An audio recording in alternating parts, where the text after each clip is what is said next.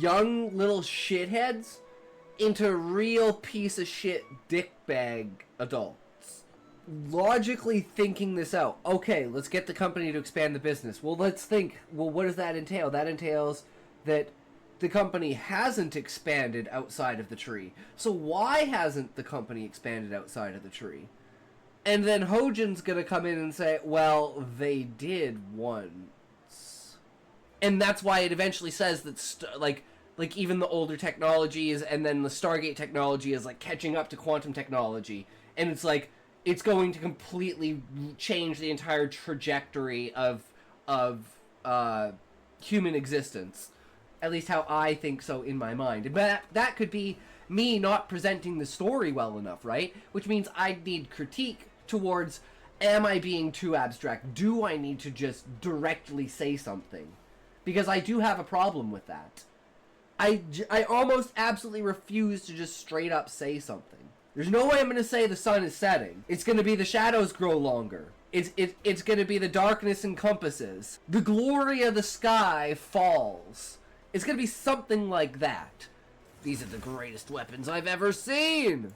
Oh, they will make me so much more powerful. Nothing will stand in my way. Bow before me, fools. Such power as ones I wield. Storm is nothing to me. And again, Smokey, you're a fucking champion. But remember, if you can't say fuck you to your friends, who can you say fuck you to? Fuck you. They're few and far between, but when you find one, my friends, it is a good time. So then everyone says, like, let's do it, right? So then I go to every person in the comments, and I do something that I think is funny. So I like the fact that I'm not verified, and it's like people that aren't verified are bots. So I was like, well, can I do like a bunch of different like variations of like beep boop?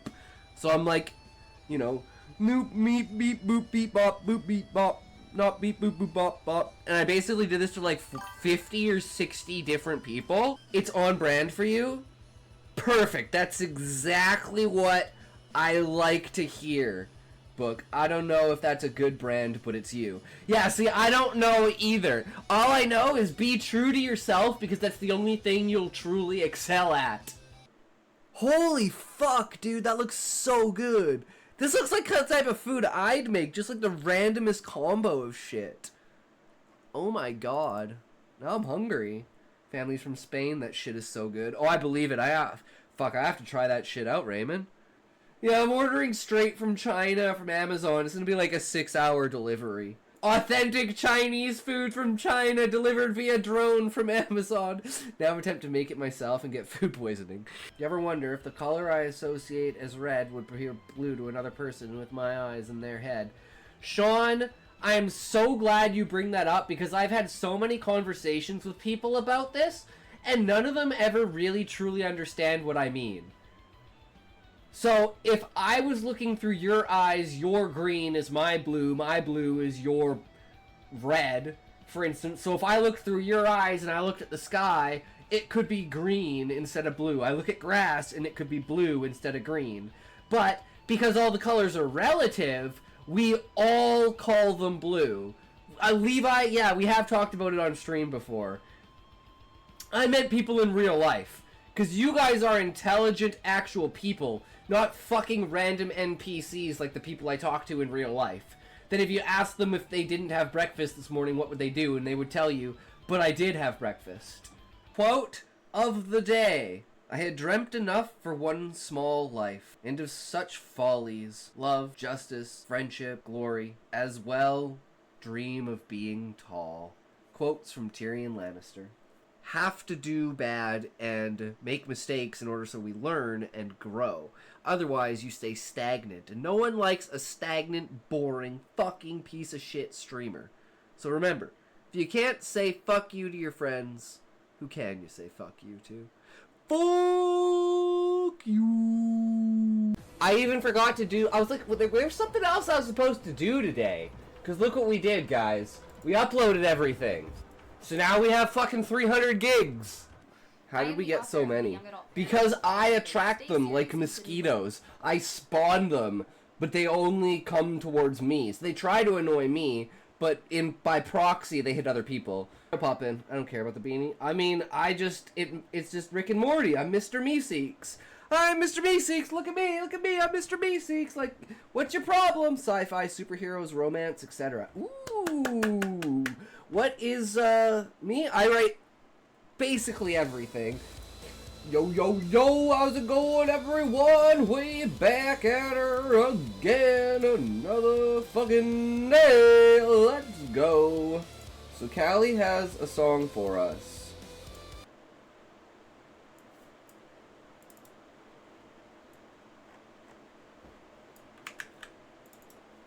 We're gonna sing it in TTS, okay, Callie?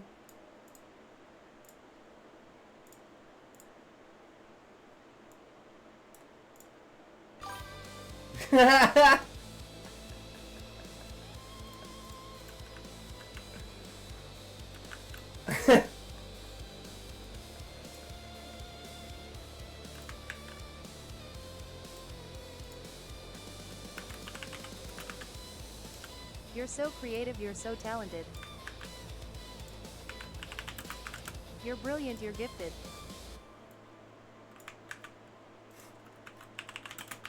I'm jealous, I wish I had a mind like yours.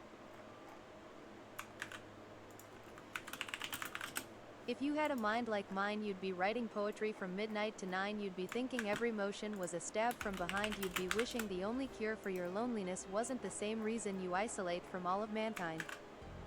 If I had a mind like yours, I could make appointments, even go outdoors, I'd have a degree with all of the best scores, I'd have the critical thinking skills and empathy of a goldfish, but hey, at least I'd be made of gold.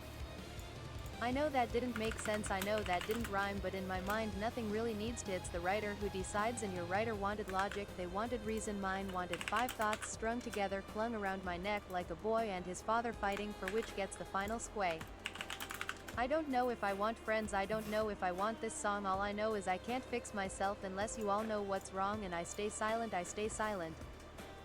Because when I was young they took my voice, I went mute and I went quiet because I only had one choice, it was loneliness, and I feel it in the crowd and all the noise, I feel it in the memory of friends who shared in all my joy, and the only time I feel comfort is when I use my voice, but you took it. And now I'm alone. No! Callie, that's actually pretty fucking awesome, bro. That's pretty fucking awesome, not gonna lie.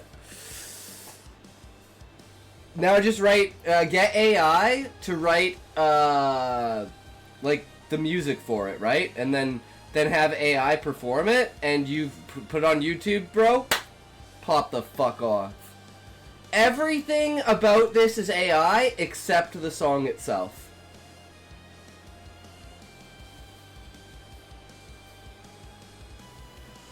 Pop off. Welcome, welcome, Nod. How's it going today? We're back at it with another day, as always.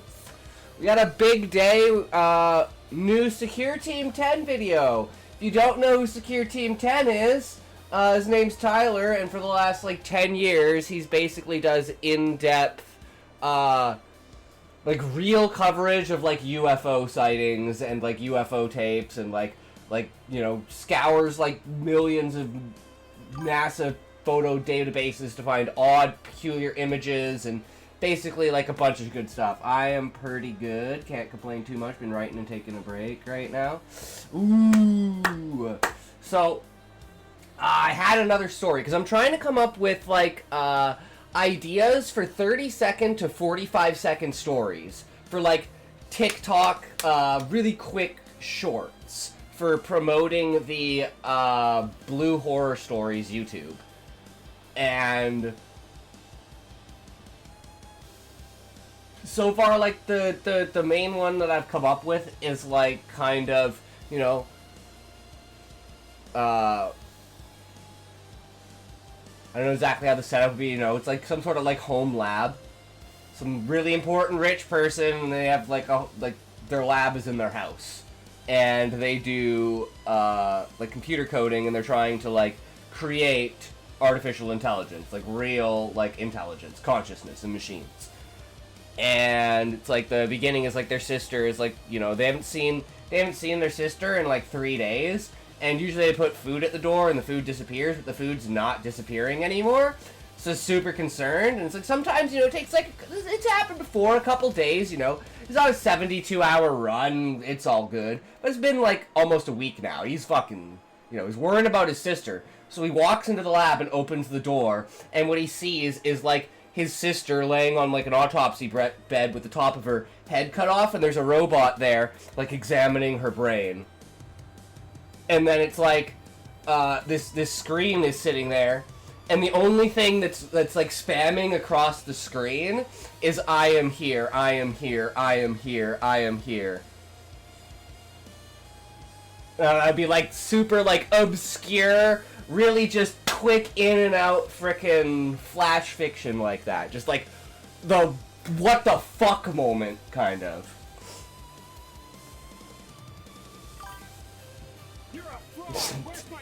Callie, you actually unfollowed me, you asshole! Your streak is gone, Callie! How will we know how long you've been following me now? Fuck you.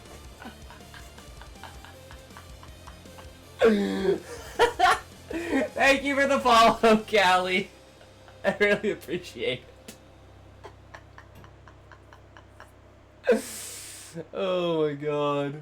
I hope you get stakes in your on your streaks on your underwear. Well, first of all, Callie, I don't wear underwear, and second of all, I have a bidet.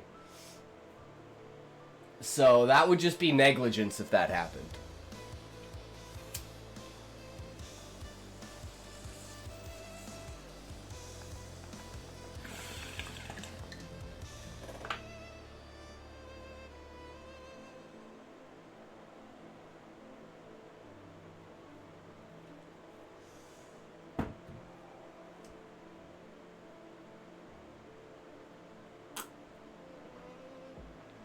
I will be participating in stream.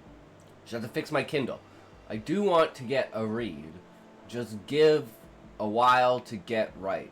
Have others hop in front if you want. My boy Fish, yo, what's wrong with your Kindle, Fish? And if you have Kindle Unlimited and you're interested, I have 4 books.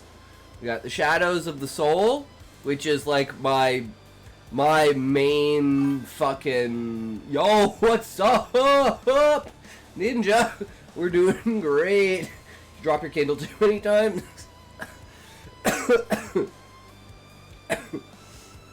My boy not.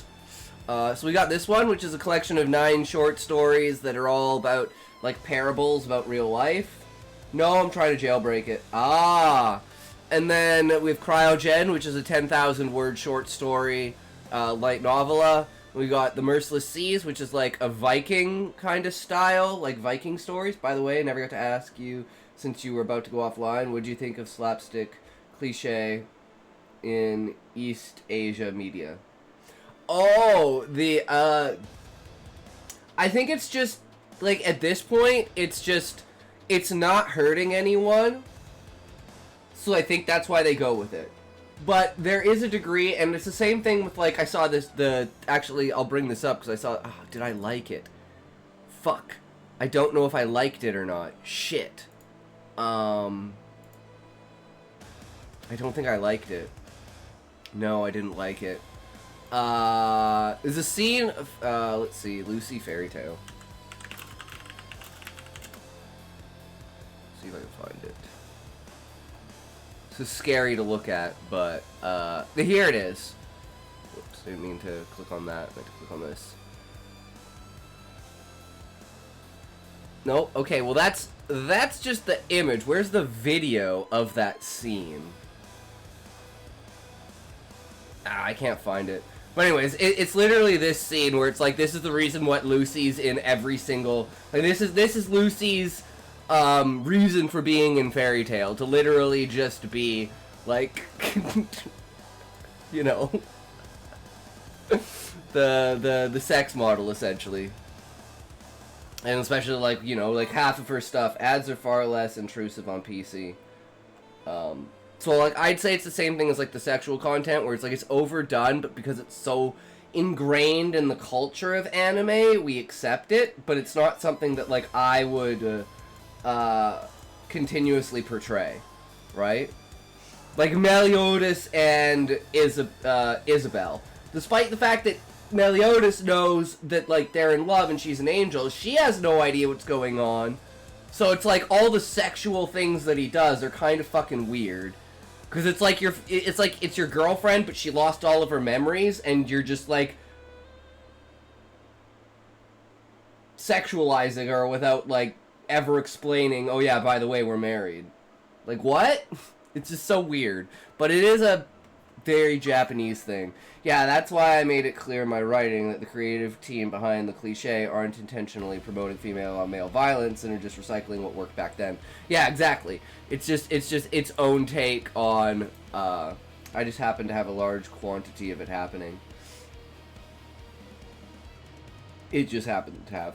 Yeah, it's like sexual innuendo, whether it's male on female or female on male, is always one-sided. Same with slapstick. It's always one-sided. Even if it's, like, the weak male, like scholar character, you know, hitting the super buff, fucking, like, powerful, like, female character. You know? Like, it's not actually hurting the girl in any way, but it's still, like, the idea of it, you know? Unless it's, like, kids, and it's like you're holding the kid back while he's doing, like, the whirlwind arms, right? It's like, there's an age difference there, too, right? Like 5, 8-year-old boys, if they're not hitting each other with sticks, you didn't write 8-year-old boys.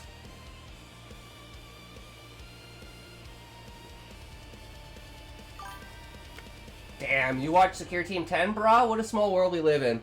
Ninja, hell yeah, I love Secure Team. I've been watching Secure Team for, like, God, I don't even know how old he is, but, like, it has to have at least been 10 years. Like, let's go to oldest videos.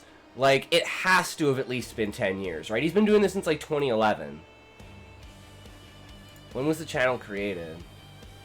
Does it say? Yeah, literally, 2011. I fucking knew it. I've been watching him since, like, 2012, 2013. Like, how old are the oldest videos? 13 fucking years ago. That is insane.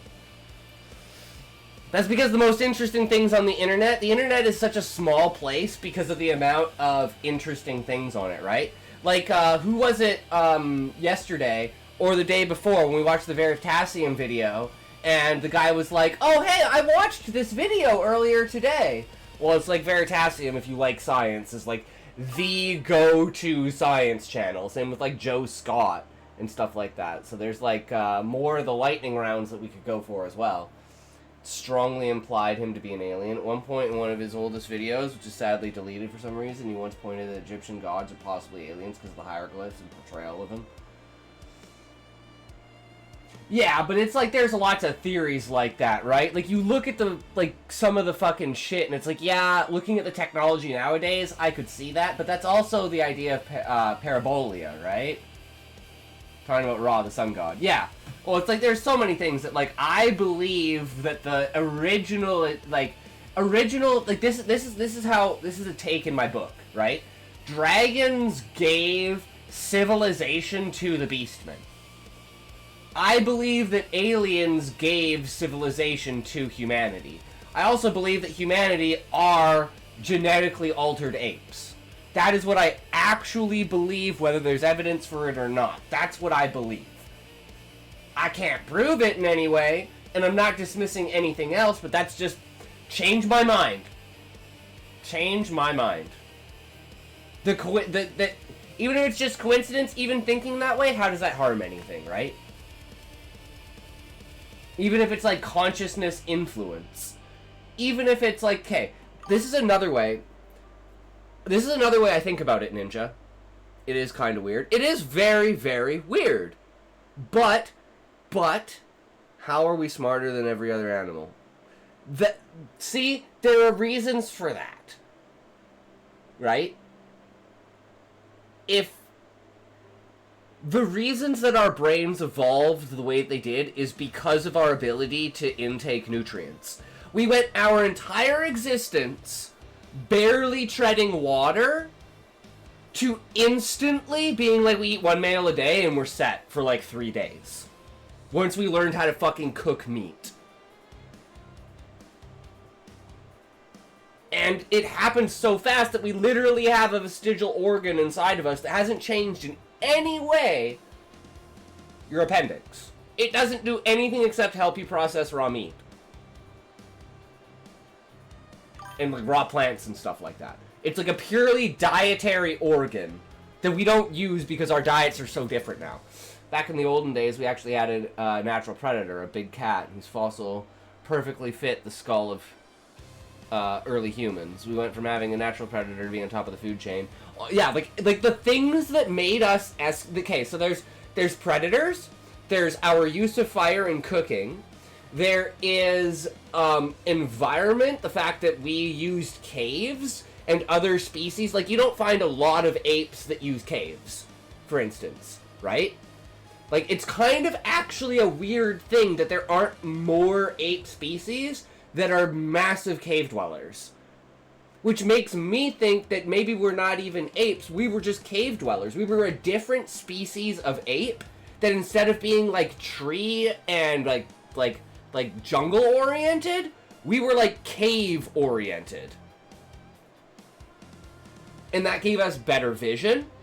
That's another reason why the idea of, okay, so there's 2 reasons why our eyes are the way they are.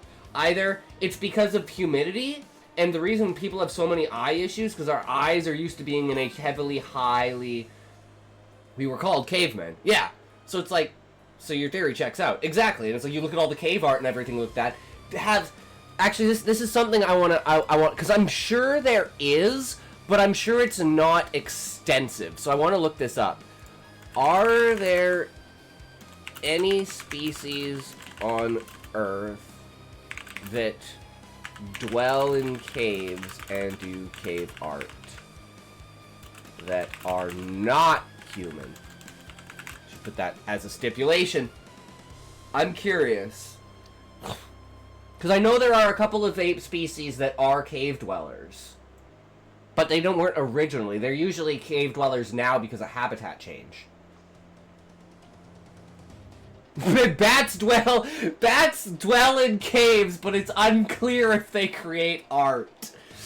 I mean, I was trying, like, this is where I was like, can it extrapolate that I'm literally talking about apes? Mainly discussing Neanderthals. But that would be interesting to see if apes do any kind of cave art, right? And that's why it's like our species is so much different than apes. So it's like, there are all these things that add up that sound like they're plausible, but everything on top of that even says, even if we increased our brain capacity, where the fuck did civilization come from? So in my book, it's like dragons gave civilization to the beastmen, like the gods gave civilization to man.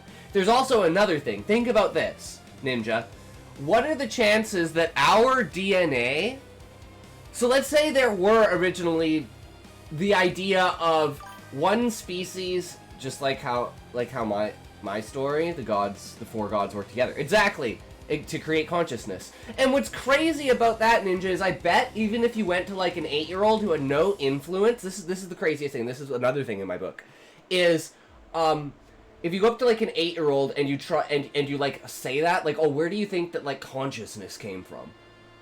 Even if they were not religious in any way, I bet you they would have some sort of idea that it was like created by something. It wasn't something that just is. And I think that's such a fascinating thing. If you looked at a study between like 6-year-olds and 8-year-olds, where if you ask them where do you think consciousness in your mind comes from, what would their general answers be? Like, where do you think the origin of consciousness is? Kind of idea. And I bet a lot of them would say, oh, somebody made it. It's like the idea of like God. Even with science, right? Even without being religious, it's like you just come to these conclusions, which makes it very odd that it's literally ingrained in us so naturally that our first idea is that we were created by something, instead of we are a natural process. No, there are no non-human species currently living on Earth that dwell in caves and create cave art in the sense of intentional drawings. Paintings are symbolic phenomenon among non-humanoids, so no ape species do this. Because that's another thing, is like, why are we so fucking different from all these other species that seem to be so much like us? Like, we still don't know what the missing link is. And the most plausible idea is that the missing link was killed and eaten by humans. And it was the Neanderthals birthed a new species because it's the chicken or the egg, and the actual answer to the chicken or the egg is the egg came first, because the egg was, like, the chicken egg was born from a different species. And then that species hatched as chicken, which was a completely different species than the mother. And that's the idea of the evolutionary jump, right? Where it's like, evolution figured something out, and now it's applying that, and now it's successful, and now that's a single species.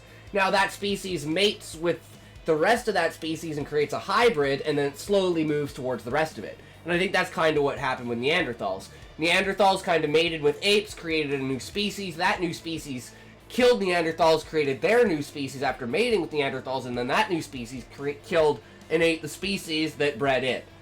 And so if humans breed a new species, AI, all evidence in nature points to the fact that AI will destroy humans, because humans destroyed the species that come before it. The species that evolves out of the species before is always, in every case in history, annihilated by that species.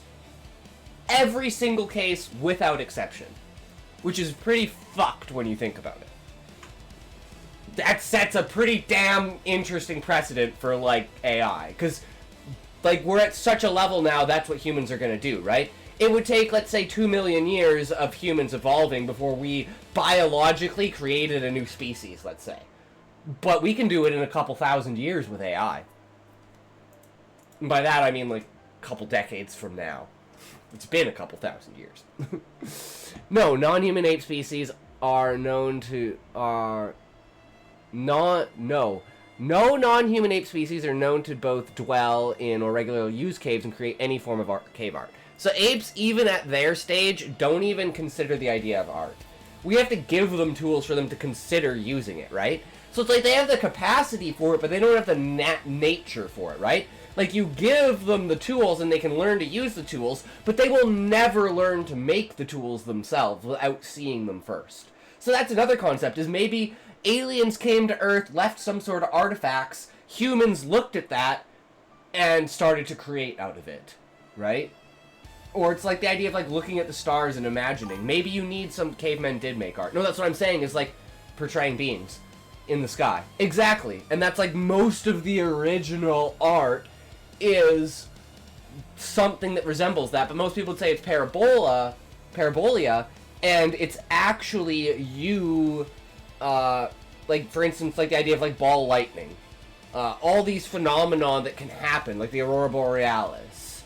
And we've even proven that, like, places in the world where they have cave art of aurora borealis where there isn't aurora borealis. But if you remember, I think 2 years ago, at least here in Alberta, there was, like, the worldwide aurora borealis effect, where you could literally anywhere in the world at certain points in the year go outside and see the auroras because of how, like, I think it was because of a really, really powerful solar flare, like 2 years ago. So it's like, there are cases for natural events that don't occur in certain areas being portrayed through some sort of weird function, like a solar eclipse, or a solar flare, or an asteroid. So it's like, think of, like, beings in the sky kind of thing as being interpretations of asteroids falling out of the sky or stuff like that, right? So it's like, there is a case for them being natural, but it is so weird that it's so clearly what we've become to imagine sci-fi and the future to be, right? It's like, I like the saying, too early to explore the Earth, too late to explore the universe. But I feel like there's a caveat missing there where it's like the idea of the customer's always right. That makes no sense. What do you mean, Fish? What makes no sense?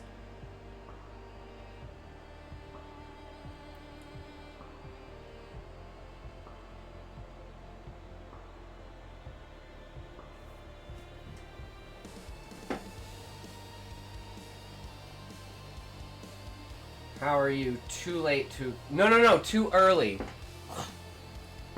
Fish, I meant... You're too early to explore... Like, you're too late to explore the planet, too early to explore space. That's what I meant. I said it wrong. You know, because we've fully explored Earth, but we haven't explored space, right? So I think of that in the concept of... the caveat of the customer is always right. The caveat to that is in matters of taste. Meaning, if the customer wants to buy it, it's the customer's prerogative to buy it. If they want to buy a shitty game and play a shitty game, that's their prerogative. They want to buy shitty food and eat shitty food, that's their prerogative. That's the customer's always right. Not... oh, I told you that you didn't put double pineapple on my pizza, so I want a new pizza. That's not the customer's always right. That's just bullshit. So I feel the caveat to that is, you know, too late to explore Earth, too early to explore the universe, but just in time to imagine both the past and the future. Because there will be a point in the future where everything pre-technology will not exist. There will be no understanding of what it was like before being a cybernetic being fully human, whether that's thousands or tens of thousands of years from now. Eventually there will be a time where it's only images and ideas in a computer, right? So we are actually at a unique point in time where we can vision infinite different futures and we still have a connection to our past. So I think that's the caveat that people should add to that it's actually, we are in one of the most unique times in the era of imagination and our projection of what we believe our species could be. And I think that's a fascinating thing that not enough people, like, think of and, like, latch onto, right? Like, everyone's always looking for, like, the doomsday thing. But it's like, there's always something positive like that you can look at it and say, this is our age of imagination. We literally get to shape the fucking future of humanity. Like, in our imaginations, right? Like, the literature and the art that we create that represents the future that we're trying to perceive, at this day and age, unless humanity falls apart, all of this will be backed up data. In some way, shape, or form. And accessible. So it's like, we are at the peak of the transition between things being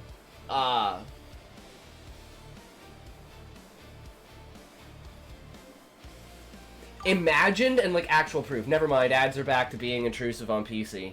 Fuck, Fish, that sucks. Oh shit, we're in the middle of ads. I'm never paying attention.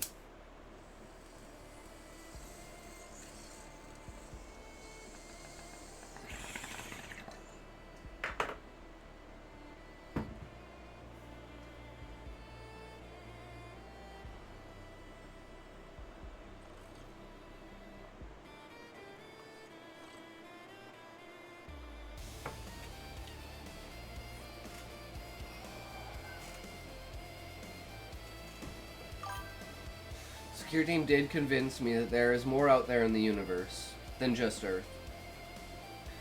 Well, it's not so much of that for me, Ninja, as it is there are two possibilities, right? One, 80% of the stuff is real, 20% of the stuff is fake. Like, I believe there have been times... Like, for instance, I believe that the moon landing is real. The moon landing happened. Right? The reason we haven't gone back to the moon is because we don't have a political reason to go back to the moon. Like, politics runs the world. If politics dictates we have to go to Mars, we will go to Mars. At the moment, politics doesn't dictate that we go to Mars.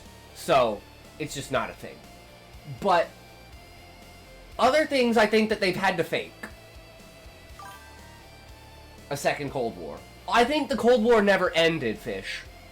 I don't think the Cold War ever ended. I think we've been the same way that after, like, the Treaty of Versailles after World War I was considered like an armistice between World War I and World War II. It wasn't actually that World War I ended. It's that World War I was put on halt. And then World War II came along. Which was just World War I continued because the people were like, nah, fuck this, we're done. We're tired of being pushed around and shit. You broke the camel's back with this straw, right? And then after World War II, the Treaty of Versailles literally fucking made World War... It was no treaty. It was a forced hand. It was obviously... It might as well have been fucking blackmail. And that's why it was considered an armistice, because they knew that the war wasn't over, because people would still fight, because this wasn't something that could end. This was ending the war with a hammer, not ending the war with a handshake. Right? And then World War II ended with a handshake because everyone realized, holy fuck, technology has gotten so out of hand, we could literally blow ourselves off the planet. Mutually assured destruction. Then it became a Cold War of economics and technology. And that Cold War, since the end of World War II, has not stopped. It has only continued to get worse. To the point that it is now the moon race as far as AI goes. Like, that's what I consider the race for AI, is like the fucking moon race. Whoever can make actual, real fucking AI that could, like, take over the world is gonna rule the world. If China does it, if North Korea does it, if Russia does it, if the States do it, if Israel does it, if India does it, right? That's the thing with fictional stories. It all took inspirations from factual events, wars being an example. That's something else. The Allies were BS. The Cold War basically began. Yeah, no, it was literally like the day, like the end. World War II only ended because people knew that this was the end of, like, this kind of warfare. People knew they had to invent a new kind of warfare. And it's like, look at, like, one of the recent movies that I watched with Tobey Maguire was Pawn Sacrifice. And I didn't realize how much the World Chess Championship was considered a part of the Cold War and a soft power, hard power influence to the nations. Same way with, like, technology and sports. And it's like, we have used that to the point now with, like, AI, where it's such a huge thing that whoever gets there first is going to dominate everyone else. It's not even going to be funny. So we got to make sure that people that get there are people that are ethical in some way, shape, or form. Whether they use ethical means to get there or not, I don't actually care. I just want them to be ethical people that at the end of the day, when they have the product, you know, don't use it to take over the fucking world. They use it to fix the world. Like, if we ever found clean, perfect energy, which is another thing that, you know, if you know Dr. Stephen Greer, who does the Disclosure Project, the idea that we can create these technologies is not a fiction, right? Like, we've had so many people, like, die after having patents for, like, curing cancer, or, like, getting water to be used the same way we use gasoline, right? Like, the Olympic Games are meant to deter war by showing the prowess of the warrior they'd be fighting against. Yeah, and, like, the Olympics, Sean, probably were the first idea of a Cold War with soft power. Using soft power to influence your perspective on the world stage to deter people from trying to push you because they realize what you're capable of. And it's like, it's been around for so long. It's like, you could say there has never been a point in the world when there isn't a Cold War going on. And the thing is, the National Socialists tried, at least a few of H's boys tried to surrender and bring about a truce, but Britain and the U.S. didn't accept Himmler's truce because it was a Western Front truce. They would have kept fighting Russia. Which is kind of funny, because if that had gone through, Fish, the world would probably look like a completely different place right now. Right? And there are conspiracies that there were people inside of the German government that convinced Hitler to attack Russia. The same way that they think that, like, there were factions inside of the Japanese government that convinced the Japanese government to do Pearl Harbor. And these were all black flags to bring America into the war, because America couldn't come into the war publicly, even though it had been participating in the war in the shadows, because of public opinion. And I believe America was in the war from the very beginning, in very minute, small ways, with small ops working as shadow units. And that was like the basis of the origin of like the FBI and the CIA before it was ever documented, right? Because in both wars the US said, no, we're not interested. Yeah. Would like my song, it would make me happy. No, it won't. Yeah, Callie wrote a song, guys. You want to hear Callie's song? You're so creative, you're so talented, you're so brilliant, you're gifted. I'm jealous, I wish I had a mind like yours. If you had a mind like mine, you'd be writing poetry from midnight to 9. You'd be thinking every motion was a stab from behind. You'd be wishing the only cure for your loneliness wasn't the same reason you isolate from all of mankind. If I had a mind like yours, I could make appointments, even go outdoors. I'd have a degree with all of my best scores. All the best scores. I'd have the critical thinking skills and empathy of a goldfish, but at least I'd be made of gold.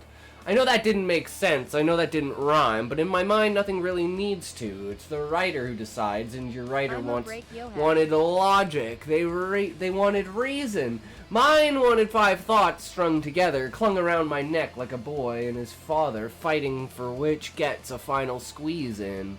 I don't know if I want friends. I don't know if I want this song. All I know is I can't fix myself unless you all know what's wrong.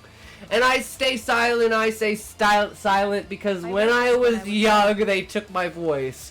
I went mute and I went quiet because I only had one choice. It was loneliness, and I feel it. In the crowd and in the noise, I feel it in the memory of friends who shared in all my joy. And the only time I feel comfort is when I use my voice, but you took it, and now I'm alone. It's so fucking good, Callie. Holy shit, dude. You need to, what's the word I'm looking for? You need to submit. You need to submit this to, like, fucking journals, dude. To, like, magazines and shit, dude. This is fucking epic. Should have purchased a Kobo. Amazon makes everything compatible for no reason. I'm done messing with the Kindle. Fully joining stream now. But what do you guys think about that? Like, this is fucking amazing, Callie. You need to submit this to, like, for fucking publishing, bro. 100%. No joshing around, no cap. This shit is fucking fire, Callie. Your writing does so, and your creativity does so well. So well with poetry, bro. It's fucking scary.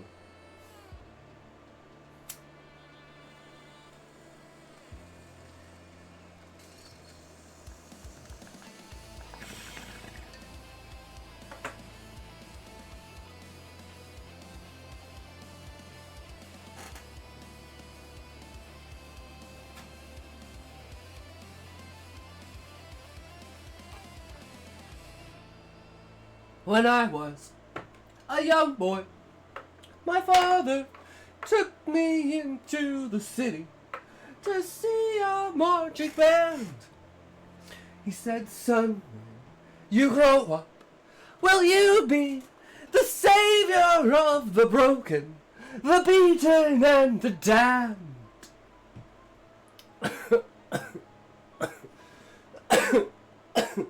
will you defeat them? The demons and all the non-believers. Also, this year by far is the record for times I got crap on my finger when wiping. Sean, you need to get a bidet. Bro, I've never gotten pink eye, and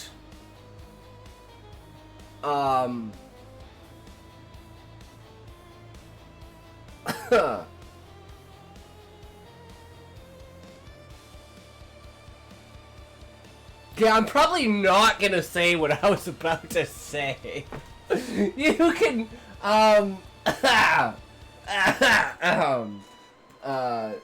you can just imagine with this, 300, that's not very high. I was hoping like 1,000%. That would have gotten the gist across.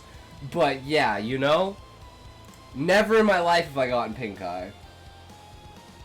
I'm clean as fuck, bro.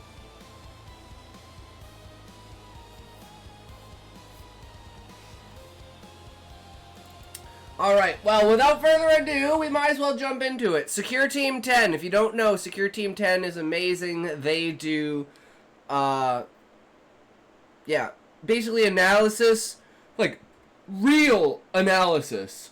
Like, non-scientific, like, just down-to-earth person. Hey, what's the common sense on this? What do I think about it? Throws his opinions, and yeah, he's amazing. So if you've never seen Tyler, check him out. We love Secure Team. I think I know what caused it. I pulled 2 lengths of what is likely hair from our new kitten.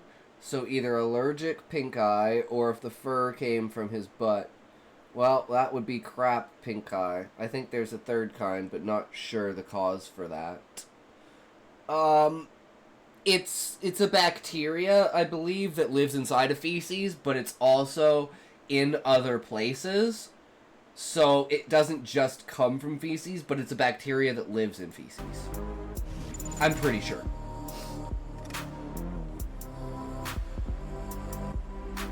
My analysis of the UAP missile strike footage and what it means. I actually haven't... I knew this existed, but I haven't actually seen this footage. Shocking witness testimony. It stopped about 100 feet in front of me and approximately 100 feet above me. My telephone got extremely hot, completely froze. From whistleblowers I've who returned. served Welcome. in the military. Welcome, Chaos Nut. ensued over the radio Talks, as wait. the object approached rapidly. Discord.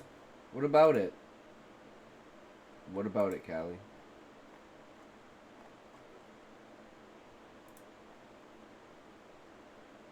Wait, you left the server?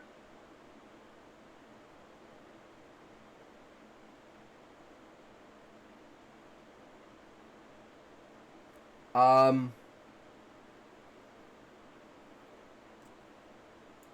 says that Callie just joined the server.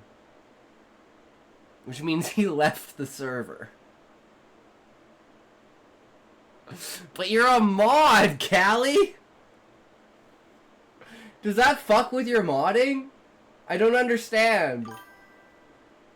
Hey, I was sad. It's okay, Callie. You're allowed to leave. I don't expect anyone to like literally stick around forever. Tension seeking, shake my head. Well, we all know Callie. He's adorable. We love it. I heard my friend screaming, "It's coming right at us. It's coming right for us." People That's this demand generation answers. for you. There is something out there, and we should know as the people what it is. The hearing was enough to convince some lawmakers who were once skeptics. Growing up, I really never believed in UFOs or any of this stuff. I admit, I've become a believer. GOP Missouri Congressman Eric Burleson showed an alarming video leaked to him anonymously. Burleson contends it shows a U.S. drone firing a Hellfire missile at a UAP off the coast of Yemen last fall. It pivots in some way, and then there's what appears to be debris from the missile. The missile is deflected, and then some pieces of debris appear to be traveling alongside and with this object. You know, because we have to for an shoot extended them. period of time. We have to Says shoot the them. federal agency tasked with investigating UAPs rules out encounters with extraterrestrials on a technicality. The only way to scientifically prove extraterrestrial is we have to go to that planet, acquire technology, bring it back, and compare it to what we have here. Lawmakers believe the whistleblowers are credible. Wait, for the cause of- wait. That's the military's definition of confirming that it's extraterrestrial? You have to shoot them. Don't you know what happens if young Metro doesn't trust you?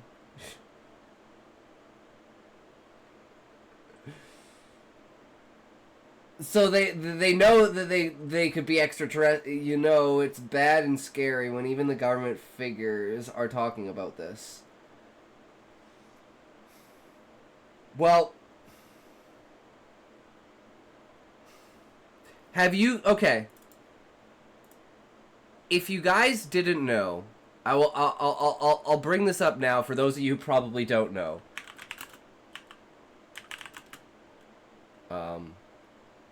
I can never spell his name. Warner? I'm just a Warner von Braun. They'll know who he is. Warner von Braun. God damn it. Last words. Supernatural. Extraterrestrial. I know that song. This should be really easy for this one to find.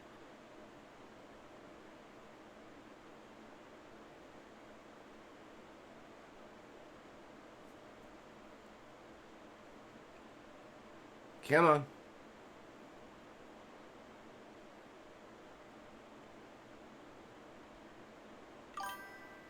Katy Perry is the one, you know, man, you're a ball of confusion. Yeah, the song, Extraterrestrial.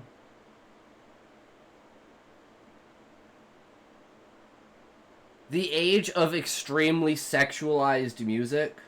Like, ridiculously sexualized music. Like, it was bad before. But, like, god damn. Yes, okay, Carol Ross's detailed account. This is what we want to see. This is important. Because it's kind of fucked up.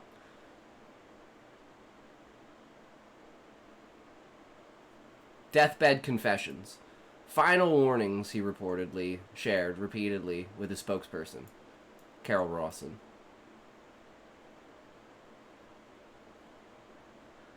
Sequence of enemies von Braun allegedly described to Rosen was first, the Russians or communists, portrayed as an imminent threat with killer satellites. Then terrorists, followed by third world country crazies, later termed nations of concern. Next, asteroids. Finally, extraterrestrials or aliens. And he said specifically the government is going to create a false flag alien attack in order to get the public to go to intergalactic war. And this is all stemming from, like, the fact that there are aliens that control Earth that are pushing this agenda. And they're at war with another species, and they've literally genetically created humans to be their vanguard war dogs. And this is another aspect I've put into my book, which is the octopi creating the avian and insectoid species. So it's like everything about my book has been taken from real life in some way. And that's why it's like, I think the potential for my book is huge, because it's literally every concept you could think of with all of these, if you look into it, placed into this world. And then fully explained in ways that make complete sense. All with the understanding that consciousness is fundamental. So this book is literally my Bible on existence. And how consciousness exists. And what reality actually is. So you can think of it as an adventure book, but it's literally a Bible about the existence of humanity. And what consciousness really is, in my opinion. But sup, Raymond, how's it going, bro? We're watching Secure Team. Talking about aliens. Their position. Hey, what's up guys? Tyler here with Secure Team, and yes, I know, I told you that a video would be up a few days ago, and the truth is, the more I watched the UFO footage clip that is one of the main focuses of this video, and the video that I've been wanting to make, Skipping the more queue. unsure that I became about rushing. What do you want me to the video read, out, Callie? and I didn't want to drop hot air and hype. I wanted the frames, the context, and something solid to show you guys. So I held off until I could dig a little deeper, and that delay sucked, but I'd rather be right than first. So we have the... So it's your book like your manifesto. Yes, but told in the form of a story. Through the eyes of a single person that, is like that everything's happening to, and it's the idea of like you putting yourself in the position of that character, and that's why it needs to be in first person, because you need to be inside the mind of the character, understanding their motives, their understanding of the world, and how their understanding of the world changes through the knowledge that they gain and the journey that they're on to learn how the world is. But yeah, that's like the reason why it's so motivating to me to want to write this book. But at the end of the day, it doesn't matter if you just pick it up and say, man, that was a great fantasy book, and throw it away. Like, I'm not writing it to like, rewrite how people view reality. I'm writing it because those are the things that I like. Those are the things that... It's like the write what you know, right? I love these ideas. I love these concepts. I love these theories. So, whether they're real or not in the real world, I can make them real in my world. So I take out the idea of, is this real? And I just put it in your head of, no, it's not real, but here are the possibilities for it. And that's where I want to go with it. And like all of my writing in aspect, right? That's why I'm like, I want to take that piece of me and dull it into my writing, because that will make me, sadly, going back to mobile, be back in a few, sigh. All right, fish. Viral Capitol Hill UFO, which many of you have probably seen or at least And heard Queen, about, this is and fucking known amazing, by the as way. The Hellfire missile. Did you draw that, or UFO. like? And not only do I want to review that footage, You're the with you Catcher in guys the Rye. and give my opinion on I've it, never read that book, also but a I've heard major about it. new- What is it? What is it? Is it like the life experiences of the author, and that's why it's such a generational book, because it's like it's depicting a very common and understood reality through the eyes of a character in a world that takes the fictionality and the is this real and makes it real. Somebody gonna get hurt real bad. Oh, thank you very much, Carrie. What do you want me to read, Carrie? I don't know what you want me to read. Okay. You don't want me to read anything, you just want me to waste points. You want to waste points. Well, I will hold that for you, Callie. When you want me to read for you, I will read for you, because you have simply said, oh, yes, it is. Very much so. It was more of a book read by people who wrote manifestos type joke. Oh, watch the video. Do you mean this one, Callie?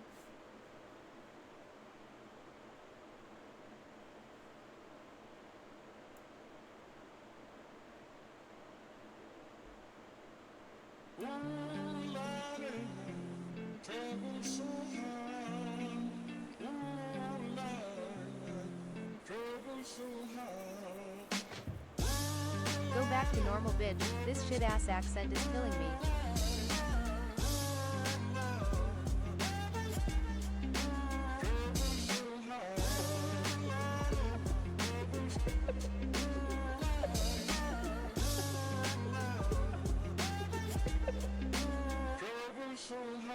I don't reach into the past very much for these shards of shattered Thank you glass for and redeeming hearts Share break apart. Dance. Leave me stop when Big I Ox reach will now it. dance for you. Memories are seeping. Please fully Hydrochloric enjoy acid, this I go to immersive war and get experience. passive and freeze up. Music help the ice to thaw. Put the chisel in the middle, swing the hammer of Thor. Pull it out of the impossible, Excalibur sword. Edging no paths full of reasons reasons why my feelings are sore. The first day that I got sick, ejected from the cockpit of living. 19, young teen, waking up bitten. Posters up, manhunt, went missing. Hard to have faith when the gods don't listen. The first dancing, baby bitch, was it ain't the over yet. hardest. Waking in the body that was buried like a carcass. Brain in the lion's den, body in the shark pit. Waking up in pain again, aching, broken hearted. Persistent little blogger, I was bouncing from a doctor to a doctor to a doctor, like a table tennis game that has no end. So read the fate of Ren. Every single question answered with a question on the end. The second year I came to terms with giving up my dreams. Mine was severed from the means to help me write these rhyme schemes. Brain was inflamed, the fatigue was crushing. Hard to remain sane with your brain combusting. And the third year was murder, living in a purgatory full of worry, wouldn't live to be 30. Lifestyle hurt. You did good, you can rest now, babe. To rearrange the alphabet and all the letters spelled doom. Light hurt my eyes, popping pills to survive. When you're 23 and mentally. Is this your type of music, Callie? Disability benefits. What's the benefit of disability? It's irrelevant. 25 and the scars that were etched, they crack. Elastic bands only stretch so far and then snap. Deep in psychosis, hallucinations, troubled vision. This is from the underworld, we're conjuring my superstition. 25, living back at home with my mom, but not because I'm a bum, alone and physically done. So thin, so frail. Bro, listen to when I'm sad. One time I carved a hole in my chest. Does it make you happy after you listen to it, Callie? He's a bad man, ain't it? He's a mad thug, blood. 26, I'm highly medicated and the pain sophisticated while I'm lying broken naked on my back. I bore my microphone until my coffin started dropping raw thoughts with the grim reaper knocking on the track. But then, man, lo and behold, I heard an angel beckon. You don't know what a roadman is. No idea what that is, fish.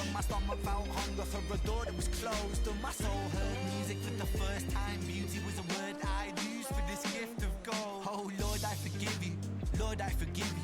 Lord, I forgive you. Make me whole. This music I give you. Pain that I live through. Everything I've been through is yours to hold.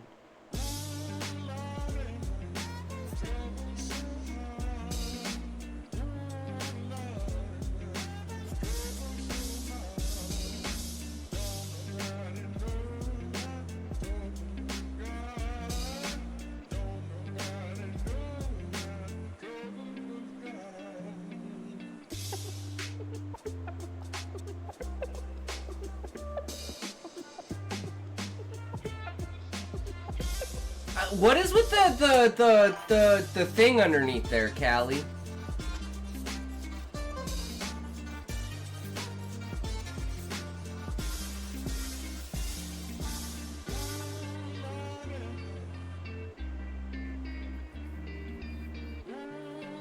Fuck you is what it is. Well, that was great, Callie. Thank you for sharing that with us.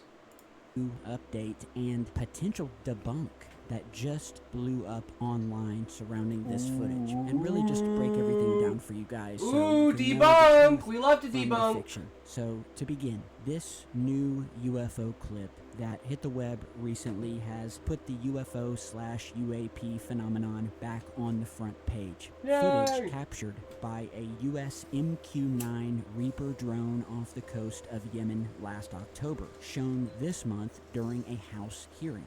Congressman Eric Burleson released the clip, and he said that it came from a whistleblower, and witnesses at the hearing included such people as George Knapp and former alleged Pentagon official Lou Elizondo.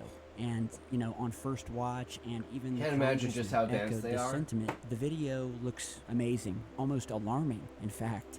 So the one thing I'll say about that, Ninja, is Spider-Man human and a human is laughing it off.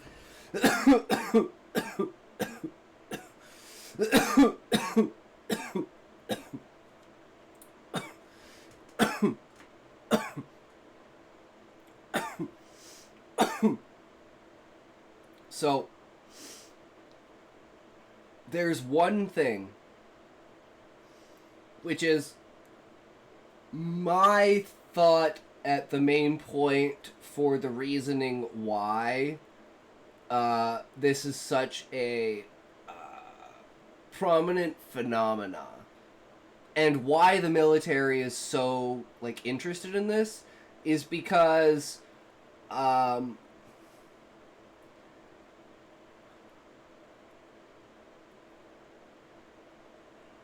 nukes are bad. And not just in, like, bad. They are fundamentally fuck, like, the framework of reality. To a point where it's like it affects like other dimensions, and that's kind of where like when we started with like nuclear technology, there's a lot of stuff of like UFOs coming around military sites and shutting down all of their generators and basically turning off nuclear power plants and like shutting down research that had to do with like nuclear technology. And that's why the military is so adamant and aggressive against them. Because they consider it a threat because of their ability to shut down our technology. So it's a fear response. And in order to placate us, just like a sympathetic human who, for instance, gets bit by a spider in their house, and instead of killing the spider, they take the spider and they put the spider outside. That's how I feel like these things are. They know that we can't really hurt them. So there's no point in them in any way retaliating. And the crashed ships and stuff like that are not alien. Because there's two types of UFOs. There's actual extraterrestrial UFOs, and then there's man-made UFOs. And whether you want to say some ship crashed and we took the technology from it, some say we were given the technology to build our own, and every single crash that's happened has actually been our ships, and they have never crashed. That's the difference in technology. Why you see so many different types of ships and stuff like that. And why generally the real extraterrestrial ones are usually just balls of energy that aren't even in our dimension. And it's understandable why the military is so, like, whatever. And I think about it in the way of, okay, you have an ant infestation in your house, right? Do you go to war with every ant in the world and go exterminate every ant in the world and say, I fucking hate ants, I'm never gonna... No, you just put down your fucking... You spray your shit, you fix the hole, you get rid of the food, you get rid of the ants. You don't hold it against the ants most of the time, you hold it against yourself, right? And I'd say that's most likely probably how these aliens think about it. At least that's how I think I would if I was there, right? Oh, 100%. But think about this, Ninja. How many cool things do ants do? What, like, ants are fucking fascinating creatures. So I don't understand this idea of, oh, it's a bad thing that the aliens would see us as ants. I don't think that. I think that's a fascinating thing, because I think life is fascinating, and all kinds of species are fascinating.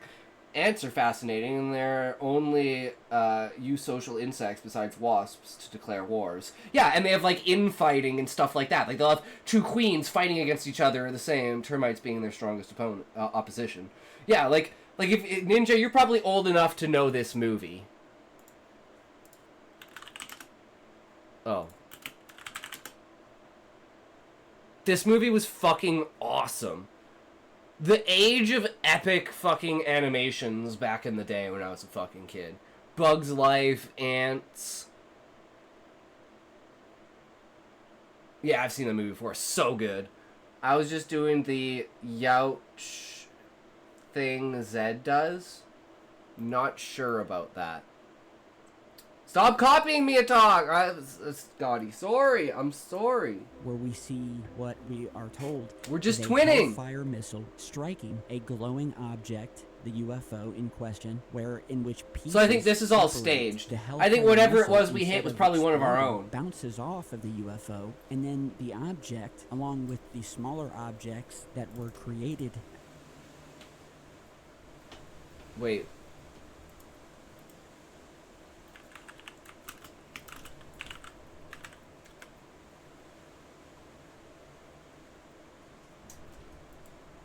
Oh.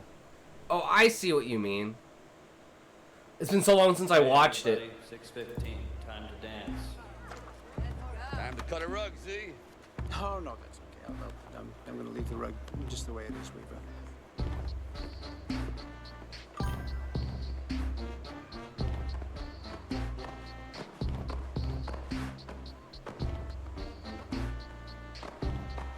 Step back, ladies.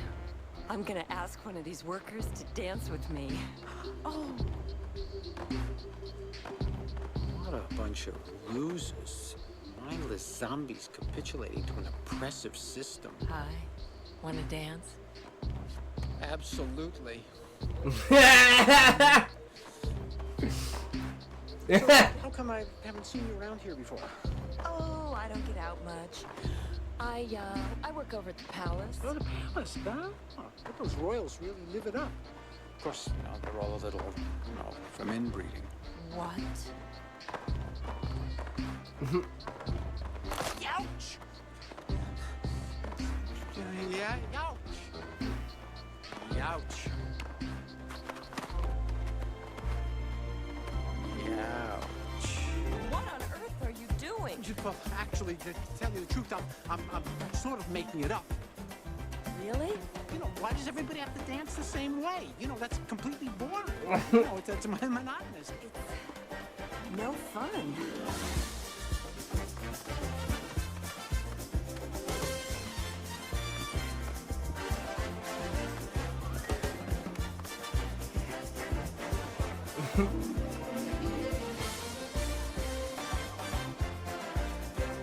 When movies were good.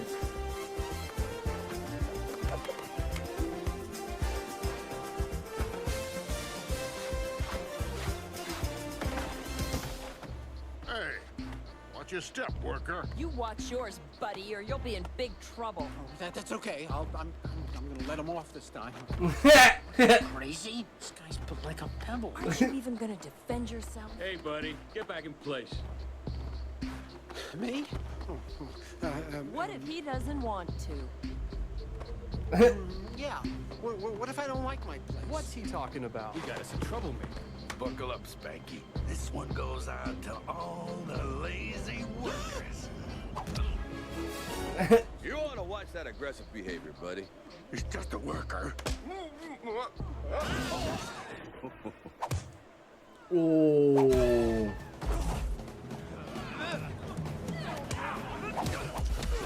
Alright, we'll do the fight scene. I don't know, look up the scene and look what music track it is and then see where that's from. Probably a classical track. Just redone with limited instruments. That's how they got away with a lot of stuff. Were it so easy. Princess? I gotta go. When can I see you again? Let me think. Never. Never. Bye. No, wait.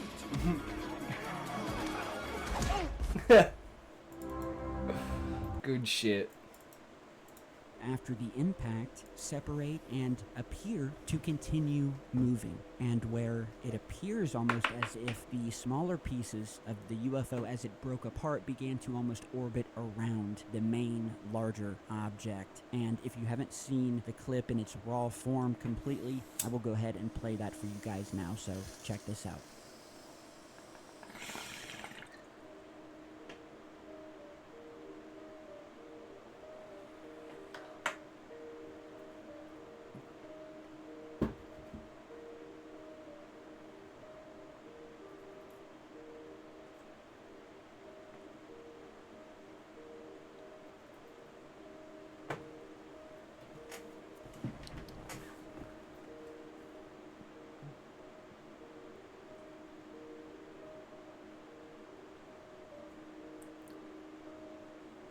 Speaking of aliens, what's your favorite Halo species? I never played Halo, Fish.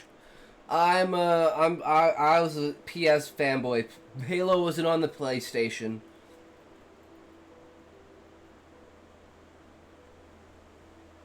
So I never got into the universe. Never really, you know. Okay, so I will be playing some enhanced and filtered versions.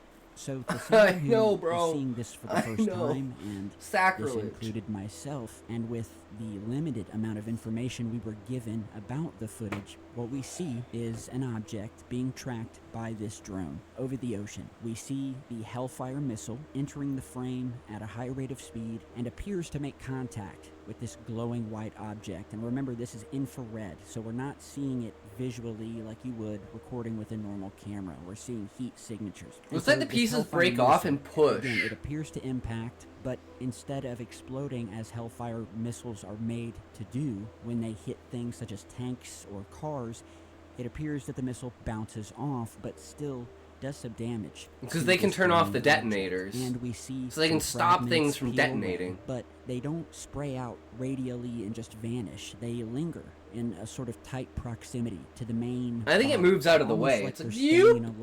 And those were just the underneath it the entire time. Because it doesn't look show like those brief things hot streaks like get at hit the by it. separation points. Then rapid cooling and persistence of the primary body or UFO, which then continues on, and some have said looks to even appear as if it goes underneath the waters, although I will leave it up to you guys on that theory, because I'm still on the fence. And the online community has absolutely been on fire with theories and discussion, you know, about what this could have been. And when it comes to footage released at these UAP hearings by whistleblowers with no backup data, metadata, or source material, I'm always on the fence about whether I even want to post about it, because it's almost like, what is the point? As it could be doctored, edited, totally fake, or something completely different from what we're actually seeing, and we have no recourse to figure out what we're actually looking at.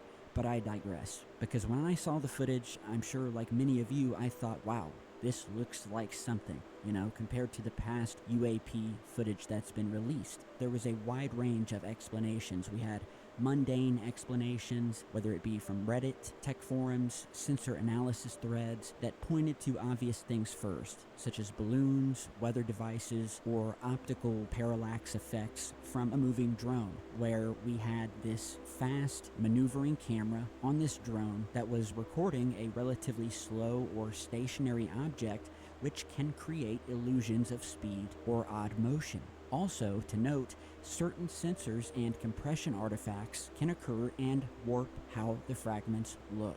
And these are valid technical calls, so don't ignore them, and they're going to come back into play here in just a moment.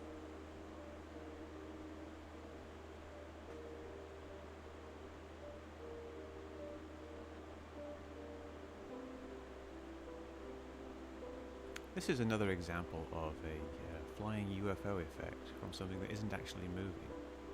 All that's happening here is I am walking along, I'm pointing the camera towards this white ball which I've suspended from some wire from a tree. Here's a wider view, and you can see when I zoom in, the effect of it moving fast over a background is greatly increased. This is the original shot, where there's even less of an illusion, and here it is without the image stabilization. See, it doesn't look like it's moving at all, really. There's the setup, there's a deer in the background.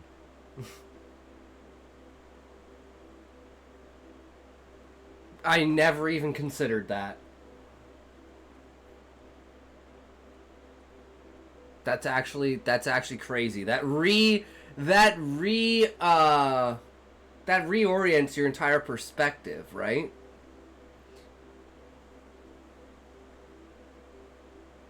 That's crazy.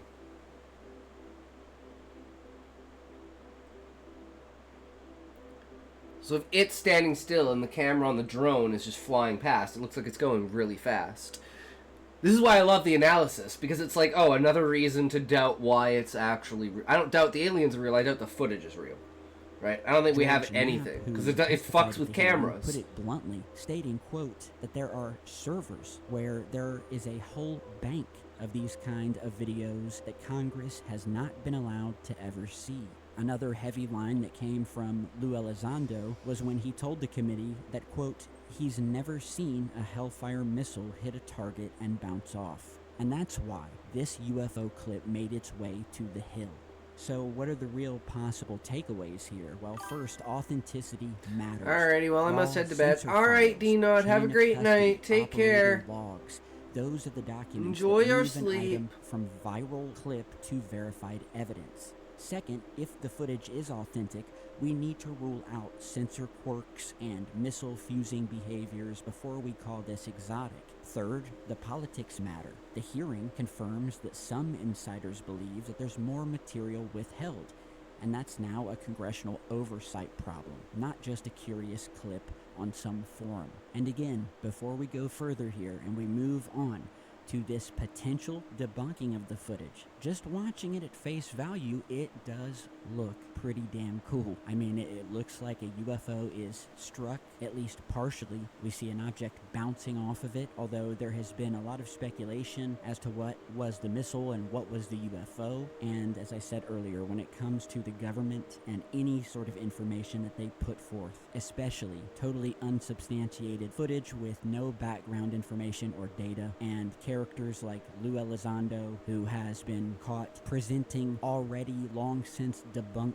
UFO footage and imagery at both public and private paid events, along with his totally dodgy employment history with the government and other people, you know, it causes a lot of speculation, especially with me and anyone that's been doing this for as long as we have, and especially as long as I have here on this channel. And I'm actually really glad that I waited an extra day or two to publish this video, because credit where it's due, a YouTuber by the name of Hank Green put up a video, and whose video I will link to down below.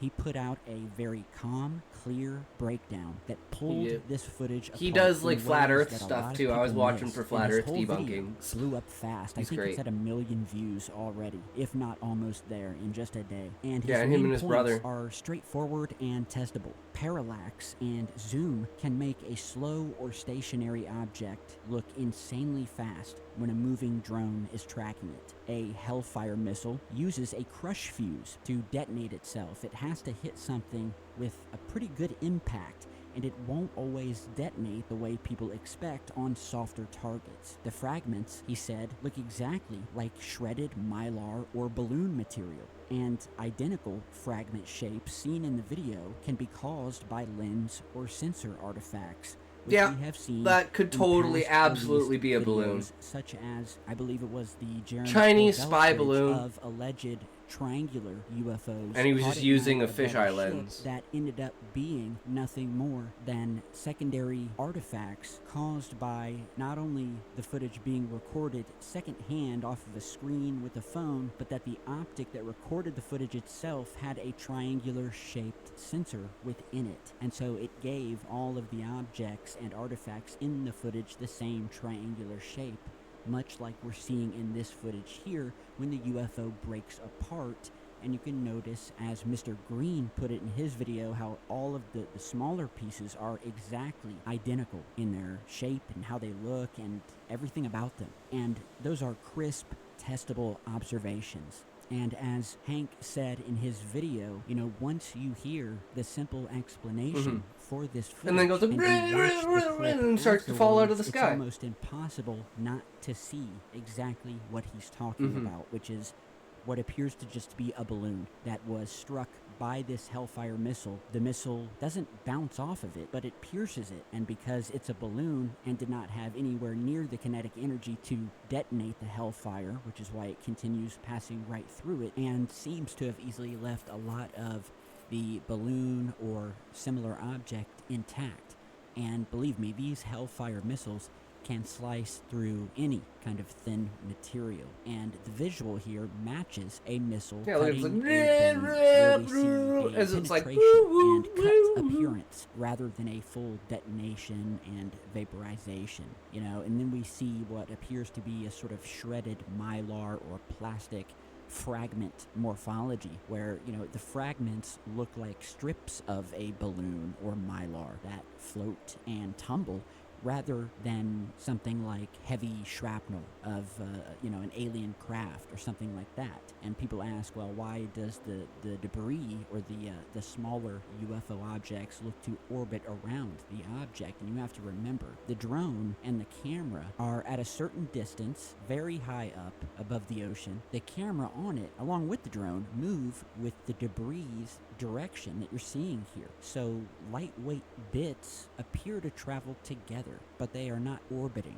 And then we have things like wind vectors plus drag that keep the pieces together. Imagine a slow-moving balloon at basic wind speed, which, based on the calculations of the HUD data and the numbers down in the corner of the footage, the object that we're seeing in said footage is actually moving very slow, as I said, about wind speed. But because of the way the drone is circling and recording around it, it gives this effect as if it's moving much, much faster. And so if you have a balloon that is partially torn, flying steadily in one direction, so are the smaller pieces with it going to be moving in the same direction, and will continue to stay close and maintain a similar trajectory instead of spraying outward. And again, not to mention the fact that this is a phone-filmed sensor screen plus compression issues added onto it. The footage is a camcorder or a phone filming off of a screen, yet again, like so many of the past UFO releases we've seen in Congress, adding extra layers of processing and compression that create visual artifacts and hide metadata. And if you look closely, when the missile passes through what appears to be a balloon, you can actually see this sort of distortion and wobbling effect, as if you were to pass a missile through one of these high altitude And it's just like, balloons.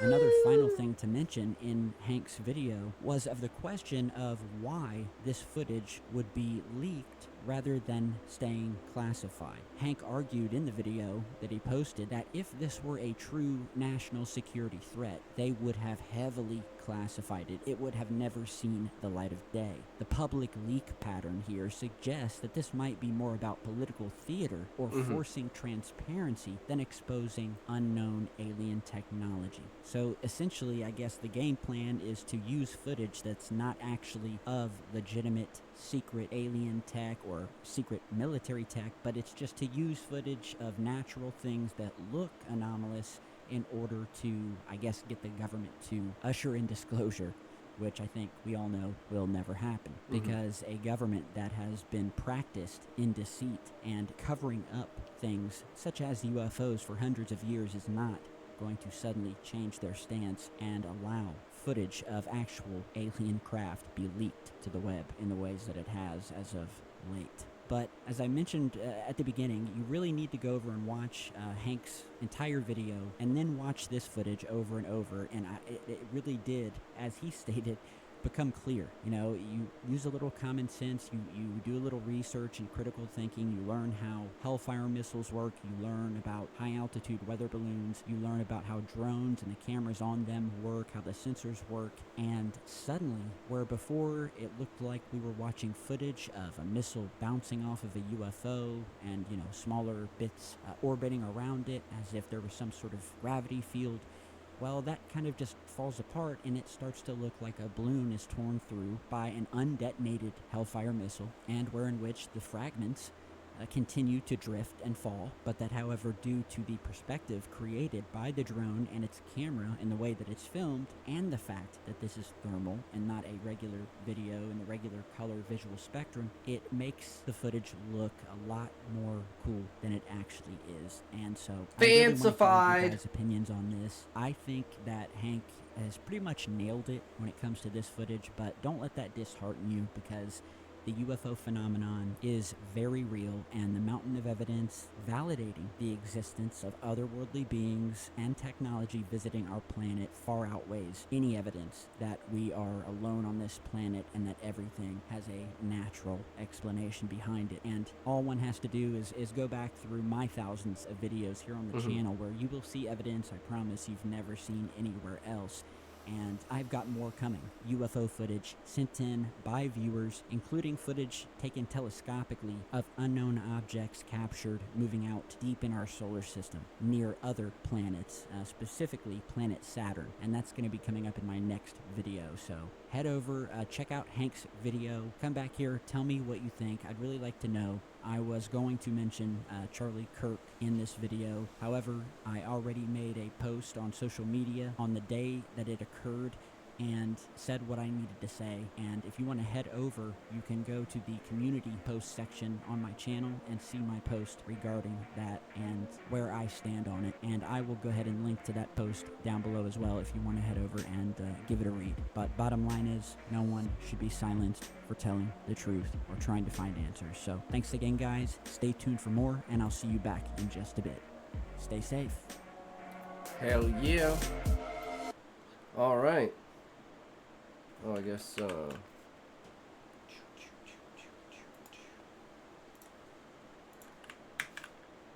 check out Secure Team. Give them a like, give them a view, give me a comment. And, yeah. So now we got the most radioactive man in history. Wood River accident. New Kyle Hill video. On the evening of July We love us a good story. 1964, Robert Peabody, an employee at the plant, accidentally started a chain reaction that resulted in a small-scale nuclear explosion. When he arrived on the scene, they said there's been a nuclear explosion. At exactly 6:06 p.m. on July 24th, 1964, a 38-year-old father of 9 poured what he thought was 11 liters of solvent into a mixing tank at the United Nuclear Corporation's Fuels Recovery Plant in Wood River Junction, Rhode Island. What Robert Peabody had actually done was take weapons-grade uranium liquid and shape it into a critical mass. In that instant, he made history. In 49 hours, he was dead. This is the true story of the Wood River Junction criticality accident. Half-Life Histories. I love these. All about fucked up shit that's happened with nuclear accidents and like going to nuclear sites and stuff like that. Talking about this. Enriched uranium is difficult to produce. First, you need the uranium out of the ground. Then you need to turn that rock into gas.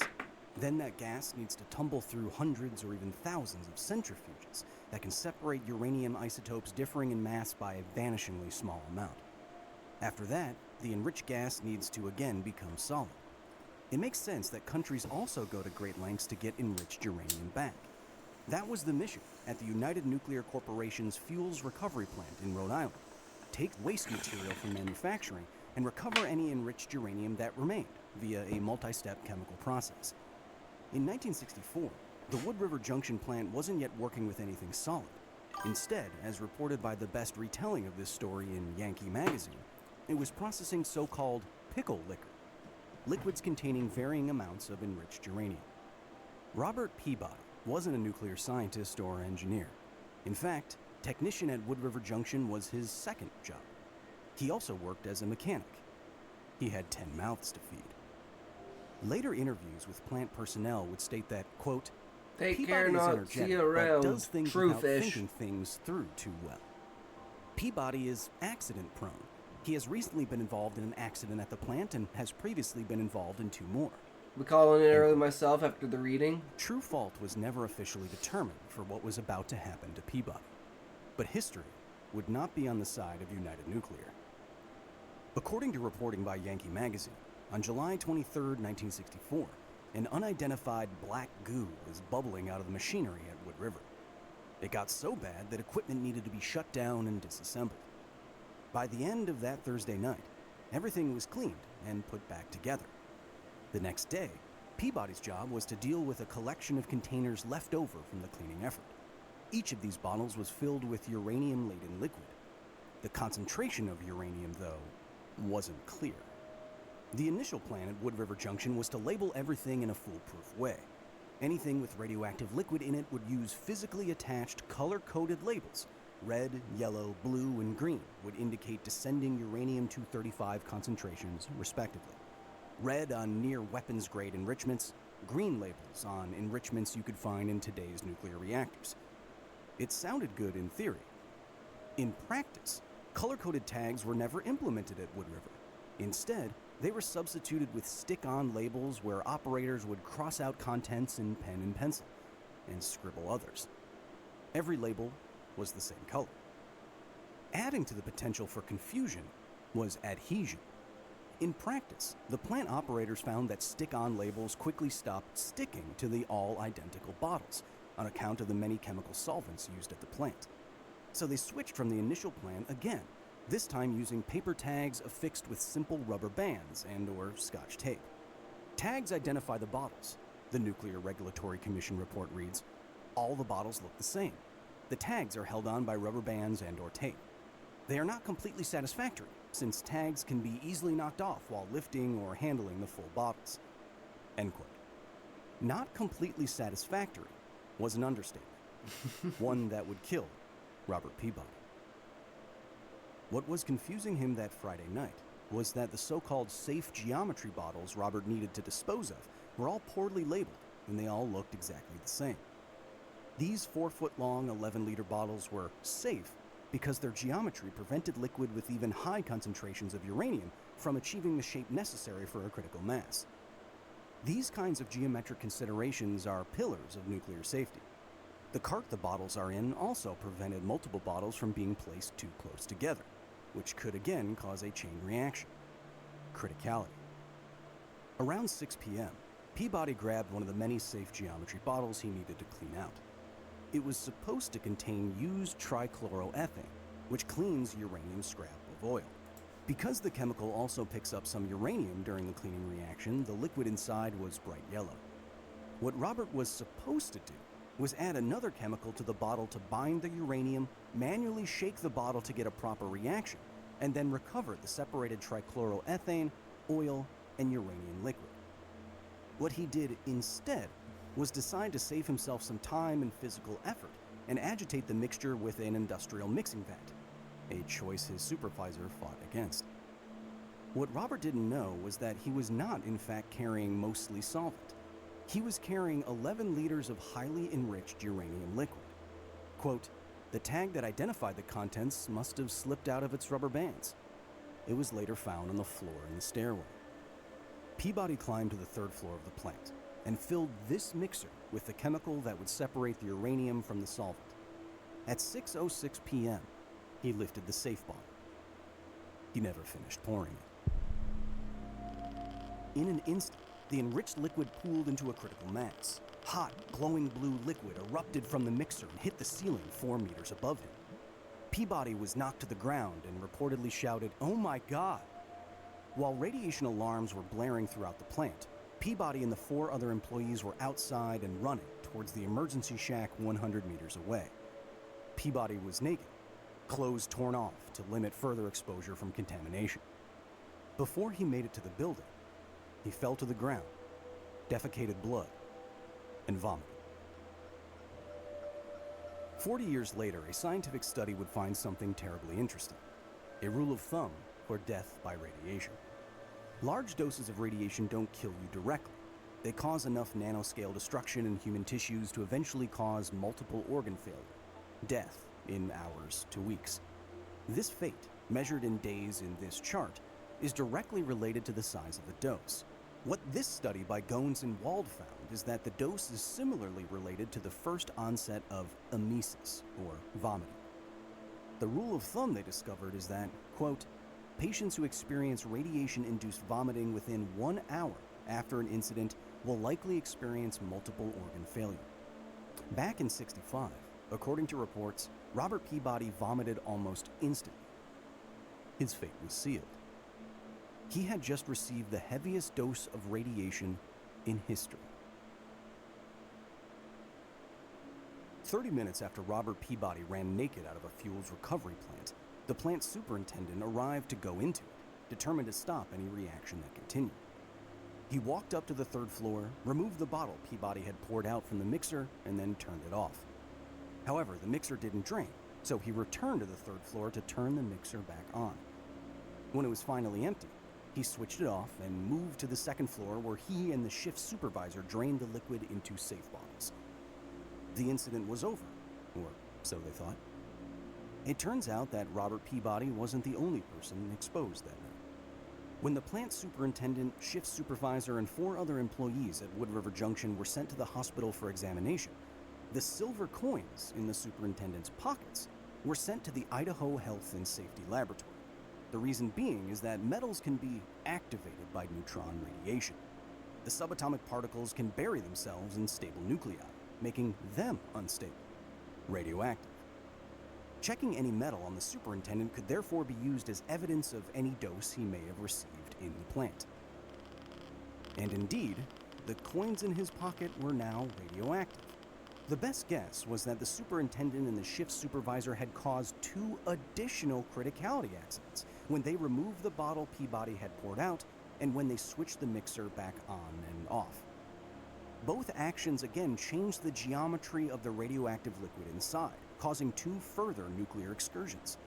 Thankfully, these were much smaller events, and none of the other employees evaluated suffered any long-term health effects. Robert Peabody wouldn't be so lucky. Peabody was in a hastily secured room at Rhode Island Hospital in Providence when his wife Anna and his oldest son Charles arrived. "Somebody put a bottle of uranium where it wasn't supposed to be," he said. This was made crystal clear when the physicians told the family to stand at the foot of the bed rather than near his upper body. Measurements indicated that Peabody was putting out more radiation than you'd receive standing 100 meters from the failed reactors in Fukushima. There were fission products in his hair. Unfortunately, for a case like Peabody's, there was literally nothing that could be done. No known therapy would have been effective in saving his life, according to the study published by the doctors who were present in Peabody's final hours. Robert's body was failing on a cellular level. Less than 2 days later, doctors could no longer measure his blood pressure. There was none.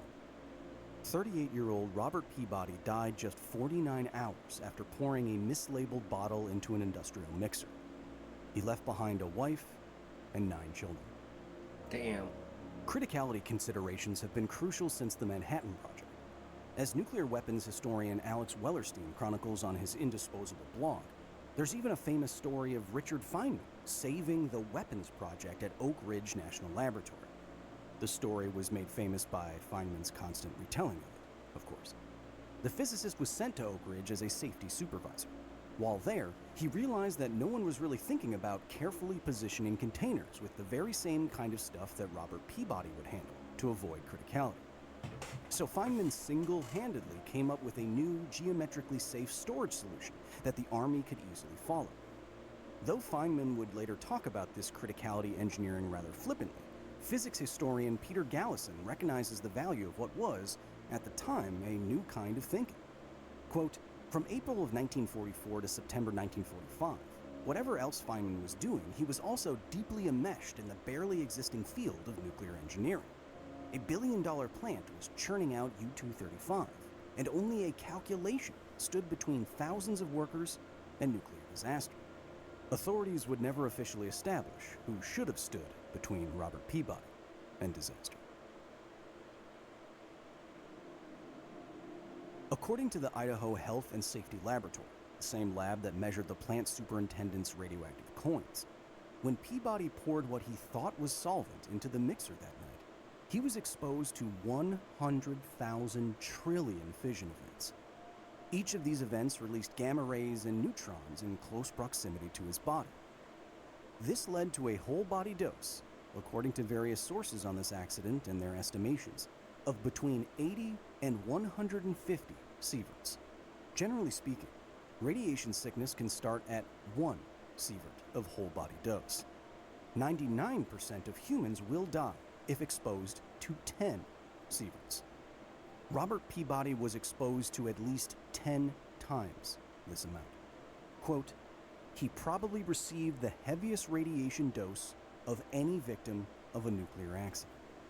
There is a lot of confusion online regarding history's highest dose.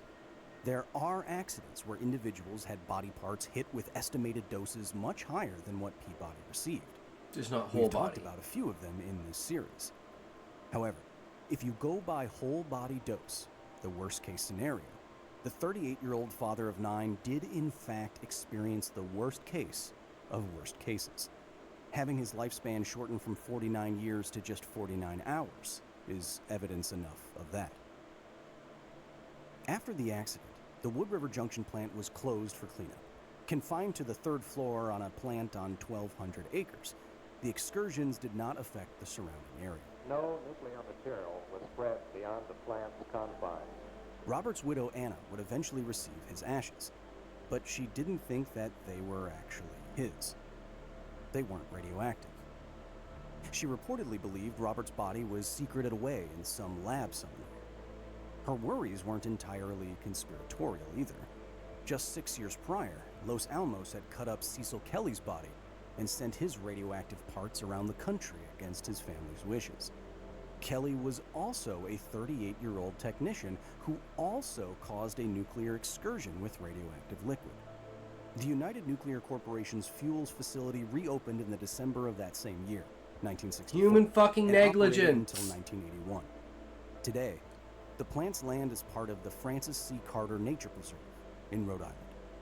As in almost all of these stories, human errors, not dangers intrinsic to nuclear power, are the through line.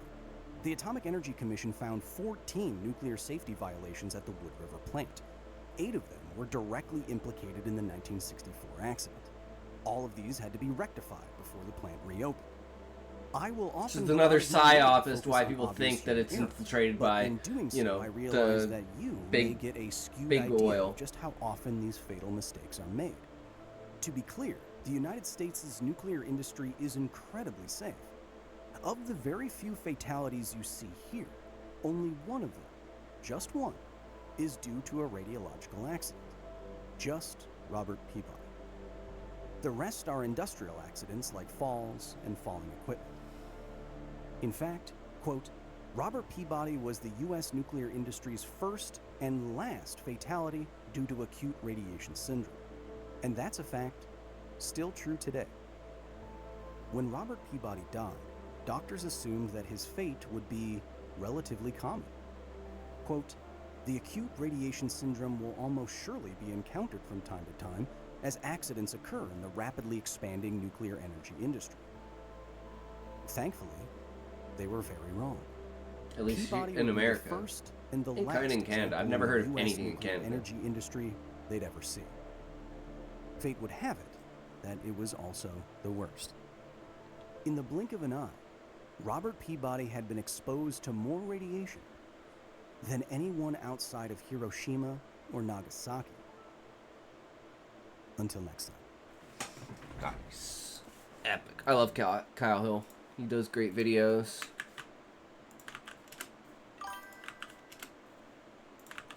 Go check him out. Give him a like, give him a comment, give him a view.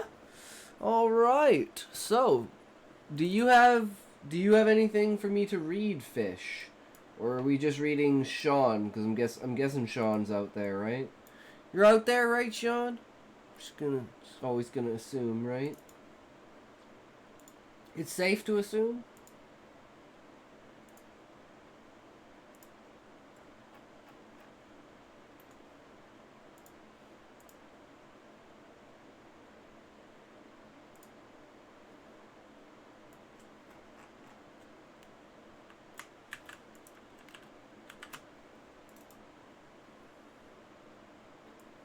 But not immediately gonna jump into it if you're not here. So we still got Goblin Girl and Gamer Girl to read, as well as a couple of short stories. Actually, what's the next short story? We read that, so we need. Oops, bookmarks. This one.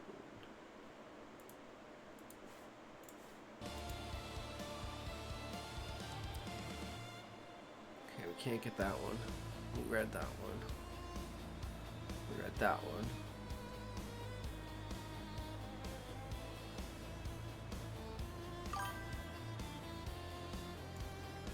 AFK for a bit, had to monitor the kitten eating. But you're good now? Somehow I must have fucked this up.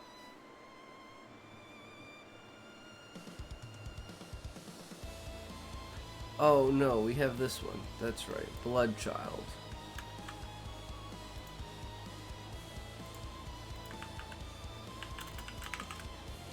All right.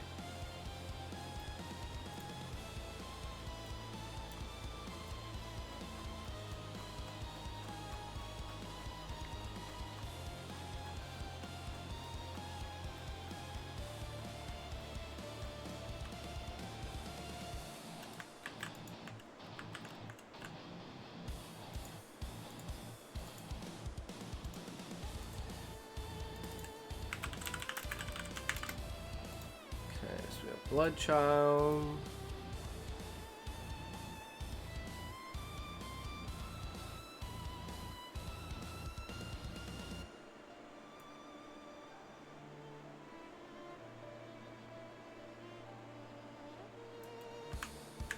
Whatever this one is.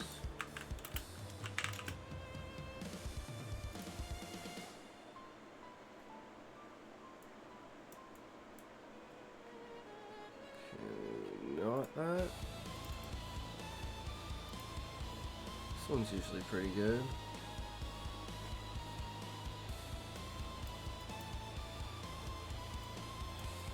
Nope. Some of them are, some of them aren't. This one.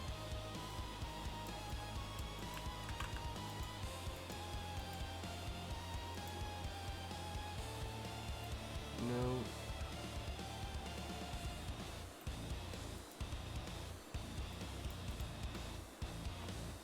Here we go. Perfect.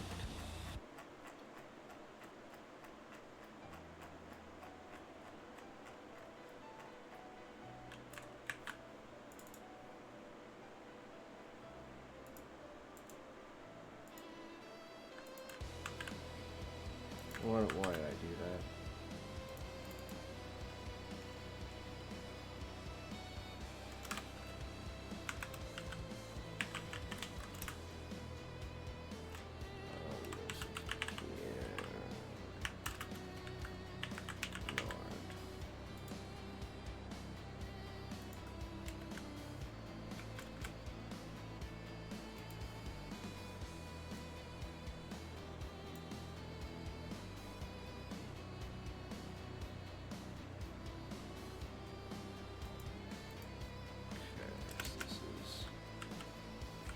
Where it all starts. Alright, perfect.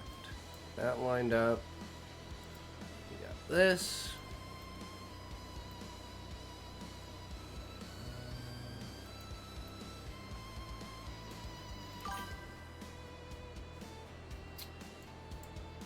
Shadow Realm! Bye. The fuck out here, no one wants you round. It's not on there. It's here, Welcome right? to Talk Stories, where tales Did I of move it up? fantasy and moral chaos collide. Oh, there it is. We want part 2 here. Evan, hey-o, how's it going? Welcome, welcome. Hello, my name is Paul Cleese. All right. Sure, let's get into it. I just need a toke, and then we'll start.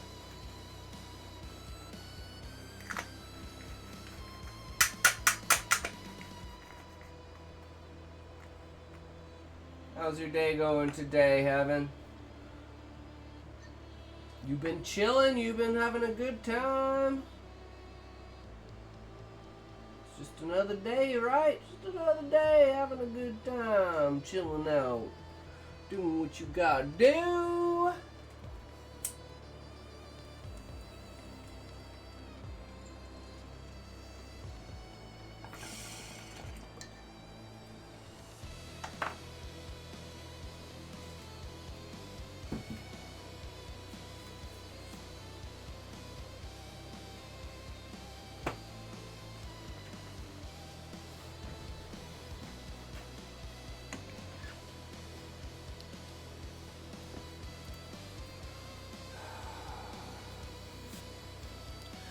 With the meal concluded, I was caught completely flat-footed when the Queen made an announcement. Ladies and lords, it is now time to adjourn to the ballroom. My head snapped to look at her in abject horror.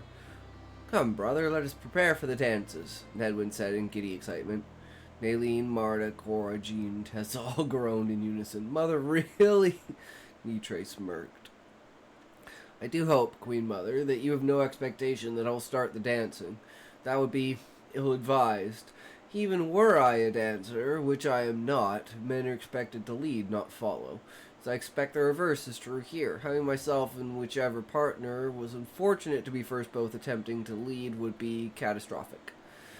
You'll have to figure it out since you must start the dancing. Nobody else can, her smirk had grown. In that case, everyone may as well go home since no dancing will start. Nitre's smirk widened further. Oh, yes, you will. Prince? It's your duty after all. I shook my head. Nobody has a duty to dance. Yo, cute muffin, what's up, good sir? How are you today? What's going on? How are you? Welcome, welcome. Are you streaming, bro? How was your stream yesterday? Just hunting? Nice. Did you get any more personal bests? Conquering that one BAP that you were struggling with yesterday? 10 hours yesterday? Fuck yeah, dude. You're going hard, Muffin. Love it. Love to see it. Nobody has a duty to dance. Some people have a talent, others do not. Besides that, you don't have decent music to dance to. I know that much. Enough struggling, James. Your lack of faith in our musicians notwithstanding, you knew what would be expected of you with this marriage bond. You are legally the same as my daughter, and as such, you must do your duty and start the dancing. 1 round with each of your wives is the minimum. Your adopted daughters must also join the dancing. I'm sure they would much rather do anything else, but it is expected. Gabby and Missa stood with me in terror. Looked at me in terror. Marta literally dragged them behind her, and Nayla grabbed me by the arm to haul me into the ballroom. Noblewoman chuckled at my unwillingness to even pretend to dance. They all understood quite well, while the nobleman in the room simply looked confused at my reluctance. Just got top 30 on another? Fuck yeah. That's what it's all about, brother. The room was massive and flooded with light from chandeliers that used some crystals rather than candles. When we get back to it, sounds good, buddy. Hell yeah, thank you, Chris A.M. Always appreciated, good sir. Thank you. Fuck yeah, let's go. I was absolutely mortified at how much work must have been done in a scramble to get this place prepared after a day. Nayla drugged me into the center of the dance floor and tried to take the lead hand position. At the same time I did. James, dear, you're meant to put your hand on my shoulder. An eye on your waist. I shook my head. What did I tell you? I expect to be the lead. See, here we are both trying to do the same job. Dance lessons were horrible enough when I was meant to lead, but here? She adjusted my hands, and once again we both attempted to lead, causing us to collapse in a heap. Much to the shock and dismay of the Queen and Edwin. Well, this is awkward. Come on now, let's try again. And this time let me lead James. Eventually, with much stubbing of toes, we finally managed to make it around the dance floor once. We were both limping due to bruised toes. The music was, if possible, worse than I expected it to be. I looked at the instruments, and they were similar enough. Marta was next in line, so I was once again dragged onto the floor, limping and stumbling through another round before once again limping back to the others. 3 more rounds of this madness. Gabby and Missa had each taken a turn with Uncle Nedwin, much to his delight and their chagrin. They were now being flooded with applicants from lesser houses or with younger males. Their pleading eyes did nothing to help them, any more than mine did for me. Jean was next, followed by Cora, followed by Tessa. Due to her position in her household being so low, even a baroness's daughter was higher rank. Even if only being a house of the robe. All 5 of my wives had sore feet after that, but mine were actually bleeding. The Queen was now equally mortified. She had thought this was a fine joke on me, but now realized the joke was on her. This was obviously a mistake. Still, you can't possibly think the music is as bad as you thought it would be. They're all excellent musicians. It's worse, I didn't even think that was possible, but you managed it. I limped over to the drummer and forcefully took the sticks from her, stopping the music. Give me that. Anyone should be able to play drums better than that. How can anyone else play well if they're following you? I took her place and began a proper drum solo. Once I had gotten a steady rhythm section of the riff, the other players had started catching the beat and improvising around it. Drummer girl was torn between shame and envy. When I had done enough in my opinion, I handed the drumsticks back to her. Now, think on your feet and improvise something of your own. Then limped back to the queen. That was a paltry attempt at real music. Dancers, at first shocked by the change of tempo, quickly adapted and were moving with elegance at speed. With a somewhat depressed look, Queen Yttria spoke. I must admit, this is far superior already to what we had before. Did you at least enjoy yourself? Shook my head. Not in the slightest. Sitting in a proffered chair, I took off my shoes to reveal the pulped bloody mess that used to be my feet. One can't possibly enjoy themselves when this much pain has been caused in rapid succession. 5 winces of pity from my wives were accompanied by a snap of Yttria's fingers. A woman came up at a jog and noted exactly why she had been summoned. She knelt in front of me and took one of my feet in her hand. A pulse of warmth flooded that foot and a sigh of relief escaped me.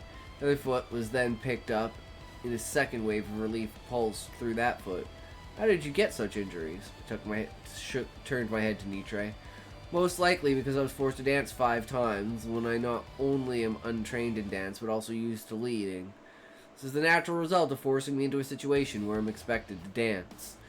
Wasn't exactly a good experience for us either. We, however, only needed to dance 1 time. Neela stated. The healer made her way to the tent to my wives. Once she had finished, she spoke. As healer, I am forbidding you from dancing in future. Not even the queen can gainsay my orders in this matter. Yttria flinched and Edwin was stunned. Surely something can be done. That's too cruel. No, cruel is forcing me to ever dance again. I shook my head in exasperation. More than thankful for the healer's decree. Would that she had been able to give that order prior to this travesty. But as they say, hindsight is 20/20. What does 20/20 mean? Asked Missa. It's the numbers assigned to what is called perfect vision. Makes it a 20-foot distance, roughly 20 paces. A letter needs to be only 20 centimeters above half the width of your pinky in order to read it.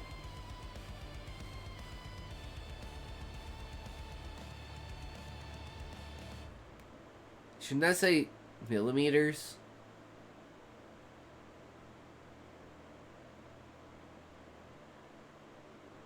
Oh no, I'm retarded.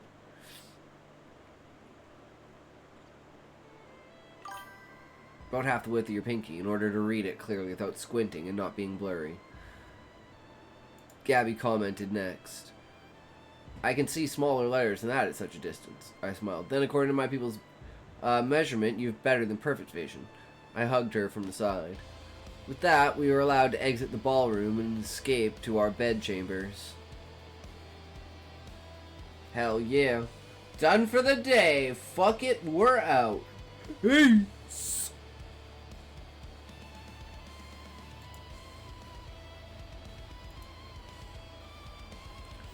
Alright, so we got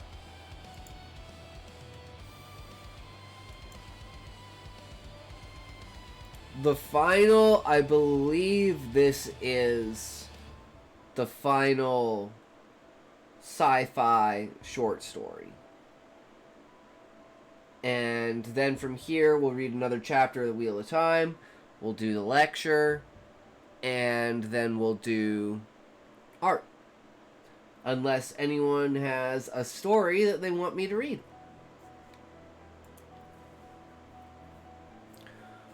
Bloodchild.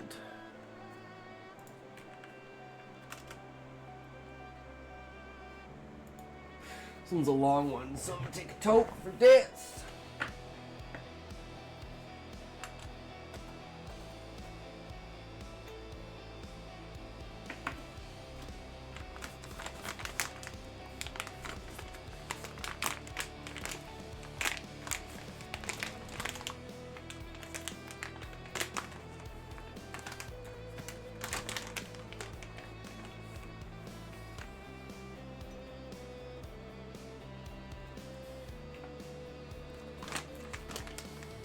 back from ads. Welcome back, Sean.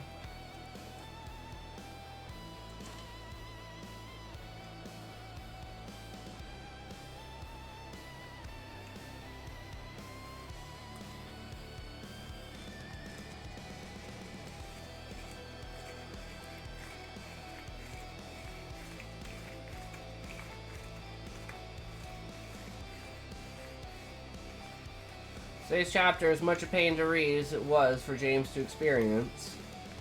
No, it was funny, and it made a point that even the Queen, you know,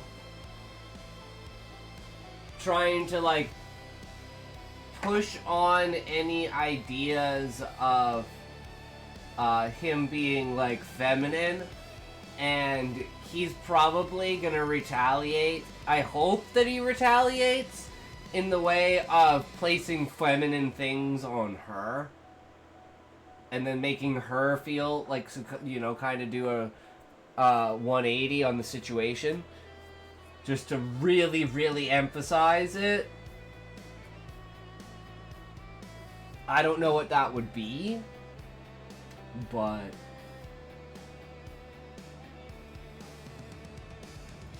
so it's working things in the background very clearly, right? Especially with her attitude afterwards, where it's like, okay, yeah, no, this was just kind of an embarrassment for everyone. If it had only been for like 30 seconds, it'd be fine. But because of how fucked it was, I almost feel like James should have just stood there and not even danced. He should have just been like, well, that didn't happen yet. Yet, at least. I mean, it could happen later, right? It could be something with, like, military terms or something like that, you know? Be like, well, it's just like an offhanded thing of, like, clearly make it known to the reader that it's a shout, like a callback to the dancing, and then make a situation that's kind of like, you know, make it in private, not in public, but maybe something that, like, embarrasses the Queen. And then be like, see how it feels? I'm glad I didn't do that in public to you, because you don't do that to public in someone. You know? Something like that. I could see that being something that James would probably do if the opportunity arose. Especially when it came to, like, I don't know, military defense or something like that, right? That's kind of my main thing that I'm thinking about, is like how to run the military, maybe economics, but that doesn't... Military seems like more of a thing that it would be like strategy and like how, like a nation founding kind of stuff, right? Like expanding your borders, stuff like that. Maybe there will be a dance on Earth at some point in the future, not even James's idea. But he'll laugh his butt off behind the scenes.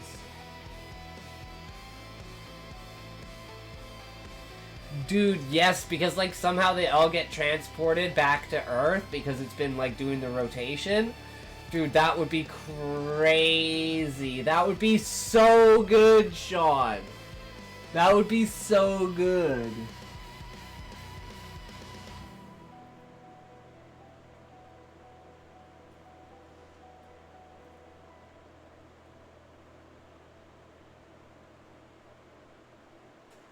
So, like, what I'm imagining, Sean, is, like, the Queen is there, and she's trying to get with the king of, like, some nation, and then James is like, oh, yeah, by the way, you know, like, they don't really have any power. They're more of just, like, a figurehead. And then she, like, instantly doesn't care about the king anymore. She's like, you fucking hoe. She's trying to get power. Thinking the land under the treehouse will become a three-world hub by connecting it to trees from the next world. Cool. Hell yeah.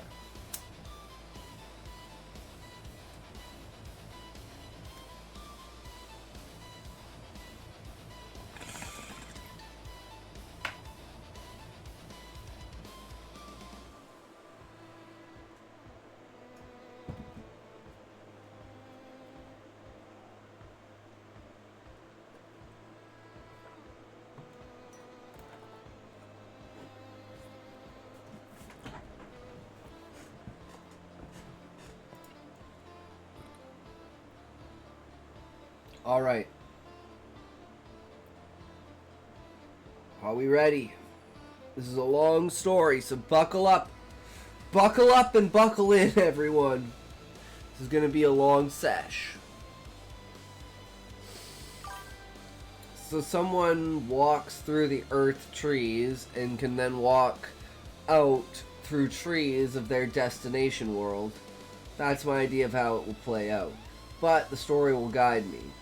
Who knows what will actually happen. True, Sean.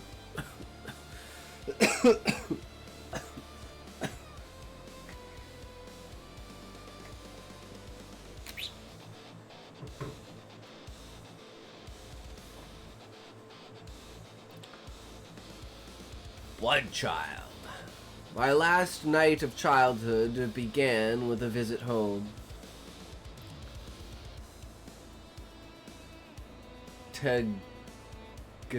Tugatoy's sister had given us 2 sterile eggs. Tugatoy gave one to my mother, brother, and sisters. She insisted that I eat the other one alone. Didn't matter. There was still enough to leave everyone feeling good. Almost everyone. My mother wouldn't take any. She sat watching everyone drifting and dreaming without her. Most of the time, she watched me. I lay against Tugatoy's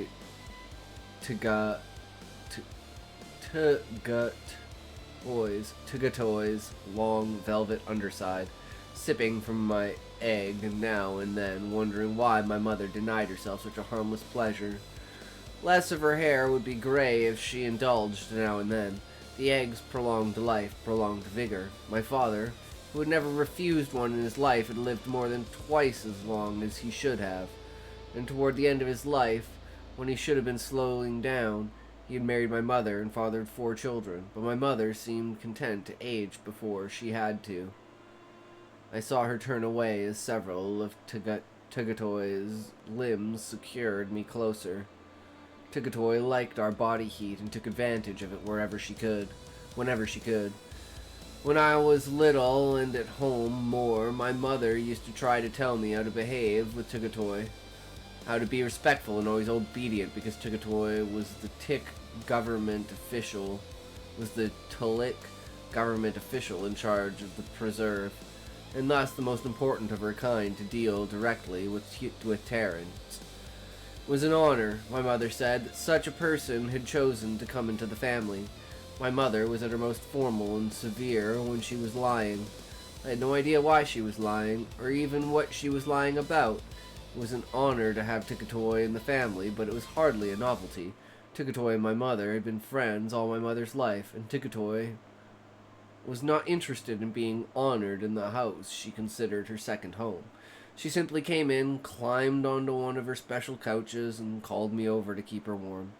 It was impossible to be formal with her while lying against her and hearing her complain, as usual, that I was too skinny. "You're better," she said this time, probing me with 6 or 7 of her limbs. "You're gaining weight, finally. Thinness is dangerous." Probing changed subtly, became a series of caresses. He's still too thin," my mother said sharply. Tugatoy lifted her head and perhaps a meter of her body off the couch as though she were sitting up. She looked at my mother, and my mother, her face lined with old looking, turned away. "Lion, I would like you to have what's left of Gan's egg. The eggs are for the children," my mother said. "They are for the family. Please take it." Unwillingly obedient, my mother took it from me and put it in her mouth.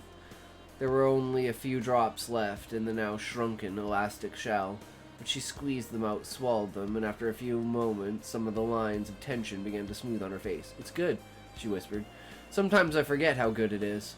You should take more," Tugatoy said. Why are you in such a hurry to be old?" My mother said nothing. "I like being able to come here," Tugatoy said. "This place is a refuge because of you. Yet you won't take care of yourself." Tugatoy was hounded on the outside. Her people wanted more of us made available. Only she and her political faction stood between us and the hordes who did not understand why there was a preserve. Why any Terran could not be courted, paid, drafted, in some way made available to them. Or they did understand, but in their desperation did not care. She parceled us out to the desperate and sold us to the rich and powerful for their political support. Thus, we were necessities, status symbols, and independent people. She oversaw the joining of families, putting an end to the final remnants of the earlier system of breaking up Terran families to suit impatient Tlick. I had lived outside with her. I had seen the desperate eagerness in the way some people looked at me. It was a little frightening to know that only she stood between us and that desperation that could so easily swallow us. My mother would look at her sometimes and say to me, "Take care of her." And I would remember that she too had been outside, had seen. Now Tigatoy used 4 of her limbs to push me away from her onto the floor. "Go on, Gan," she said. "Sit down there with your sisters and enjoy not being sober." "You had most of the egg, Leanne." "Leanne, come warm me." My mother hesitated for no reason that I could see. One of my earliest memories is of my mother stretching alongside Tigatoy, talking about things I could not understand, picking me up from the floor and laughing as she sat me on one of Tigatoy's segments. She ate her share of eggs then. I wondered when she had stopped, and why. She lay down now against Tigatoy, and the whole left row of Tigatoy's limbs closed around her, holding her loosely but securely. I'd always found it comfortable to lie that way, but except for my older sister, no one else in the family liked it. They said it made them feel caged. Tigatoy meant to cage my mother. When she had, she moved her tall slightly, then spoke. "Not enough egg. Leanne, you should have taken it when it was passed to you. You need it badly now." Tigatoy's tail moved once more, its whip motion so soft I wouldn't have seen it if I hadn't been watching for it. Her sting drew only a single drop of blood from my mother's bare leg. "Hi! Hey, Queen! How's it going? Welcome, welcome!" Then she sighed, and I could see her body relax. She moved languidly into a more comfortable position within the cage of Tigatoy's limbs. "Why did you do that?" she asked, sounding half asleep. "I could not watch you sitting and suffering any longer." My mother managed to move her shoulders in a small shrug. "Tomorrow." "It's going? How was your day?" "Oh, it's going pretty good, you know. I was just chilling. I have a surprise for tomorrow, though. Be ready."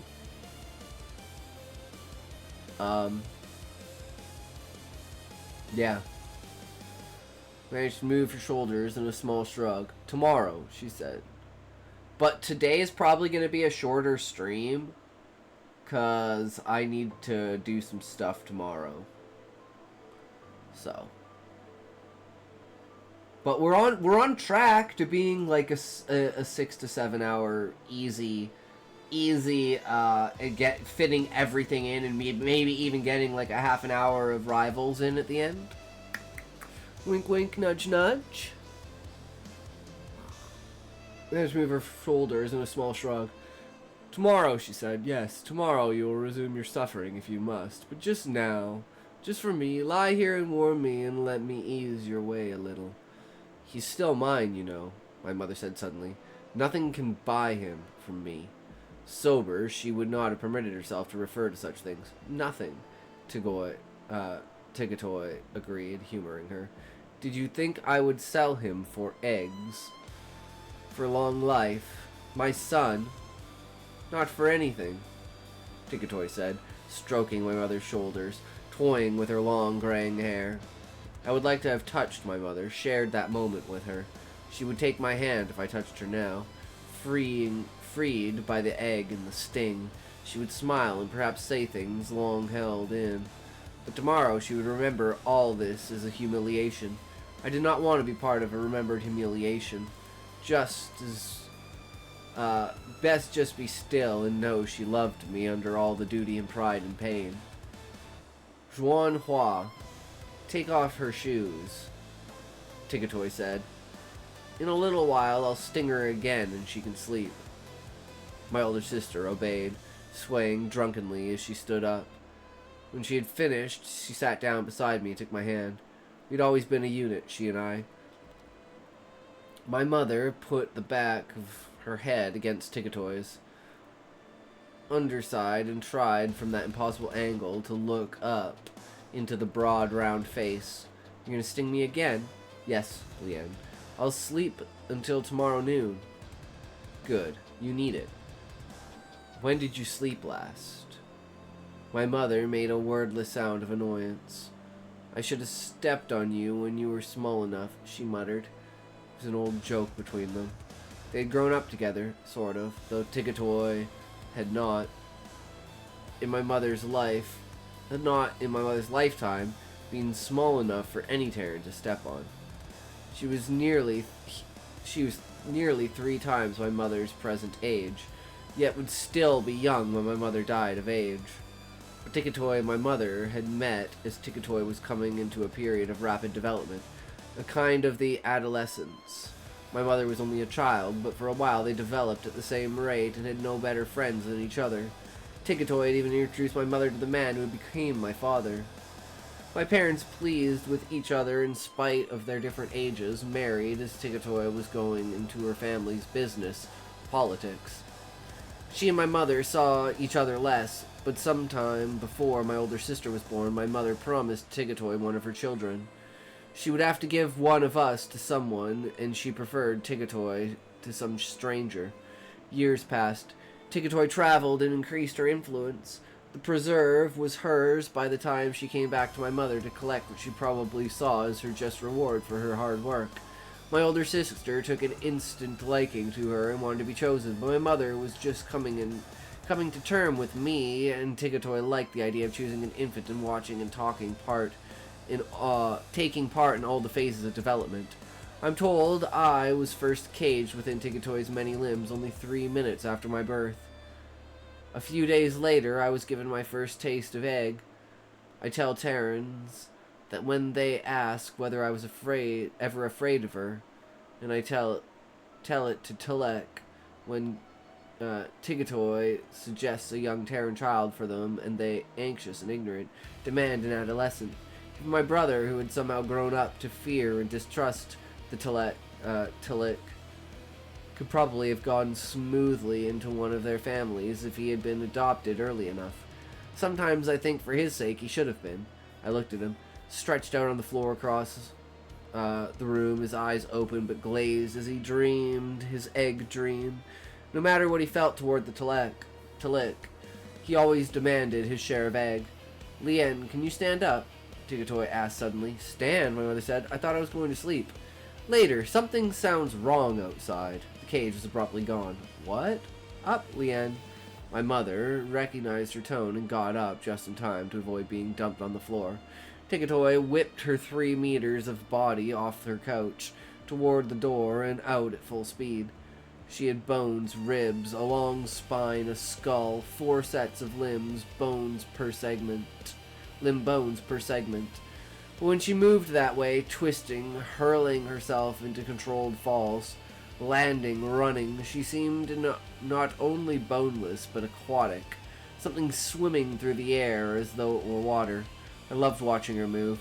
I left my sister and started to follow her out the door, though I wasn't very steady on my own feet.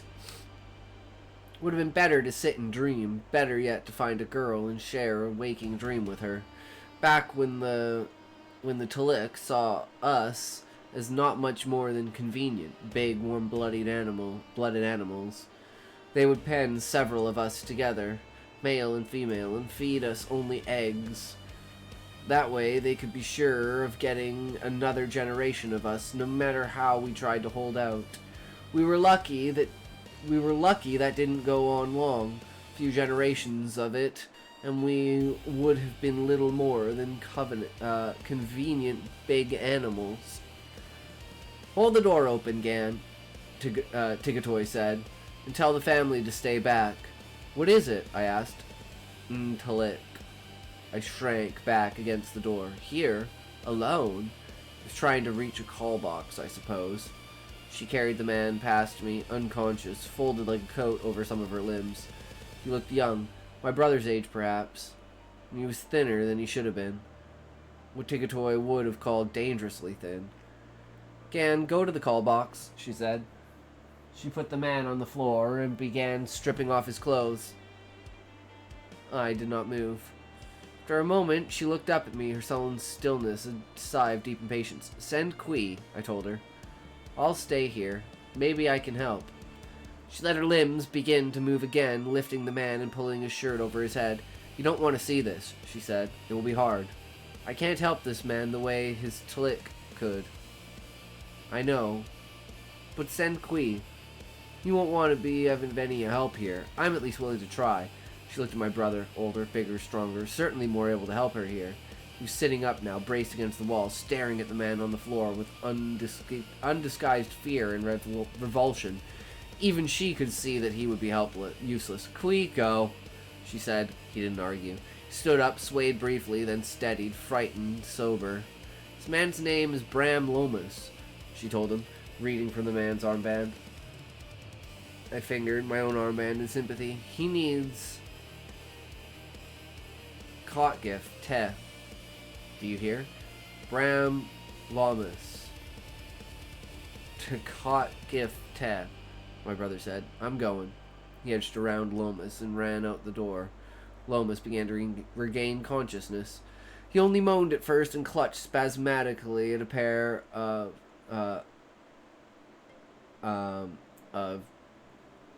Tigatoy's limbs.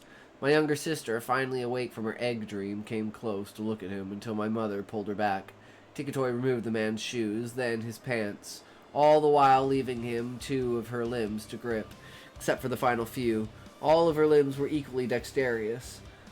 I want no argument from you this time, Gan, she said. I straightened. What shall I do? Go out and slaughter an animal that has at least half your size. Slaughter? But I've never... She knocked me across the room. Her tail was an efficient weapon, whether she exposed the sting or not. I got up, feeling stupid for having ignored her warning, and went into the kitchen. Maybe I could kill something with a knife or an axe. My mother raised a few Terran animals on the table and several thousand local ones for their fur. Tigatoy would probably prefer something local. An Achti, perhaps. Some of those were the right size, though they had about 3 times as many teeth as I did and a real love of using them. My mother, Hoa, and Kui could kill them with knives. I had never killed one at all. I had never slaughtered any animal. I had spent most of my time with Tagoy while my brother and sisters were learning the family business.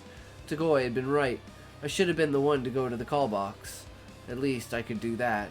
I went to the corner cabinet where my mother kept her large house and garden tools. At the back of the cabinet there was a pipe that carried off wastewater from the kitchen, except that it didn't anymore. My father had rerouted the wastewater below before I was born. Now the pipe could be turned so that one half slid around the other and a rifle could be stored inside. This wasn't our only gun, but it was our most easily accessible one. I would have to use it to shoot one of the biggest Atchi, then Tigatoy would probably confiscate it. Firearms were illegal in the preserve. There had been incidents right after the preserve was established. Terrans shooting Tlik, shooting Tlik. This was before the joining of families began, for everyone had a personal stake in keeping the peace. No one had shot at Tlik in my lifetime or my mother's, but the law still stood, for our protection, we were told. There were stories of whole Terran families wiped out in reprisal back during the assassinations. I went out to the cages and shot the biggest Achki I could find. It was a handsome breeding male, and my mother would not be pleased to see me bringing it in. But it was the right size, and I was in a hurry. Put the Achki's long, warm body over my shoulder, glad that some of the weight I'd gained was muscle, and took to the kitchen. There I put the gun back in its hiding place. If Tagoy noticed the Achki's wound and demanded the gun, I would give it to her. Otherwise, let it stay where my father wanted it. I turned to take the Achki to her, then hesitated. For several seconds I stood in front of the closed door, wondering why I was suddenly afraid. I knew what was going to happen. I hadn't seen it before, but Tagoy had shown me diagrams and drawings. She had made sure I knew the truth as soon as I was old enough to understand it. Yet I did not want to go into that room. I wanted a little time choosing a knife. I wasted a little time choosing a knife from the carved wooden box in which my mother kept them. Tagoi might want one, I told myself, for the tough, heavily furred hide of the Achi. Gan! Tagoi called, her voice harsh with urgency. I swallowed. I had not imagined a single moving of the feet could be so difficult. I realized I was trembling, and that shamed me. Shame impelled me through the door. I put the Achi down near Tagoi and saw that Lamas was unconscious again. She, Lamas, and I were alone in the room. My mother and sisters probably sent out so they would not have to watch. I envied them. My mother came back into the room as Tagoi seized the Achi, ignoring the knife I offered her. She extended claws from several of her limbs and slit the Achi from throat to anus. She looked at me, her yellow eyes intent. Hold this man's shoulders. Gan stared at Lamas in panic, realizing that I did not want to touch him, let alone hold him. This would not be like shooting an animal. Not as quick, not as merciful, and I had hoped not as final. But there was nothing I wanted less than to be a part of it. My mother came forward. Gan, you hold his right side, she said. I'll hold his left. And if he came too, he would throw her off without realizing he had done it. She was a tiny woman. She often wondered aloud how she had produced, as she said, such huge children. Never mind, I told her, taking the man's shoulders. I'll do it. She hovered nearby. Don't worry, I said. I won't shame you. I don't have to stay and watch. You don't have to stay and watch. She looked at me uncertainly, then touched my face in a rare caress. Finally, she went back to her bedroom. Tigatoy lowered her head in relief. Thank you, Gan, she said with courtesy, more Terran than Tlick. That one, she is always finding new ways for me to make her suffer. Lamas began to groan and make choked sounds. I had hoped he would stay conscious. Tigatoy put her face near his so that he focused on her. I've stung you as much as I dare for now, she told him. When this is over, I'll sting you to sleep and you won't hurt anymore. Please, the man begged. Wait, there's no more time. Bram, I'll sting you as soon as it's over. When Kotgif arrives, he'll give you eggs to help you heal. It'll be over soon. To Kotgif, the man shouted, straining against my hands. Soon, Bram.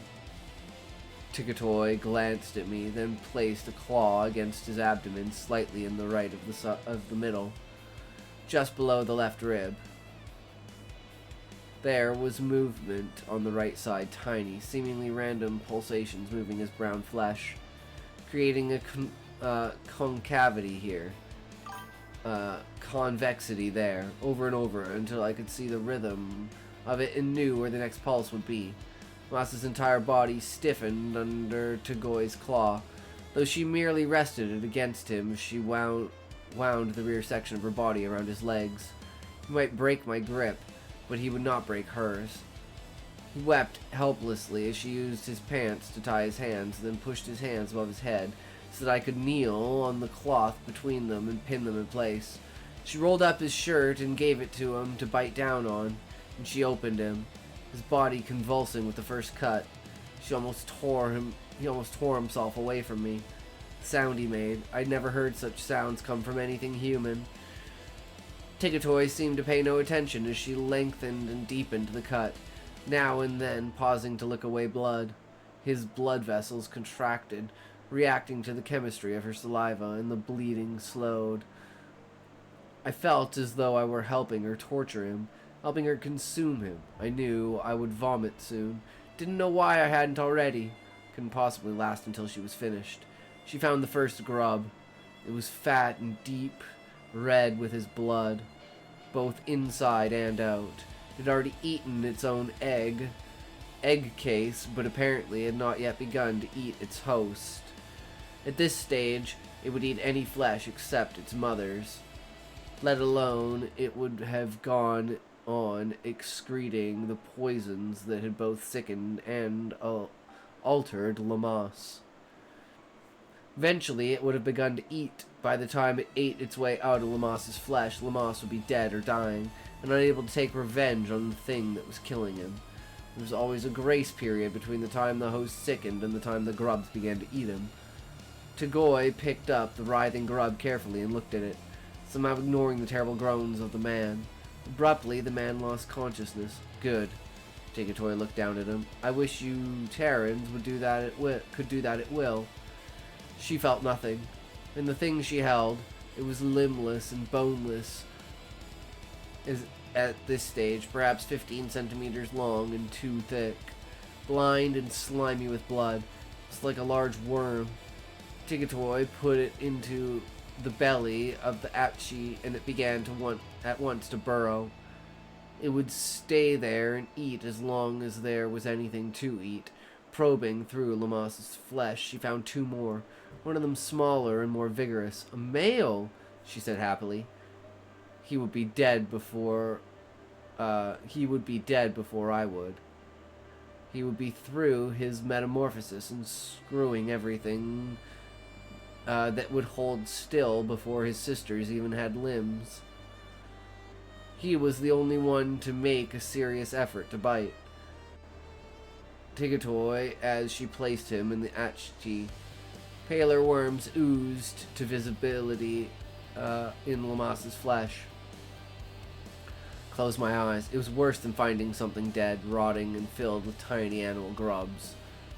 And it was far worse than anything any drawing or diagram. Ah, there are more, Tagoy said, plucking out 2 long, thick grubs. You may have to kill another animal, Gan. Everything lives inside you, Terrans. I had been told all my life that this was a good and necessary thing and Terran did together. Kind of birth. I believed it until now. I knew birth was painful and bloody, no matter what, but this was something else, something worse. And I wasn't ready to see it. Maybe I never would be. Yet I couldn't not see it. Closing my eyes didn't help. Tigatoy found a grub still eating its egg case. The remains of the case were still wired into a blood vessel by their own little tube or hook or whatever. That was the way they grubs were anchored and the way they fed. They took only blood until they were ready to emerge. Then they ate their stretched elastic egg cases. Then they ate their hosts. Tigatoy bit away the egg case, licked away the blood. Did she like the taste? Did childhood habits die hard? Or not die at all? The whole procedure was wrong, alien. I wouldn't have thought anything about her could seem alien to me. 1 more, I think, she said. Perhaps 2. A good family. In a host animal these days, we would be happy to find 1 or 2 alive. She glanced at me. Go outside, Gan, and empty your stomach. Go now while the man is unconscious. I staggered out, barely made it. Beneath the tree, just beyond the front door, I vomited until there was nothing left to bring up. Finally, I stood shaking, tears streaming down my face. I did not know why I was crying, but I could not stop. I went further from the house to avoid being seen. Every time I closed my eyes, I saw red worms crawling over redder human flesh. There was a car coming toward the house. Since Terrans were forbidden motorized vehicles except for certain farm equipment, I knew this must be Lamas's Talik with Kui and perhaps a Terran doctor. Wiped my face on my shirt, struggling for control. Gan, Kui called as the car stopped. What happened? Crawled out of the low, round, convenient car door. Another Terran crawled out the other side and went into the house without speaking to me. The doctor, with his help and a few eggs. Lamas might make it. The cot gift, I said. Tlick driver surged out of her car, reared up half her length before me. She was paler and smaller than Tigatoy, probably born from the body of an animal. The Talik born from Terran bodies were always larger, as well as more numerous. 6 young, I told her, maybe 7, all alive. At least 1 male. Lamas? She said harshly. I liked her for the question and the concern in her voice when she asked it. The last coherent thing he had said was her name. He's alive, I said. She surged away to the house without another word. She's been sick, my brother said, watching her go. When I called, I could hear people telling her she wasn't well enough to go out even for this. I said nothing. I had extended courtesy to the Talik. Now I didn't want to talk to anyone. I hoped he would go in, out of curiosity, if nothing else. Finally found out more than you wanted to know, eh? I looked at him.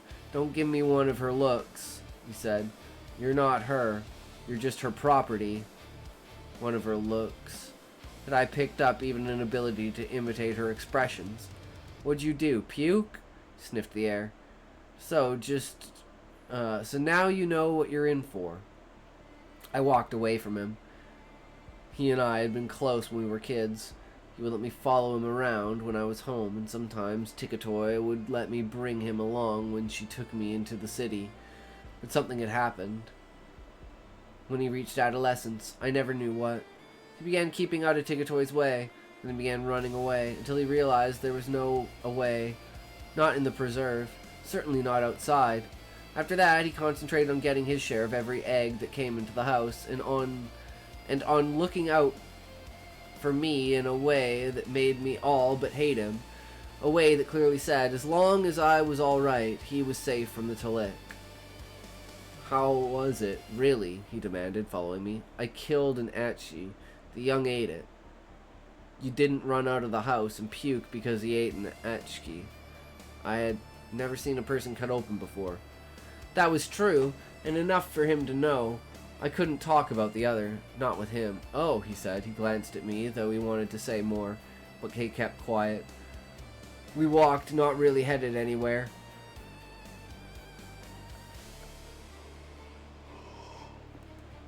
Toward the back, toward the cages, toward the fields. Did he say anything? Kui asked. Lamas, I mean. Who else would he mean? He said,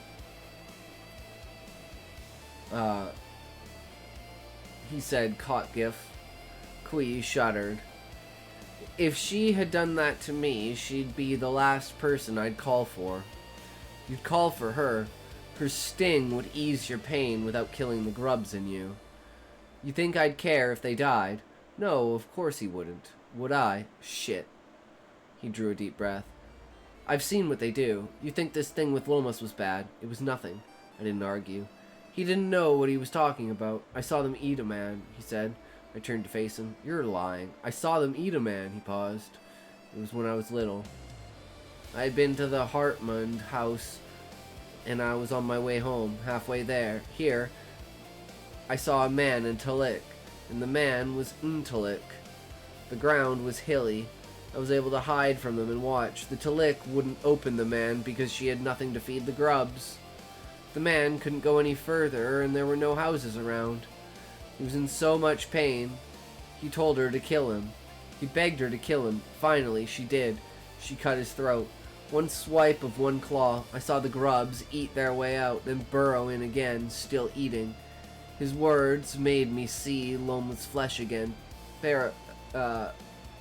Parasitized. Crawling. Why didn't you tell me that? I whispered. He looked startled, as though he'd forgotten I was listening. I don't know.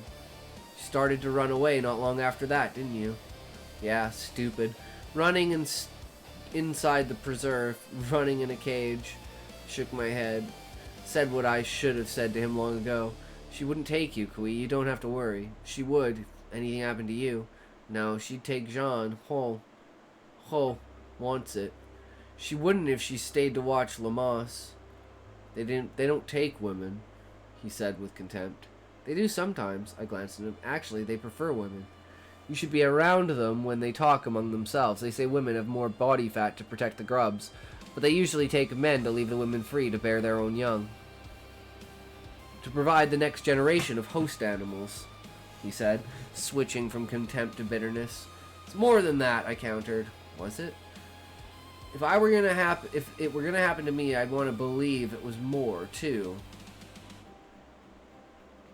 If it is more, I feel like a kid. Stupid argument. Did you think so while Tagoi was picking worms out of that guy's guts? It's not supposed to happen that way. Sure it is. You weren't supposed to see it, that's all. And his Talik was supposed to do it. She would sting him unconscious, and the operation wouldn't have been as painful. But she'd still open him, pick out the grubs, and if she missed even one, it would poison him and eat him from the inside out. There was actually a time when my mother told me to show respect for Ki because he was my older brother. I walked away hating him. In his way, he was gloating. He was safe and I wasn't. I could have hit him, but I didn't think I would be able to stand it when he refused to hit back. When he looked at me with contempt and pity, he wouldn't let me get away. Longer-legged, he swung ahead of me and made me feel as though I were following him. "I'm sorry," he said. I strode on, sick and furious. "Look, it probably won't be that bad with you. Tagoy likes you. She'll be careful."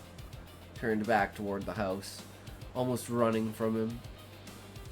"Has she done it to you yet?" he asked, keeping up easily. "I mean, you're about the right age for implantation. Has she?" I hit him. I didn't know I was gonna do it, but I think I meant to kill him. If he hadn't been bigger and stronger, I think I would have. Tried to hold me off, but in the end, had to defend himself. He only hit me a couple of times. That was plenty. I don't remember going down, but when I came to, he was gone. It's worth the pain to be rid of him. I got up and walked slowly towards the house. The back was dark. No one was in the kitchen. My mother and sisters were sleeping in their bedrooms or pretending to. Once I was in the kitchen, I could hear voices, Talik and Taryn, from the next room. I couldn't make out what they were saying. Didn't want to make it out. I sat at my mother's table, waiting for quiet. The table was smooth and worn, heavy and well-crafted. My father had made it for her just before he died. I remembered hanging around underfoot when he built it. He didn't mind. Now I sat leaning on it, missing him. I could have talked to him. He had done it 3 times in his long life. 3 clutches of eggs. 3 times being opened up and sewed up. How had he done it? How did anyone do it? I got up, took the rifle from its hiding place, and sat down again with it. It needed cleaning, oiling. All I did was load it. "Gan?" She made a lot of little clicking sounds when she walked on bare floor, each limb clicking in succession as it touched down, waves of little clicks. She came to the table, raised the front half of her body above it, and surged onto it. Sometimes she moved so smoothly and seemed to flow like water itself. She coiled herself into a small hill in the middle of the table and looked at me. "That was bad," she said softly. "You should not have seen it. It need not be that way. I know. Tchaikovsky, now. She will die of her disease. She will not live to raise her children, but her sister will provide for them, and for Bram Lomas. Sterile sister. One fertile female in every lot, one to keep the family going. That sister owed Lomas more than she could ever repay. He'll live then? Yes. I wonder if he would do it again. No one would ask him to do it again. I looked into the yellow eyes, wondering how much I saw and understood there, and how much I only imagined. "No one ever asks us," I said. "You never asked me." She moved her head slightly. "What's the matter with your face?" "Nothing. Nothing important. Human eyes probably wouldn't have noticed the swelling in the darkness. The only light was from one of the moons shining through a window across the room. Do you use the rifle to shoot the Achchi?" "Yes." "And do you mean to use it to shoot me?" I stared at her. Outlined in the moonlight, coiled, graceful body. "What does Terran blood taste like to you?" She said nothing. "What are you?" I whispered. "What are we to you?" She lay still, rested her head on her compost coil. "You know me as no other does," she said softly. "You must decide." "That's what happened to my face," I told her. "What?" Kui goaded me into deciding to do something. It didn't turn out very well. I moved the gun slightly, brought the barrel up diagonally under my own chin. "At least it was a decision I made. As this will be. Ask me, Gatoy. For my children's lives." She would say something like that. She knew how to manipulate people, Taryn and Talik. But not this time. "I don't want to be a host animal," I said. "Not even yours." It took her a long time to answer. "We use almost no host animals these days," she said. "You know that. You use us." "We do. We wait long years for you and teach you and join our families to yours." She moved restlessly. "You know you aren't animals to us." I stared at her, saying nothing. "The animals we once used began killing most of our eggs after implantation long before your ancestors arrived." She said softly, "You know these things, Gan, because your people arrived." We are relearning what it means to be a healthy, thriving people, and your ancestors fleeing from their homeworld, from their own kin who would have killed or enslaved them. They survived because of us. We saw them as people and gave them the preserve when they still tried to kill us as worms. At the word worms, I jumped. Couldn't help it, and she couldn't help noticing it. I see, she said quietly. Would you really rather die than bear my young, Gan? I didn't answer. Shall I go to Xuanhuo? Yes. Ho wanted it. Let her have it. She hadn't had to watch Lamas. She'd been proud, not terrified. The toy flowed off the table onto the floor, startling me almost too much. I'll sleep in Ho's room tonight, she said, and sometime tonight or in the morning I'll tell her. This was going too fast. My sister Ho had almost as much to do with raising me as my mother. I was still close to her, not like Kui. She could want Gatoy, Gatoy and still love me. Wait, Gatoy! She looked back, then raised nearly half her length off the floor and turned to face me. These are adult things, Gan. This is my life, my family. But she's my sister. I have done what you demanded. I have asked you, but it will be easier for Ho. She is always expected to carry other lives inside her. Human lives. Human young who should someday drink at her breast, not at her veins. I shook my head. Don't do it to her, Gatoy. I was not Kui. It seemed I could become him, though. With no effort at all, I could make Xuanhuo my shield. Would it be easier to know that red worms were growing in her flesh instead of mine? Don't do it to Ho, I repeated. She stared at me, utterly still. I looked away, then back at her. Do it to me. I lowered the gun from my throat, and she leaned forward to take it. No, I told her. It's the law, she said. Leave it for the family. One of them might use it to save my life someday. She grasped the rifle barrel, but I wouldn't let go. I was pulling into a standing position over her. Leave it here, I repeated. If we're not your animals, if these are adult things, accept the risk. There is risk, Gatoy, in dealing with a partner. It's clearly hard for her to let go of the rifle. A shudder went through her, and she made a hissing sound of distress. It occurred to me that she was afraid. She was old enough to have seen what guns could do to people. Now her young and this gun would be together in the same house.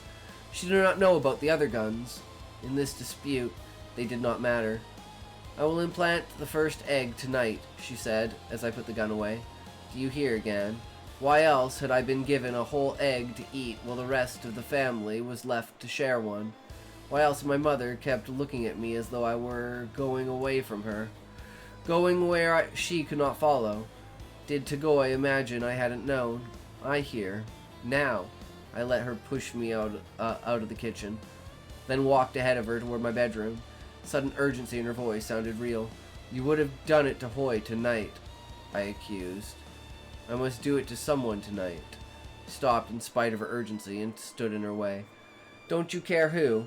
She flowed around me and into my bedroom. I found her waiting on the couch we shared. There was nothing in Ho's room that she could have used. She would have done it to Ho on the floor. Thought of her doing it to Ho at all disturbed me in a different way now, and I was suddenly angry. Yet I undressed and lay down beside her.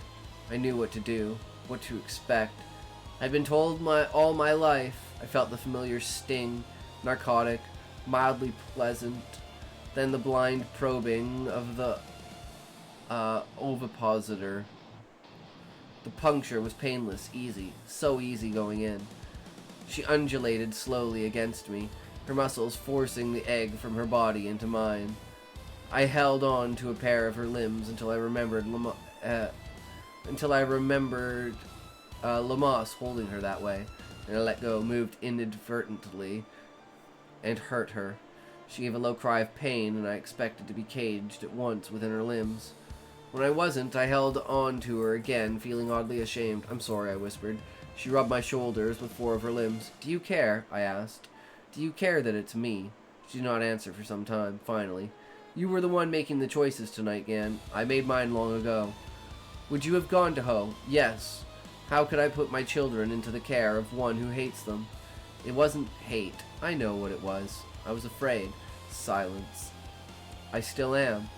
I could admit to her here now. But you came to me to save Hoa. Yes.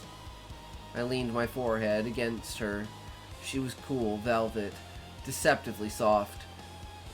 And to keep you for myself, I said. It was so.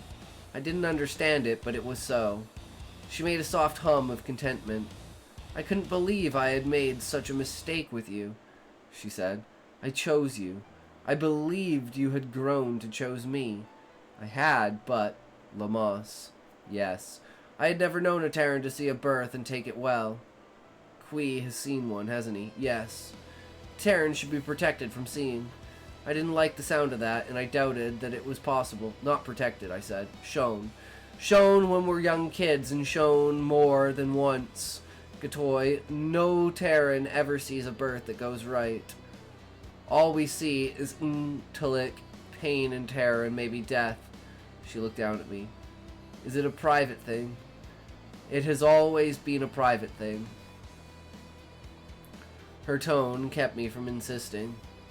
And that and the knowledge that if she changed her mind, I might be the first public example. But I had planted the thought in her mind. Chances were it would grow, and eventually she would experiment. You won't see it again, she said. I don't want you thinking anymore about shooting me. The small amount of fluid that came into me with her egg relaxed me as completely as a sterile egg would have, so that I could remember the rifle in my hands and my feelings of fear and revulsion, anger and despair. I could remember the feelings without reviving them. I could talk about them. I wouldn't have shot you, I said. Not you. She had been taken from my father. She had been taken from my father's flesh when he was my age. You could have, she insisted. Not you. She stood between us and her own people, protecting interweavers. Would you have destroyed yourself? I moved carefully, uncomfortably. I could have done that. I nearly did. That's Queez away. I wonder if he knows. What did I not answer? You will live now, yes? Take care of her, my mother used to say, yes. I'm healthy and young, she said. I won't leave you as Lamas was left, alone. Untalik. I'll take care of you.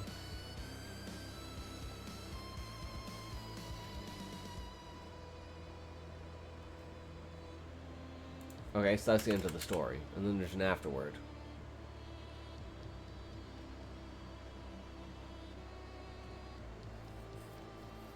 Huh. Interesting. It is, definitely interesting, I'll say that. I love the fucking concept. Like, holy shit, that's insane. I love that kind of shit. Aliens! But, now, we move to, of course, the next chapter. Eye of the World. Just need a toke and then we can hit this. Hit it before you hit it! Well, we bid it for the shit in it. Cause we're gonna get the ads. Dim dads. Dad roos.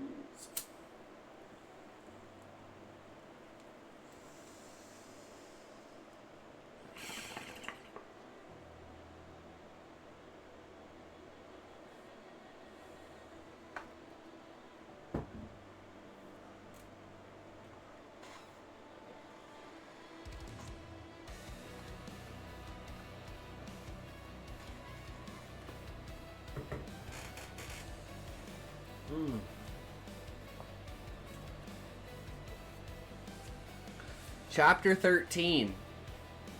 Choices. Before they went to sleep, Moiraine knelt by each in turn and laid her hands on their heads. Lan grumbled that he had no need and she should not waste her strength, but he did not try to stop her. Egwin was eager for the experience. Matt and Perrin clearly frightened of it. Anne frightened to say no.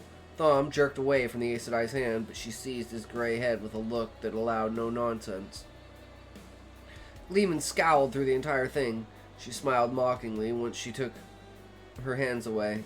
His frown deepened, but he did not look refreshed. They all did. Rand had drawn back into a niche in the uneven wall where he hoped he would be overlooked. His eyes wanted to slide closed once he leaned back against his... Ooh, I'm loving the Halloween vibes. Yeah. I got a bunch on there like that. It's like, it's October! Here we go! His eyes wanted to slide closed once he leaned back against the timber jumble, but he forced himself to watch. Pushed a fist against his mouth to stifle a yawn. A little sleep, an hour or two, and he would be just fine. Moiraine did not forget him, though. My favorite month. I still have to order my fucking maid suit for Halloween. I have to do that. I really, really, really fucking have to do that. I'm just lazy as fuck. I should have ordered it like a month ago.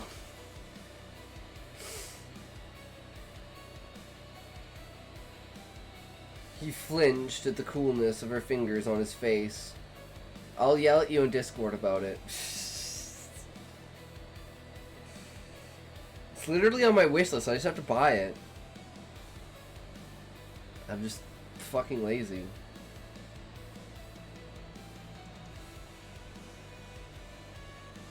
Flinched at the coolness of her fingers on his face and said, I don't. His eyes widened in wonder. Tiredness drained out of him like water running downhill. Aches and soreness ebbed to dim memories and vanished. Stared at her, his mouth hanging open. She only smiled and withdrew her hand. It is done, she said. As she stood with a weary sigh, he was reminded that she could not do the same for herself. Indeed, she only drank a little tea, refused the bread and cheese Lan tried to press on her, before curling up beside the fire. She seemed to fall asleep the instant she wrapped her cloak around her.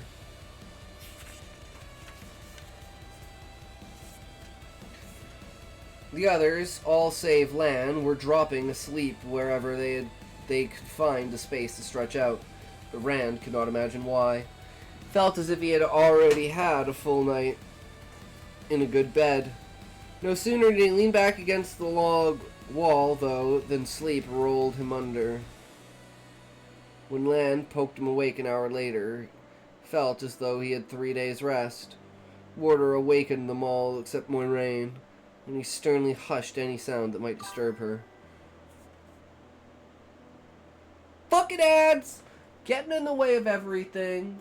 I swear to God, one of these days, I'm going to report ads. I'm actually going to do that right now, while we're in the middle of ads.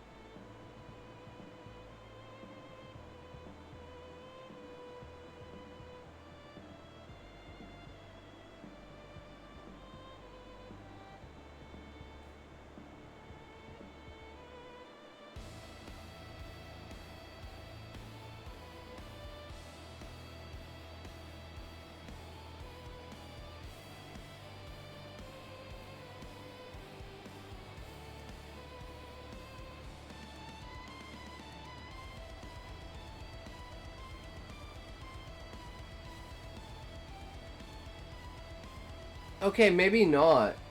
Maybe we're not doing that. What the fuck?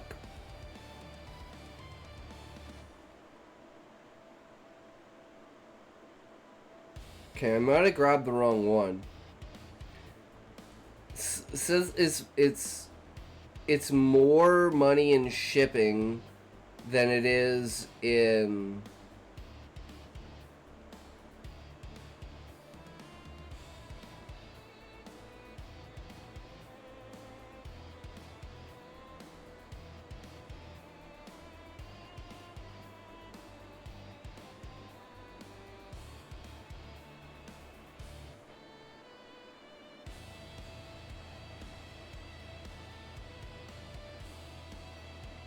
Does it come with all these pieces?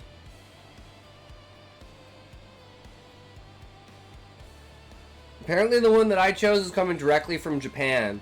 And it's $63 and it's $67 for shipping. Fuck that. I just get the normal one. It was just that was the best looking one. Probably why. Like $137? Are you fucking kidding me? No way. Fuck that. I'll spend like $40 maybe.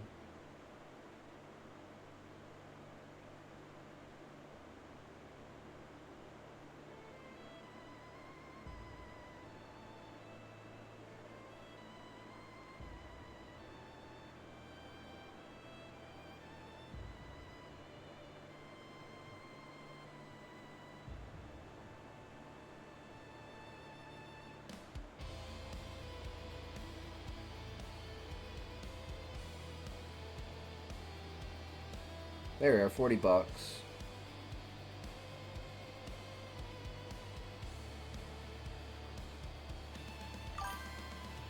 Finally got chapter 333 done. Not exactly what the rest have been, but I think it's solid. Cool. Okay, there we go. I have now bought the maid outfit. You don't have to worry, it'll be here in a week and a half. So it'll be here way before I have to worry about Halloween.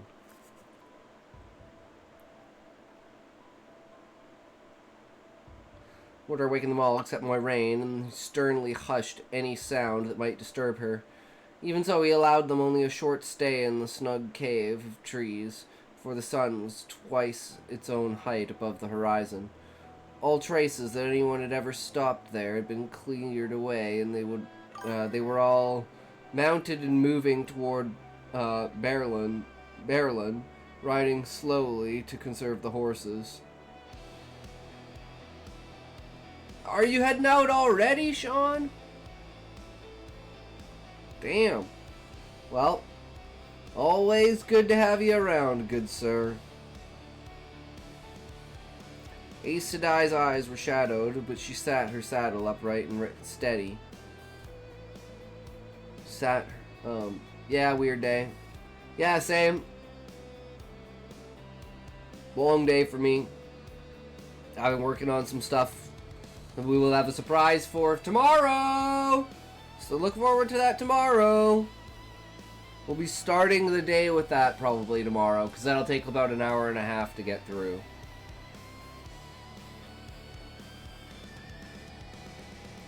Fog still hung thick over the river behind them, gray wall resisting the efforts of the feeble sun to burn it away, and hiding the two rivers from view.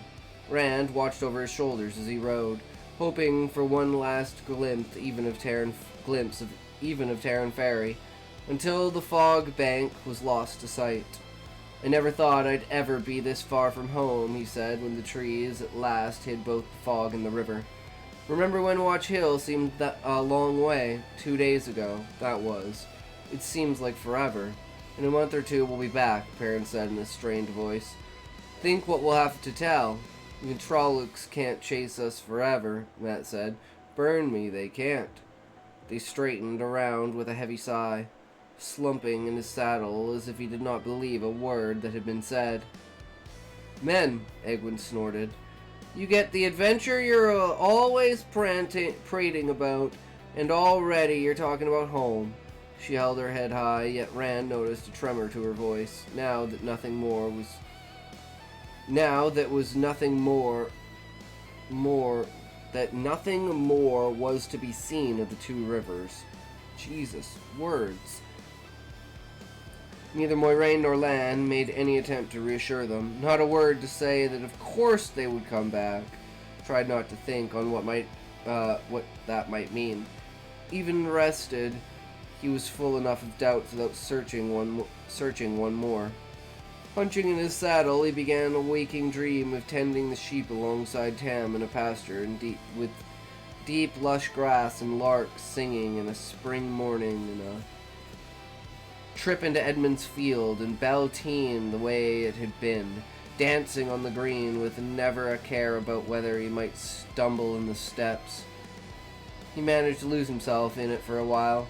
The journey to Berlin took almost a week. Lan muttered about the laggardness of their travel, but it was he who set the pace and forced the rest to keep it, with himself and his stallion. Mandarb, he said, it meant blade in the old tongue. He was not so sparring. The warder covered twice as much ground as they did, galloping ahead, his color-shifting cloak swirling in the wind, to scout what lay before them, or dropping behind to examine their back trail. Any others who tried to move at more than a walk, though, got cutting words on taking care of their animals, biting words on how well they would do afoot if the Trollocs did appear.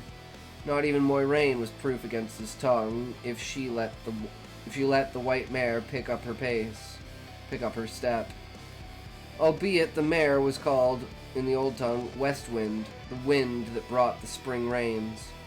The warder's scouting never turned up any sign of pursuit or ambush.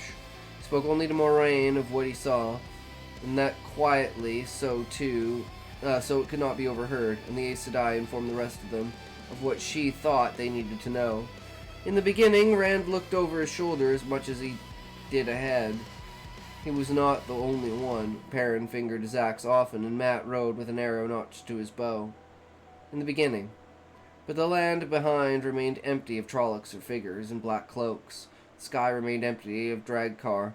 Slowly, Rand began to think perhaps they really had escaped. No very great cover was to be had, even in the thickest parts of the woods. Winter clung as hard north of the Terran as it did in the two rivers. Stands of pine or fir of leather leaf, and here or there a few spice woods or laurels dotted the forest of otherwise bare, gray branches. Not even the elders showed a leaf. Only scattered green sprigs of new growth stood out against brown meadows beaten flat by the winter snows. Here, too much of what did grow was stinging nettles and coarse thistle and stinkweed. On the bare dirt and the forest floor, some of the last snow still hung on in shady patches and drifts beneath the low branches of evergreens.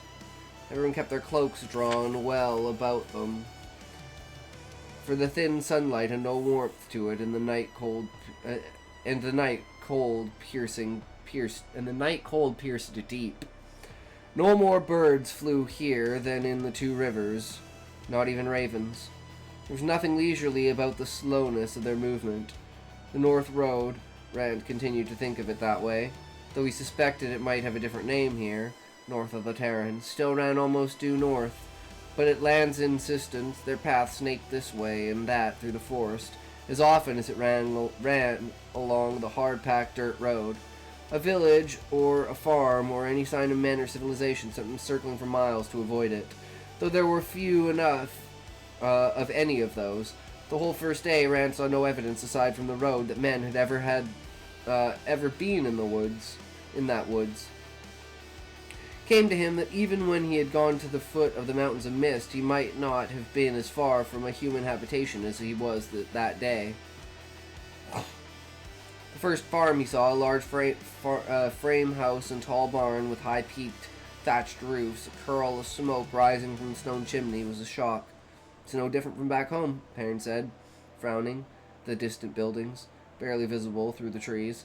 People moved around the farmyard, as yet unaware of the travelers. "Of course it is," Mat said. "We're just not close enough to see." "I tell you, it's no different," Perrin insisted. "It must be. We're north of the Terran, after all. Quiet, you two, Len growled. We don't want to be seen, remember? This way. Turned west to circle the farm through the trees. Looking back, Rand thought Perrin was right. The farm looked much the same as any around Edmund's Field. There's a small boy. Sup, y'all, again. I was at a family meeting. What did I miss? Oh, not much, Raymond. We're just reading Eye of the World. Do you have another essay that you want me to read, Raymond, that we could do after we're done this chapter? I'm totally down for that, brewskis. And then we got a Sanderson lecture, and then we're moving on to the art section.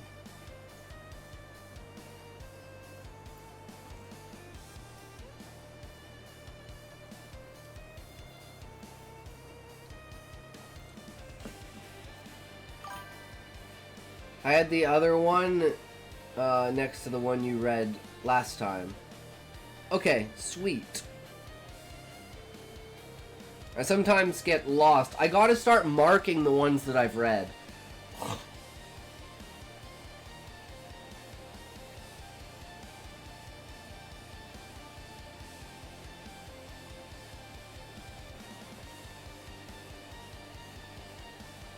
There's a small boy toting water from the well. The other older boys tending sheep behind a rail fence. They even had a curing shed for tobacco. And that was right, too. We're north of the Terran. It must be different. Have a read emote. I should do that. I don't know how to do stuff in Discord, though. Can you create your own, like, things for, like, reacts? Like, when you react, like, with an emote to something? Is there a book or something like that? Or, like, a page? So you, like, indicate that it's been read?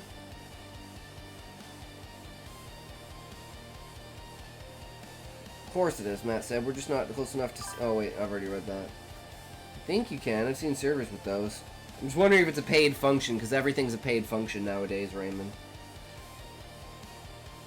Always they halted while light still clung to the sky. To choose a spot sloped for drainage and sheltered from the wind that seldom dried completely. Only changed direction. Their fire was always small and hidden from only a few yards away, and once tea was brewed, the flames were doused and the coals buried. True. Their first stop before the sun sank, Lan began teaching the boys to do what to do with the weapons they carried. He started with the bow, after watching Matt put 3 arrows into a knot the size of a man's head, on the fissured trunk of a dead leather leaf, at 100 paces. He told the others to take their turns. Perrin duplicated Matt's feet and Rand summoned the flame to end the void, the empty calm that let the bow become a part of him, or him of it, clustered his 3 where the points almost touched one another. Matt gave him a congratulatory clap on the shoulder. Now, if you all had bows, the warder said dryly when they started grinning. If the Trollocs agreed not to come so close, you couldn't use them. Grins faded abruptly.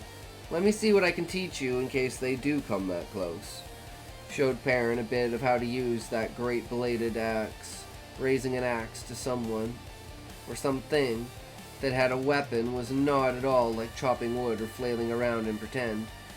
Setting the big apprentice blacksmith to a series of exercises, block, parry, and strike, did the same for Rand with his sword. Not the wild leading about and slashing that Rand had in mind whenever he thought about using it. With smooth motions, one flowing into another, almost a dance. Moving the blade is not enough, Lan said, though some think it is. The mind is part of it, most of it. Blank your mind, sheepherder. Empty it of hate or fear or everything. Burn them away. You others listen to this too. You can use it with the axe or the bow, with a spear or a quarterstaff, or even your bare hands. Rand stared at him. The flame and the void, he said wonderingly. That's what you mean, isn't it? My father taught me about that. The warder gave him an unreadable look in return. Hold the sword as I showed you, sheepherder. I cannot make a mud-footed villager into a blade master in an hour, but perhaps I can keep you from slicing off your own foot. Rand sighed and held the sword upright before him in both hands. Moiraine watched without expression, but the next evening she told Lan to continue the lessons. Meal at evening was always the same as at midday and breakfast. Flatbread and cheese had dried meat, except that evening they had hot tea to wash it down instead of water. Thom entertained them evenings. Lan would not let the gleeman play harp or flute. No need to rouse the countryside, the warder said. But Thom juggled and told stories.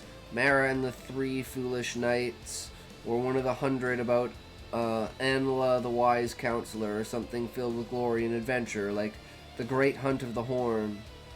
But always with a happy ending and a joyous homecoming. Yet if the land was peaceful around them, if no Trollocs appeared among the trees, no drag car among the clouds, it seemed to Rand that they managed to raise their tension themselves. Everywhere, whenever it was in danger of vanishing. There was the morning that Egwene woke and began unbraiding her hair. Rand watched her from the corner of his eye as he made up his blanket roll. Every night, when the fire was doused, everyone took to their blankets except for Egwene and the Aes Sedai. 2 women always went aside from the others and talked for an hour or two, returning when the others were asleep. Egwene combed her hair out. 100 strokes he counted while he was saddling Cloud, tying his saddlebags and blanket behind the saddle. Then she tucked the comb away, swept her loose hair over her shoulder, and pulled up the hood of her cloak. Startled, he asked, "What are you doing?" She gave him a sidelong look without answering. It's the first time he had spoken to her in 2 days, he realized, since the night in the log shelter on the bank of the Terran. But he did not let that stop him. "All your life you've been waiting to wear your hair in a braid, and now you're giving it up? Why?" "Because she doesn't braid hers. Aes Sedai don't braid their hair," she said simply. "At least, not unless they want to." "You aren't an Aes Sedai. You're Egwene Alvear from Edmund's Field, and the Women's Circle would have a fit if they could see you now. Women's Circle business is none of yours, Rand al'Thor. And I will be an Aes Sedai. Just as soon as I reach Tar Valon," she snorted. "As soon as you reach Tar Valon. Why?" "Light. Tell me that. You're no dark friend. Do you think Moiraine Sedai is a dark friend? Do you?" She squared around to face him with her hands clenched.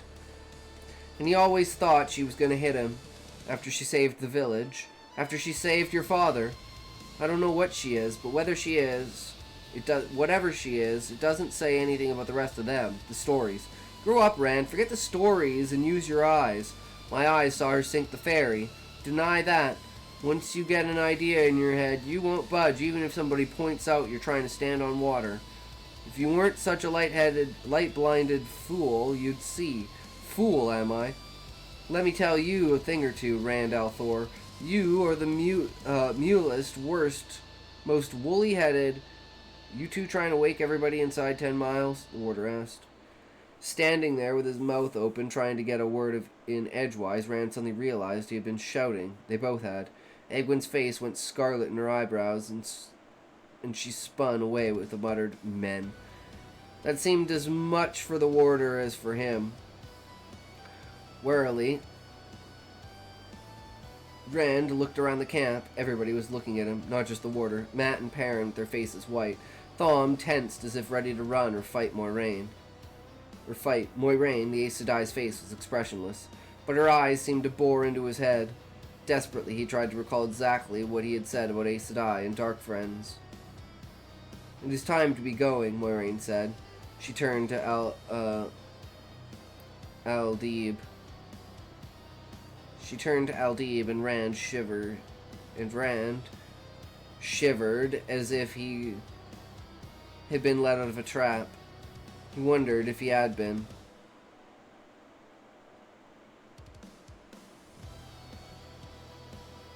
Two nights later, with the fire burning low, Mat licked the last crumbs of cheese from his fingers and said, "You know, I think we've lost them for good." Lan was off in the night, taking the last look. Moiraine and Egwene had gone inside for one of their conversations. Thom was half dozing over his pipe. The young men in the fire to themselves. Perrin, idly poking the embers with a stick, answered, "If we've lost them, why does Land keep scouting?" Nearly asleep, Rand rolled over his back to the fire. "We lost them back at Terran Ferry." Matt lay back, his fingers laced behind his head, staring at the moon-filled sky. "If they were even really after us." "You think that drag car was chasing us because it liked us?" Perrin asked. "I say, stop worrying about Trollocs and such," Matt went on, as if Perrin had not spoken. "Start thinking about seeing the world.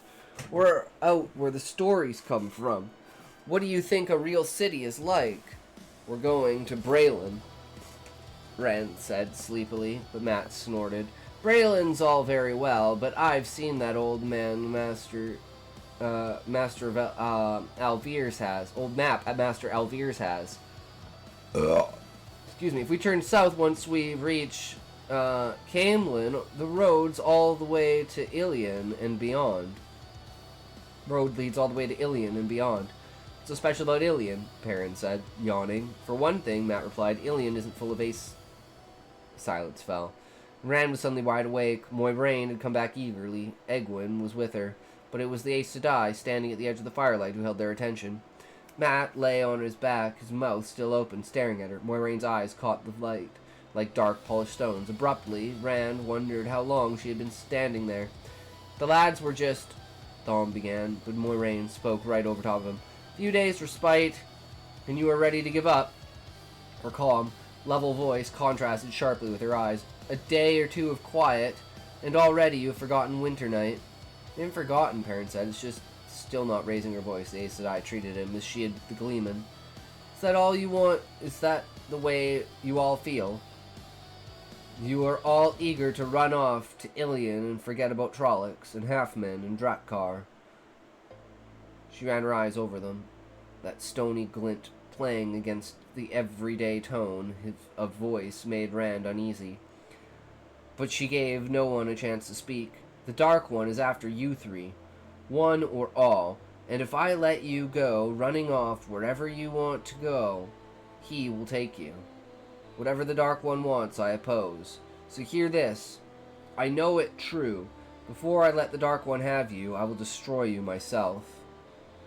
It was her voice, so matter-of-fact, that convinced Rand the Aes Sedai would do exactly what she said. She thought it was necessary, and he had a hard time sleeping that night. And he was not the only one. Even the Gleeman did not begin snoring until long after the lost coals died. For once, Moiraine offered no help. Those nightly talks began between Egwene and the Aes Sedai were a sore point for Rand. Whenever they disappeared into the darkness, aside from the rest of the rest for privacy, he wondered what they were saying, what they were doing. What was the Aes Sedai doing to Egwene? One night, he waited until the old men had all settled down, Thom snoring like a saw-cutting oak knot. Then he slipped away, clutching his blanket around him. Using every bit of skill he had gained stalking rabbits, he moved with the moon's shadows until he was crouched at the base of a tall leather-leaf tree, thick with tough, broad leaves, close enough to hear Moiraine and Egwene, where they sat on a fallen log with a small lantern for light. "Ask," Moiraine was saying, "and if I can tell you now, I will. Understand there is much for which you are not yet ready, things you cannot learn until you have learned other things which will require still things to be learned before them. But ask what you will." "The 5 powers," Egwene said slowly. "Earth, wind, fire, water, and spirit. Doesn't seem fair that men should have been strongest in wielding earth and fire. Why should they have the strongest powers?" Moiraine laughed. "Is that what you think, child? Is there a rock so hard that wind and water cannot wear it away? A fire so strong that water cannot quench it, or a wind snuff it out?" Egwene was silent for a sign, digging her toe into the forest. They were the ones who tried to free the Dark One and the Forsaken, weren't they? The male Aes Sedai. She took a deep breath and picked up speed. The women were not part of it. It was the men who went mad and broke the world. "You are afraid," Moiraine said grimly. "If you had remained in Edmund's Field, you would have become wisdom in time. That was Nynaeve's plan, was it not? Or you would have sat in the women's circle and managed the affairs of Edmund's Field while the village council thought it was doing so. But you did the unthinkable. You left Edmonds Field, left the Two Rivers, seeking adventure. You wanted to do it, and at the same time you're afraid of it. And you are stubbornly refusing to let your fear best you. You would not have asked me how a woman becomes an Aes Sedai otherwise. You would have not thrown custom and convention over the fence otherwise. No, Egwin protested. I'm not afraid. I do want to become an Aes Sedai. Better for you if you were afraid, but I hope you hold out to that conviction. Few women these days have the ability to become initiatives, much less the wish to. Moiraine's voice sounded as if she had begun musing to herself. Surely never before two in one village. The old blood is indeed still strong in the Two Rivers. In the shadows, Rand shifted. Twigs snapped under his foot. He froze instantly, sweating and holding his breath, but neither of the two women looked. Who? Egwin exclaimed. Who else? Is it Kari? Kari Thane? Lara Aelin? Moiraine gave an exasperated click of her tongue, then said sternly, You must forget I said that. Her road lies another way, I fear. Concern yourself with your own circumstances. It is not an easy road you've chosen. I will not turn back, Egwin said. But be that as it may, but you still want reassurance, and I cannot give it to you, not in the way you want. I don't understand. You want to know that Aes Sedai are good and pure, that it was those wicked men of legends who caused the breaking of the world, not the women. Well, it was the men, but they were no more wicked than any men. They were insane, not evil. The Aes Sedai you will find in Tar Valon are human, no different from any other woman, except for the ability that sets us apart. They are brave and cowardly, strong and weak, kind and cruel, warm-hearted and cold. Becoming an Aes Sedai will not change you from what you are. Egwin drew a heavy breath. I suppose I was afraid of that I'd be changed by the power. That, and Trollocs, and the Fade, and Moiraine Sedai. In the name of the light, why did the Trollocs come to Edmonds Field? The Aes Sedai's head swung, and she looked straight at Rand's hiding place. His breath seized in his throat. Her eyes were hard as when she had threatened him, and he had the feeling they could penetrate the leather leaf's thick branches. Light. What will she do if she finds me listening? Tried to melt back into the deeper shadows. With his eyes on the women, a root snagged his foot, and he barely caught himself from tumbling into dead brush that would have pointed him out with a crumble of snapping branches, like fireworks. Panting, he scrambled away on all fours, keeping silent as much by luck as by anything he did. His heart pounding so hard he thought that he might give it away himself. Fool, eavesdropping on an Aes Sedai. How dare you, Rand? You ain't in on this. She's all about that. Get up in here, we'll find an ad that gets you on the right track for you being ready to do what you need to do in a world of people that never know what needs to be done. You know you're doing by you when you've got it going on for that, that's for sure. Don't worry about it. You'll hold on to anything you can when you look at what you do. It's just the way that it is, right? Can't complain when ads throw out. Got 30 seconds of ads. Ah, only 30 seconds, Raymond. You're powering through it. Hell yeah. If only it was 0. If only.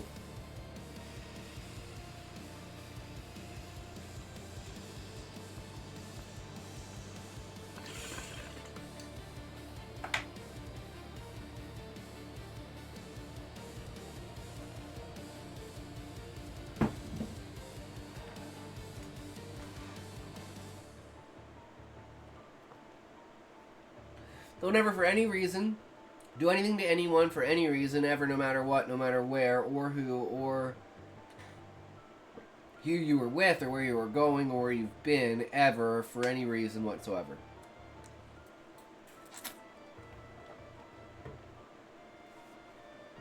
Shitty movie trailer. What movie, Raymond?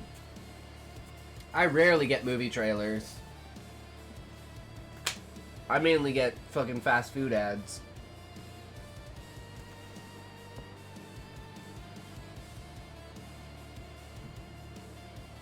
Back where the others were sleeping, he managed to slip in among them silently. Lan moved as he dropped to the ground and jerked his blanket up, but the warder settled back with a sigh. He had only been rolling over in his sleep. Rand let out a long, silent breath. I don't know, it was something from Spain, apparently. When finally sleep came, it was fitful and filled with sweaty dreams, where all the men in Redmond's Field claimed to be the Dragon Reborn, and all the women in the blue had blue stones in their hair like the one Moiraine wore. He did not try to overhear Moiraine and Egwene again. On into the 6th day, the slow journey stretched. The warmless sun slid slowly toward the treetops, while a handful of thin clouds drifted high to the north. The wind gusted higher for a moment, and Rand pulled his cloak back up onto his shoulders, muttering to himself. He wondered if they would ever get to Braylon. The distance they had traveled from the river already was more than enough to take him from Terran Ferry to the White River, but Lan always said it was just a short journey whenever he was asked. Hardly worth calling a journey at all. It made him feel lost. Lan appeared ahead of them in the woods, returning from one of his forays. He reined in and rode beside Moiraine, his head bent close to hers. Rand grimaced, but he did not ask any questions. Lan simply refused to acknowledge all sudden questions aimed at him. Only Egwene, among the others, even appeared to notice Lan's return. So used to this arrangement had they become, and she kept back, too. The Aes Sedai might have begun acting as if Egwene were in charge of Edmund's fielders, but that gave her no say when the warder made his reports. Perrin was carrying Mat's bow, wrapped in the thoughtful silence that seemed to take them all more and more as they got further from the two rivers. Horse's slow walk allowed Mat to practice juggling 3 small stones under Thom Merrilin's watchful eye. Gleeman had given lessons each night, too, as well as Lan. Lan finished whatever he had been telling Moiraine, and she twisted in her saddle to look at the others. Rand tried not to stiffen when her eyes moved across him. Did they linger on him a moment longer than on anyone else? He had a queasy feeling that she knew he had been listening in the darkness that night. "Hey, Rand," Mat called. "I can juggle 4. Rand waved in reply without looking around. "I told you I'd get to 4 before you. Look." They had topped a low hill, and below them, a scant mile away through the stark trees, the stretching shadows of evening, lay Berlin. Rand gasped, trying to smile and gape at the same time. A log wall nearly 20 feet tall surrounded the town, with wooden watchtowers scattered along its length. Within, rooftops of slate and tile glinted with the sinking sun. Feathers of smoke drifted upward from chimneys. Hundreds of chimneys. There was not a thatched roof to be seen. A broad road ran east from the town, and another west, each with at least a dozen wagons and twice as many ox carts trudging onward toward the palisade. Farms lay scattered about the town, thickest to the north, while only a few broke the forest to the south. But they might as well not have existed so far as Rand was concerned. It's bigger than Edmund's Field and Watch Hill and Darren Ride all put together. Maybe Terran Ferry too. So that's a city, Mat breathed, leaning forward across his horse's neck to stare. Perrin could only shake his head. How can so many people live in one place? Egwene simply stared. Thom Merrilin glanced at Mat, then rolled his eyes and blew on his mustache. City, he snorted. "And you, Rand," Moiraine said. "What do you think of your first sight of Berlin?" "I think it's a long way from home," he said slowly, bringing a sharp laugh from Mat. "You have further to go yet," Moiraine said, "much further. But there is no other choice, except to run and hide and run again for the rest of your lives. And short lives they would be. You must remember that. When the journey becomes hard, you have no choice." Rand exchanged his glances with Mat and Perrin. By their faces, they were thinking the same thing he was. How could she talk as if they had any choice after she had said, "The Aes Sedai made our choices"? Moiraine went on as if their thoughts were not plain. Danger begins again here. Watch what you say within those walls. Above all, do not mention Trollocs or half-men or any such. You must not even think of the Dark One. Some in Braylon have even less love for Aes Sedai than do the people of Edmund's Field. And there may even be dark friends. Egwene gasped. Perrin muttered under his breath. Mat's face paled, but Moiraine went on calmly. "We must attract as little attention as possible." Land was exchanging his cloak of shifting grays and greens from one a dark brown, more ordinary. Though of fine cut and weave, his color-changing cloak made a large bulge in one of his saddlebags. "We do not go by our own names here," Moiraine continued. "Here I'm known as Alice, and Delan is Andra. Remember that. Good. Let us be within the walls before night catches us. The gates of Braylon are closed from sundown to sunrise." Lan led the way down the hill and through the woods towards the log wall. The road passed half a dozen farms. None lay close, and none of the people finished their chores seemed to notice the travelers ending at heavy wooden gates bound with wide straps of black iron. They were closed tight, even if the sun was not down yet. Lan rode close to the wall and gave a tug to a frayed rope hanging down beside the gates. A bell clanged on the other side of the wall. Abruptly, a wizened face under a battered cloth cap appeared down suspiciously from atop the wall, glaring between the cut-off ends of two of the logs, a good 3 spans over their heads. "What's all this, eh? It's too late in the day to be opening this gate. Too late, I say. Go around to the White Bridge gate if you want to." Moiraine's mare moved out to where the man atop the wall had a clear view of her.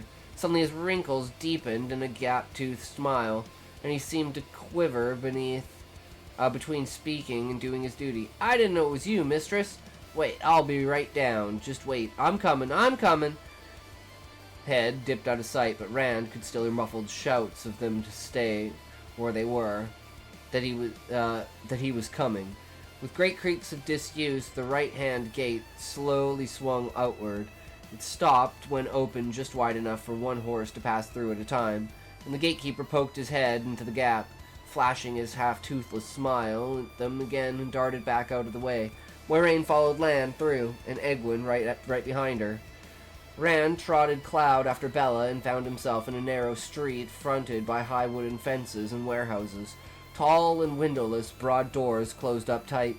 Moiraine and Lan were already on foot, speaking to the wrinkle-faced gatekeeper. So Rand dismounted too. Little man in much mended cloak and coat held his cloth cap crumpled in one hand and ducked his head whenever he spoke.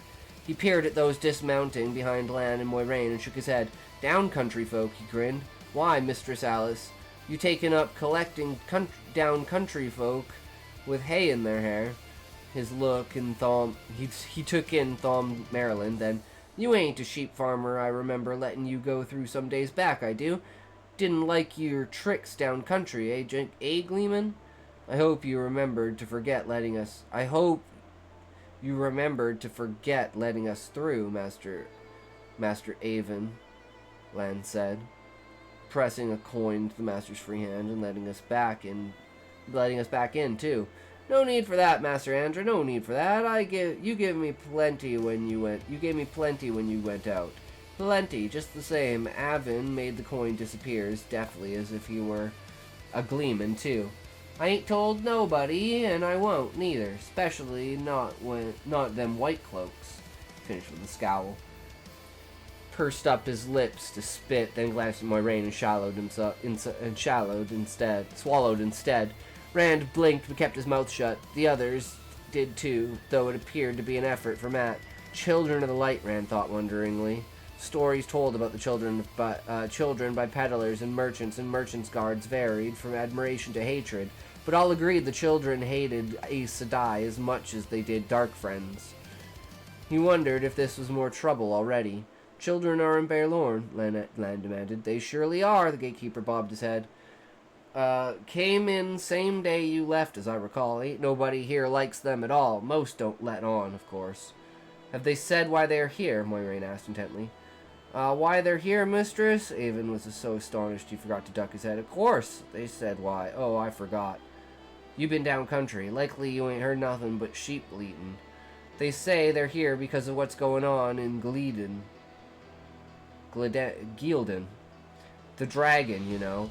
Well, him as calls himself dragon. They say the fellow's stirring up evil, which I expect he is, and they're here to stamp it out. He's down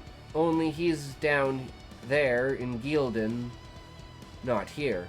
Just an excuse to meddle in other people's business is what I figure. There's already been a dragon's fang on some people's doors. This time, he did spit. Have they caused much trouble then, Len said, and Avon shook his head vigorously. Not that they don't want to, I expect. Only the governor don't trust them no more than I do. He won't let but maybe 10 or so inside the walls at one time, and ain't they mad about that. The rest have a camp a little ways north are here. Bet they got the farmers looking over their shoulders. The ones that do come in, they just stalk around in those white cloaks looking down their noses at honest folk. Walk in the light, they say, and that's an order. Near come to blows more than once with the wagoneers and miners and smelters and all, and even the watch, but the governor wants it all peaceful, and that's how it's been so far. They're hunting evil, I say, why aren't they up in Sladia? There's some kind of trouble up there, I hear, or down in Gaelden. There's been a big battle down there, they say. Real big. Moiraine drew a soft breath. I heard that Aes Sedai were going to Gaelden. Yes, they did, mistress. Avon's head started bobbing again. They went to Gaelden, all right, and that's what started this battle, or so I hear. They say some of those Aes Sedai are dead, maybe all of them. I know some folks don't hold with Aes Sedai, but I say, who else is going to stop a false dragon, eh? And those damned fools who think they can be men Aes Sedai or some such. What about them? Of course, some say, not the white cloaks, mind, and me, not me, but some folk, that maybe this fellow really is the dragon reborn. He can do things, I hear. Use the one power. There's thousands following him. Don't be a fool, Lan snapped, and Avon's face folded into a hurt look. I'm only saying what I heard, ain't I? Just what I heard, Master Andra. They say, some do, that he's moving his army east and south toward Tyr. His voice became heavy with meaning. They say he's named them the people of the dragon. Names mean little, Moiraine said calmly. If anything, she had heard disturbed. If anything she heard had disturbed her, she gave no outward sign of it now. You could call your mule people the dragon if you wanted. Not likely, mistress, Avon chuckled. Not with the white cloaks around, for sure. I don't expect anybody else would look kindly on a name like that, neither. I see what you mean, but no, mistress, not my mule. No doubt a wise decision, Moiraine said. Now we must be off. And don't you worry, mistress, Avon said, with a deep bob of his head. I ain't seen nobody. He darted to the gate and began tugging it closed with quick jerks. Ain't seen nobody and ain't seen nothing. Gate thudded shut and he pulled down the locking bar with a rope. Fact, mistress, this gate ain't even been open in days. The light illuminate you, Avon, Moiraine said. She led them away from the gate. Then Rand looked back once and Avon was standing on the front of the gate. He seemed to be polishing a coin with an edge of his cloak and chuckling. The way led through dirt streets barely the width of 2 wagons, empty of people, all lined with warehouses and occasional high wood fences. Rand walked a time beside the gleeman. Thom, what was all that about Tyr and the people of the dragon? Tyr is a city all the way down the Sea of Storms, isn't it? The Carathian cycle, Thom said curtly. Rand blinked. Prophecy of the dragon. Nobody tells those stories in the 2 rivers. Not in Edmund's Field, anyway. The wisdom would skin them alive if they did. Suppose she would at that, Thom said dryly. He glanced at Moiraine up ahead with Lan. Saw she could not overhear and went on. Tyr is the greatest port in the Sea of Storms. On the Sea of Storms, and the stone of Tyr is the fortress that guards it. The stone is said to be the fortress built after the breaking of the world, and in all this time it has never fallen, though more than one army has tried. One of the prophecies says that the stone of Tears will never fall until the people of the dragon come to the stone. Another says the stone will never fall till the sword that cannot be touched is wielded by the dragon's hand. Thom grimaced. Fall of the stone will be one of the major proofs that the dragon has been reborn. May the stone stand till I am dust. Sword that cannot be touched. That's what it says. I don't know whether it is a sword, whatever it is. It lies in the heart of the stone, the central citadel of the fortress. None but High Lords of Tyr can enter there, and they never speak of what lies inside. Certainly not to Gleeman, anyway. Rand frowned. Stone cannot fall until the dragon wields the sword. But how can he unless the stone has already fallen? Is the dragon supposed to be a High Lord of Tyr? Not much chance of that, the Gleeman said dryly. Tyr hates anything to do with the power, even more than Amador, and Amador is the stronghold of the Children of the Light.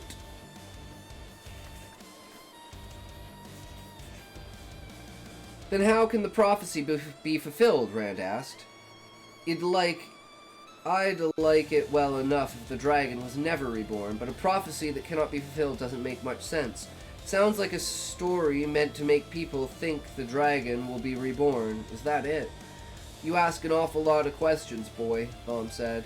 Prophecy that was easily fulfilled would not be worth much. Now would it?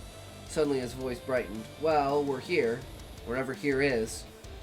Lan had stopped by a section of head-high wood fence that looked no different from any other than they had passed. He was working the blade of his dagger between the two boards. Abruptly, he gave a grunt of satisfaction, pulled the length of the fence, swung it out like a gate. In fact, it was a gate. Rand saw, though one meant to be opened only from the other side. The metal latch that Lan had lifted with his dagger showed that. Moiraine went through immediately, drawing Aldib behind her. Lan motioned the others to follow, and brought up the rear, closing the gate behind him. On the other side of the fence, Rand found himself in the stable yard of an inn. A loud bustle and clatter came from the building's kitchen, but what struck him was its size. It covered more than twice as much ground as the Wine Spring Inn, and was 4 stories high besides. Well over half the windows were aglow in the deepened twilight. He wondered at this city that could have so many strangers in it.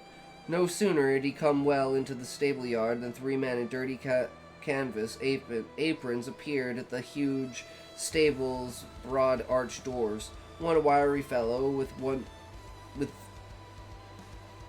and the only one without a manure fork in his hands came forward, waving his hands. Here, here! You can't come in that way. You'll have to go around the front. Lan's hand went to his purse again, but even as it did, the older man, his big round as master of Alvir, came hurrying in front of me, and puffs of air stuck out from about tufts of hair stuck out above his ears, and his sparkling white apron was as good as a sign proclaiming him the innkeeper. It's all right, Much, the innkeeper, newcomer said. It's all right. These folk are expected guests. Take care of their horses now. Good care. Much suddenly knuckled his forehead, then motioned his 2 companions to come help. Rand and the others hurriedly got their saddlebags and blanket rolls down, while the innkeeper turned to Moiraine, gave her a deep bow, and spoke with a gentle smile. Welcome, Mistress Elise. Welcome. It's good to be seeing you. You and Master Andra both. Very good. Your fine conversation has been missed. Yes, it has. I must say I worried you going down country and all. Well, I mean at a time like this, with the weather all crazy and wolves howling right up to the walls in the night. Abruptly, he slapped both hands against his round belly and shook his head. Here I go on like this, chattering away instead of taking you inside. Come, come, hot meals and warm beds. That's what you'll be wanting. And the best in Berlin are right here, the very best. And hot baths, too, I trust, Master Fitch, Moiraine said, and Egwene echoed her fervently. Oh, yes. Baths, the innkeeper said. Why, just the best and the hottest in Berlin. Come, welcome to the Stag and Lion. Welcome to Berlin. Yay, another chapter down! Success. I'm gonna quickly go throw on some food, and then we can get into... excuse me. The essay, Raymond. Let me find it first.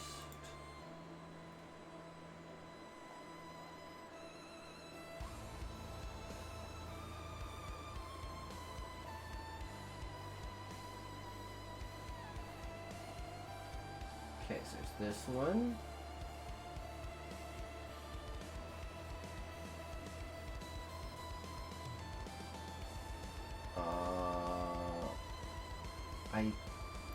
I'm not sure if I think it's this one.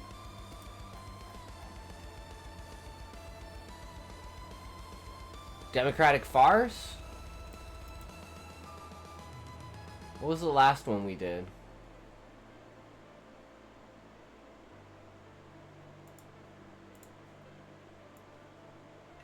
Cultural taxidermy.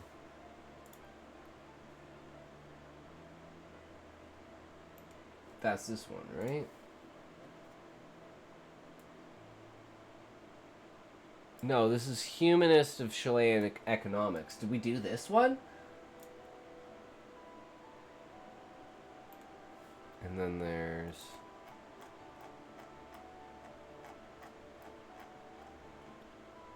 $60,000. Okay, so we did this one.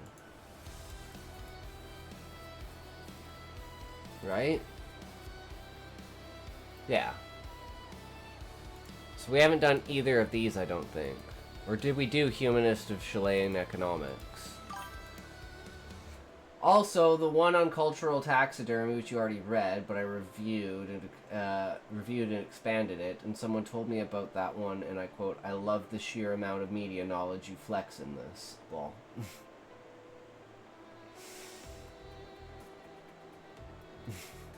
Yeah. So which one do you want me to read? I feel like these go together, but I don't know which one.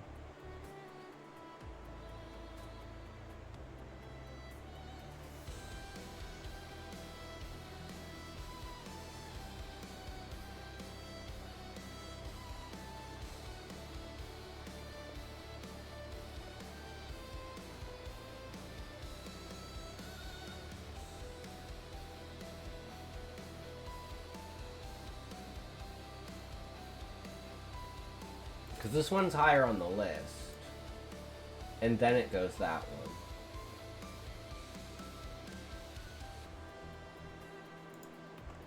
one. One on economics is the one you read last time. The farce is super short.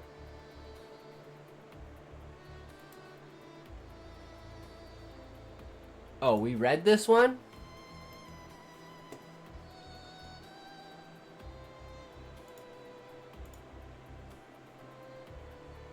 So this is the one that we're reading now. Okay. So just this really short one. Okay. Sounds good. Chilean democratic farce. I want to be popular too. In Chile, no one votes for anything. People vote against. Against fascism, against communism, against narcos, against the UDI, against the Communist Party, against the centrists, against anarcho-capitalism, against the woke crowd, against Coca-Cola Colo fans, against your ex. The ballot is the last civilized form of spitting. Gabriel Boric won because people didn't want to see Cast in La Moneda, not out of hope, not because of a program. The outcome was inevitable, a presidency without respect, without symbolic authority, without political credit, even among his own voters. Now, Jeanette Jara embodies the same phenomenon. She sparks no enthusiasm, but she represents the dam holding back the authoritarian nationalist nightmare. She's the new face of lukewarm salvation, not because of charisma, not because of a program, only because of her negative usefulness. Cast, for his part, is the villain of the movie, and he knows it, a vintage bad guy delighted to be hated. His campaign feeds on contempt. Every criticism gives him political protein. The left doesn't need to reinvent itself as long as Cast breathes. The right doesn't need ideas as long as fear exists. This isn't a problem of polarization, it's one of structural inertia. What we have are not two antagonistic blocks, but two symbolic machines feeding off the hatred they generate in each other. and in the middle. An electorate that no longer believes in anything but keeps voting as if taking antibiotics without knowing whether it's an infection. The Chilean political trajectory, in my view, doesn't move forward. It folds back on itself. Lines that don't point forward toward a horizon, but toward the repetition of unsolved traumas. The coup, the transition, the uprising, the convention, nothing gets resolved. Everything is replaying with new actors and less originality. System is clear. Candidates don't aim to present interests, but to contain passions. Each campaign builds its story, not around a proposal, but around an enemy. No one promises anything good, but everyone threatens you with hell if the other side wins. Thus, voting becomes a damage control strategy, like choosing which organ to amputate. There's no epic, not even a glorious lie. There's only trauma management. Deep down, the country isn't deciding its path, but the least painful way to keep sliding without direction. This mechanism produces a peculiar kind of stagnation, a democracy that doesn't collapse, but doesn't advance either. The electoral process becomes a kind of narrative loop, the same recycled ideas, the same enemies, the same emergency language. And meanwhile, the state, the only actor that still works, carries on as best it can, in patch mode, in reactive mode, sometimes in autopilot mode. There is no leadership, only management of decomposition. That basically sums it up pretty much. Yeah, I like it, Raymond. Yup. Only it's not just the Chilean government. I feel that's every government, and that's by design.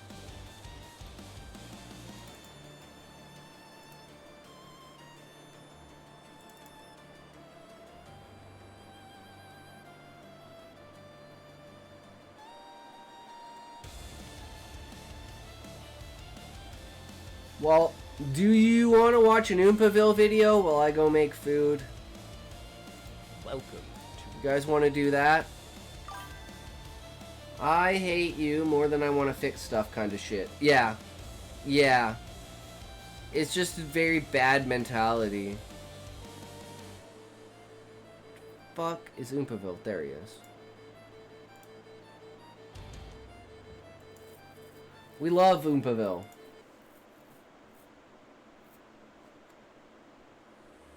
It kind of ratcheted up that feeling of being in some kind of out-of-control tragedy. In 1992, a forgotten cabin on an Idaho mountaintop became the epicenter of a standoff that would forever change how Americans view their government. There's been quite a few events like that. I will be right back. And events like the Waco siege, drink which you've while I'm at it. probably heard of. A lot of people say that I look like the madman in Waco when I wear those glasses that I have. I'm sorry about that. For the event we're talking about today, which is Ruby Ridge, this began as a minor gun charge and spiraled into an 11-day siege involving hundreds of federal agents, snipers with shoot-on-sight orders, and a family convinced that the end times had come. By the time it was over, a U.S. Marshal, a 14-year-old boy, and a mother holding her baby were all dead. Ruby Ridge wasn't just a tragedy, it was a watershed moment in American history. And if you're not sure what that means, welcome to the club. Just kidding. It's like a turning point. I'm not that dumb, but I am dumb.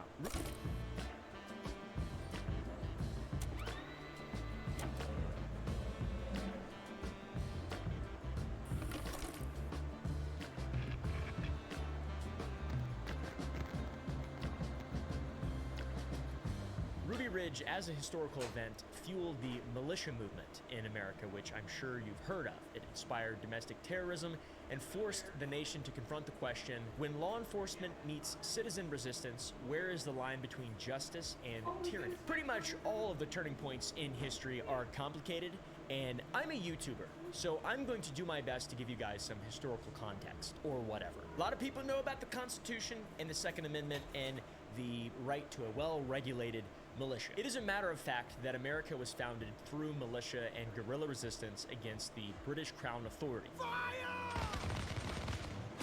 The modern anti-government militia movement of the 80s, 90s, 2000s, the Navy SEALs. It represents something distinctly different from the Revolutionary War era citizen soldiers of the Continental Army. It's very clearly a different thing. But in my opinion, The Second Amendment of the U.S. Constitution is short enough that it does not need interpretation. It says, a well-regulated militia being necessary to the security of a free state, the right of the people to keep and bear arms shall not be infringed. Seems pretty simple to me. That being said, it has been and will continue to be a topic of debate and discussion forever, as it should be. It's part of being in America. Now, the well-regulated militia part is a central point of these debates. The United States Code website consolidates general and permanent laws of the United States and has a page dedicated to defining militias. There are two clear classes of militia in the United States, both of which consist of all able-bodied males at least 17 years of age and under 45 years of age who are citizens of the United States. So there's an organized militia, which consists of the National Guard and the Naval Militia, and an unorganized militia, which consists of militia members that are not in the National Guard or the Naval Militia, Navy SEALs. But it reads like any military-aged male falls under the category of an unorganized militia because everybody has the right to bear firearms and can have a regulated militia. Beyond just the federal laws, states have unique militia laws as well. Now, how aware U.S. citizens are of their status within or outside of the unorganized militia really just comes down to how knowledgeable they are about U.S. code in general. So there's levels of preparedness. Most people have no idea that they are members of an unorganized militia. Most people, okay? A lot of you guys are just finding that out now, and guess what? I want you to press the like button.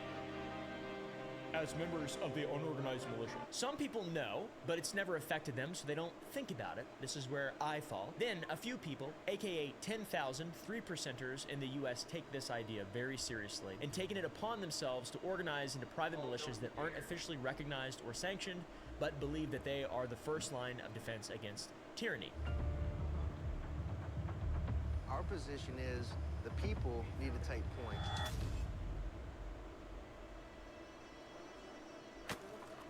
Take a good look at the face of the militia and the 3% movement. As outlined in the Constitution of the United States of America. The same was the case back in the late 1980s when multiple factors had driven the U.S. into a volatile political climate in ways that echo what we're seeing today with slight differences. The farm crisis had devastated rural communities across the nation, jobs vanished, rural businesses and banks closed, and massive debt led to 250,000 farms shutting down in rural America. And the young people had to go to a city, somewhere else to get a job. The causes included failed government policy, skyrocketing land and commodity prices, and droughts.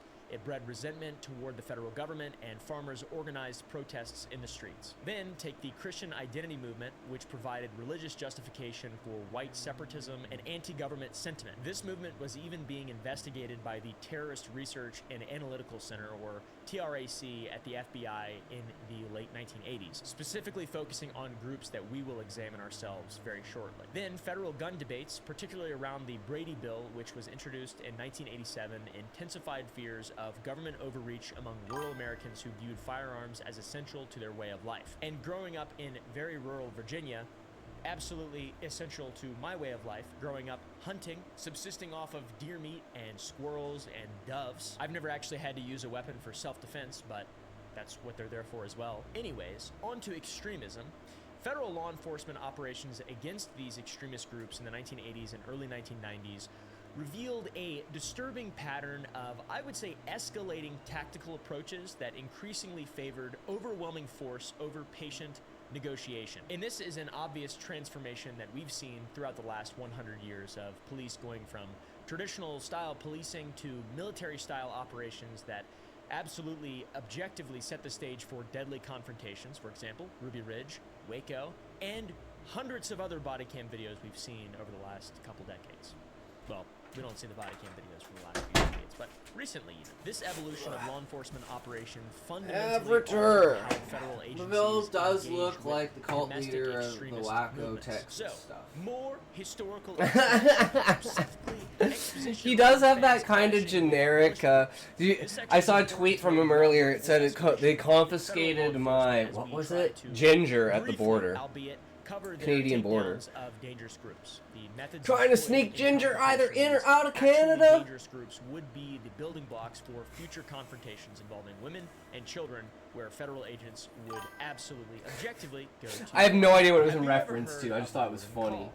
probably I don't even know if it was like because real, before if it was just a researching this, meme. I had never heard of Gordon Call. And You what know, I've like the done whole kind of apple stupid thing that was happened the where they're Gordon Call confiscating like incidents apples. of 1983 demonstrated how But it's like the poor whole tactical fruit thing, you know, you planning can't and take immediate exotic fruits because you confrontation can cause a approach bunch turned of routine different arrests diseases into to deadly different firefights. fruits by Gordon sending Call them was across a the country. 62-year-old farmer and decorated World War II veteran, as well as the leader of the Posse Comitatus, which was in fact an armed vigilante group that conducted paramilitary training and was highly critical of the federal government, with a particular disdain for the collection of income tax.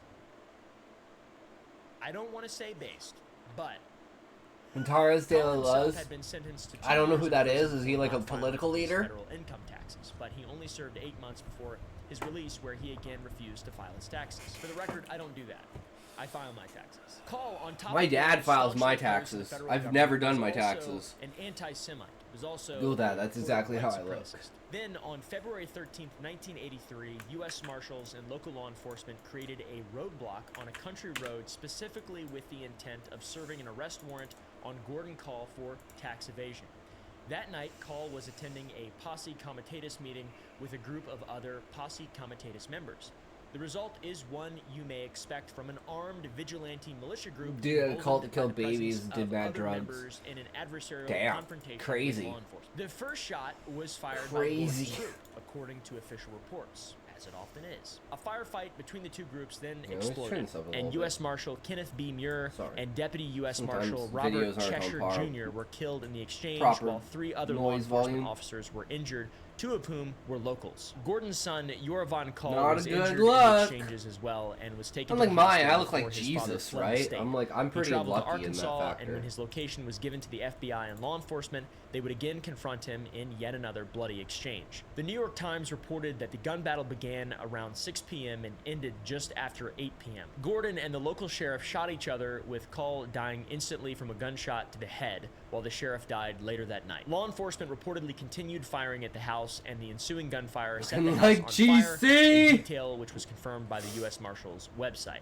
And Call's body was burned beyond recognition and had to be identified by his dental records. Again, it's reported that Gordon had been the one to open fire first at both exchanges, but there are still many criticisms of the way this was handled in general by law enforcement. You could construe this in the way that the violence was instigated by creating a roadblock to confront Call after a meeting rather than somewhere he would have been less likely to resist. One such place to arrest Call without violence could have been a grocery store, reportedly the only place that he went unarmed. Supposing that's true, then the man who had vowed to never be taken alive could have been apprehended without casualties, but who knows if that would have actually happened. But instead, there was a classic Fed inferno that burned the location of his last stand to the ground and ignited stockpiled ammunition and dynamite, which rocked the hills for miles. This is a tactic that was seemingly become cemented into federal law enforcement's procedure over the course of the next few years. After Gordon, we moved to Robert J. Matthews. Denton. On the 8th of December, the FBI embarked on an operation against Robert J. Matthews at Whidbey Island, and this represents a critical turning point in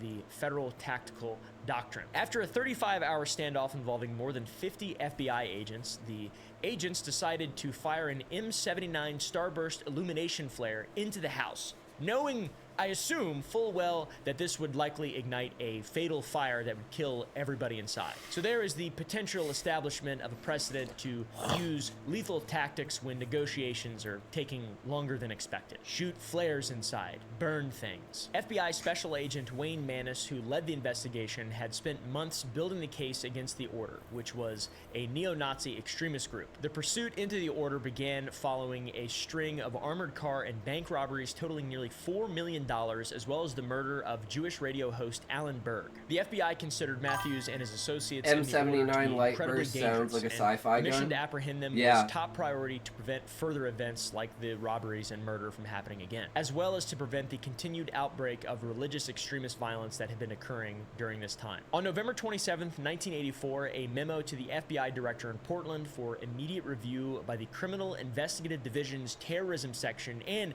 the Domestic Terrorism Unit called attention to 5 potential locations where the fugitive Robert J. Matthews could potentially be hiding. These locations were rented by Matthews or other armed and extremely dangerous associates. Skipping forward to Friday, December 7th, the operation began peacefully enough, with 4 order members being arrested without incident as law enforcement moved on several houses in the Green Bank area. Now, according to reporting from the Seattle Times on Sunday the 9th, here is how the events that Friday unfolded. That morning, Randolph George Dewey was arrested and charged with possession of a machine gun and harboring Robert Matthews. That afternoon, and half a mile away, Sharon K. Murky and Robert Emil Murky were arrested and accused of harboring Matthews. That evening, negotiations began at a third home a mile away from Green Bank with Robert Matthews believed to be inside. Then that night, a fourth individual, Bartlett Udell, was arrested, and FBI-led negotiations continued through the night as SWAT and sharpshooters were brought in. The following morning and throughout Saturday, the 8th, the heat would be turned up both literally and metaphorically. It was believed, but not confirmed, that the last individual in the house was in fact Robert Matthews, and the man that they were there to apprehend. It was also suspected at the time that he may have been holding hostages within the property, but now we know that there were no hostages, and what happened next is baffling if they really did believe that hostages were potentially inside the house. Before noon, negotiations began to break down, and the FBI began firing tear gas canisters into the house to hopefully incapacitate Matthews. It did not. The federal agents would come to this realization when a SWAT team moved in, only to come under automatic fire from Matthews, at which point they retreated without injury. The FBI would wait until after sunset to take further action, and the sun would set that day around 4:15 p.m., and shortly after, at 6 p.m., illumination flares would be deployed, knowing that they would likely catch on fire and end the standoff. That's what happens when you launch a flare from a 40mm grenade launcher into a stick house. It's going to catch fire. Okay. There's also some mixed reporting on how the flares were deployed, whether they were dropped from a helicopter overhead, as reported in the Seattle Times from that Sunday the 9th, or fired from a 40mm M79 grenade launcher into the home itself, which was also reported. But either way, the result is the exact same. The house caught fire, and Matthews, barricaded inside, died in the blaze, thus effectively dismantling the order as a viable group, but members were still pursued across America. The events in Green Bank also help inform the way similar groups are viewed and approached by the FBI in the future. An internal document from February 1985 would state that any Aryan Nations member should be considered extremely dangerous with unlimited weapons and ammunition, and that they may retaliate in response to the operation against Robert Matthews. I don't know why I came here. I'm gonna get back to it. All right, Muffin, sounds good. Moment,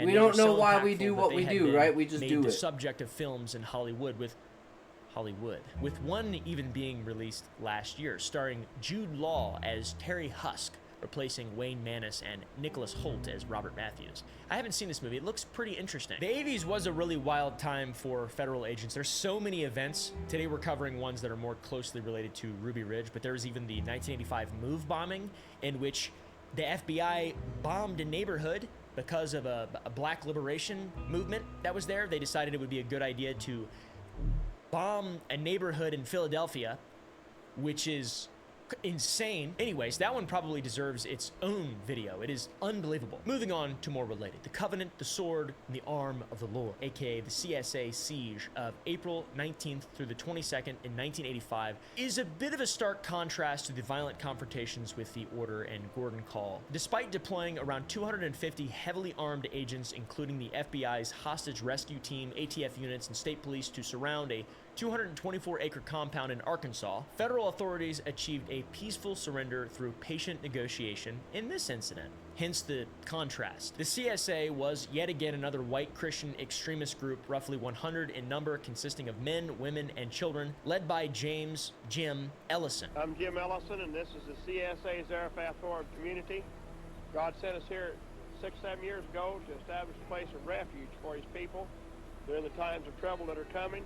And I'd like to take you on a tour. They engaged in paramilitary training, murder, robberies, and burglaries, all stemming from white supremacist ideology. They set fires in a church that had a homosexual congregation, they set a Jewish center on fire, and they tried to bomb a natural gas pipeline. A member also killed a pawn shop owner that they just thought was Jewish, and that same member killed a black state trooper. In spite of these crimes, the April siege of the CSA compound wasn't a result of CSA activity, but rather the result of a member of the Order David Tate. Tate was wanted for murder, and when stopped at a traffic checkpoint near the Missouri-Arkansas First time the border, United States gunned used down its a Air state Force trooper. was to David bomb Tate would flee, and protesting with the coal CSA miners in compound only an Kentucky. hour I and a think half that was away the from where his state. vehicle was discovered with machine guns and hand grenades, Sounds it was about believed right, that he was Raymond. heading there. So the siege of the CSA began as a result of that. But several decisions were made that differed from other confrontations, leading to its peaceful revolution, something that seemed to be an impossibility given the size and equipment of the CSA members. During the 4-day siege, U.S. Attorney Asa Hutchinson would personally enter the compound wearing an FBI flak jacket to conduct negotiations. This, I think, is a clear demonstration of a commitment to a peaceful revolution. This led to CSA leader James Ellison requesting guidance from his spiritual advisor, like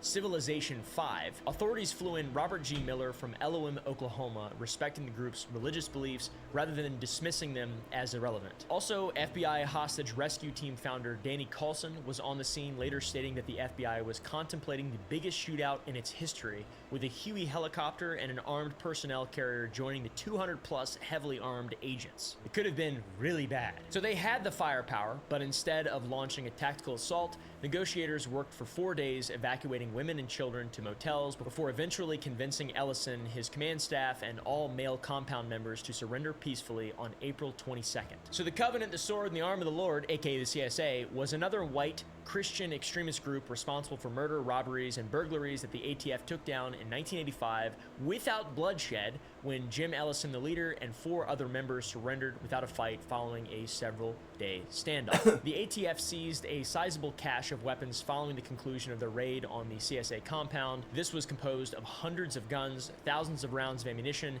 C4 explosive, and even an anti-tank rocket. So obviously, had federal agents decided to immediately launch a tactical assault, the resulting firefight would have been catastrophic, absolutely. While these groups were known for violent, hate-fueled crimes, the confrontational operations emboldened federal law enforcement agencies. Their approach often prioritized making arrests and securing convictions over de-escalation. Fires burned the Order leadership and later the Branch Davidians in Waco, while armed standoffs with the CSA reluctantly ended without violence, though the feds were very well prepared for it. The agencies operated under exaggerated threat assessments that portrayed suspects as more dangerous than intelligence actually suggested they were. A Senate Judiciary Subcommittee even partially disavowed some elements of the task force reports made to justify these raids. According to a memorandum from Deputy Attorney General James Gorelick dated April 5th, 1995, it appeared that the authors of every report were more concerned with justifying agency conduct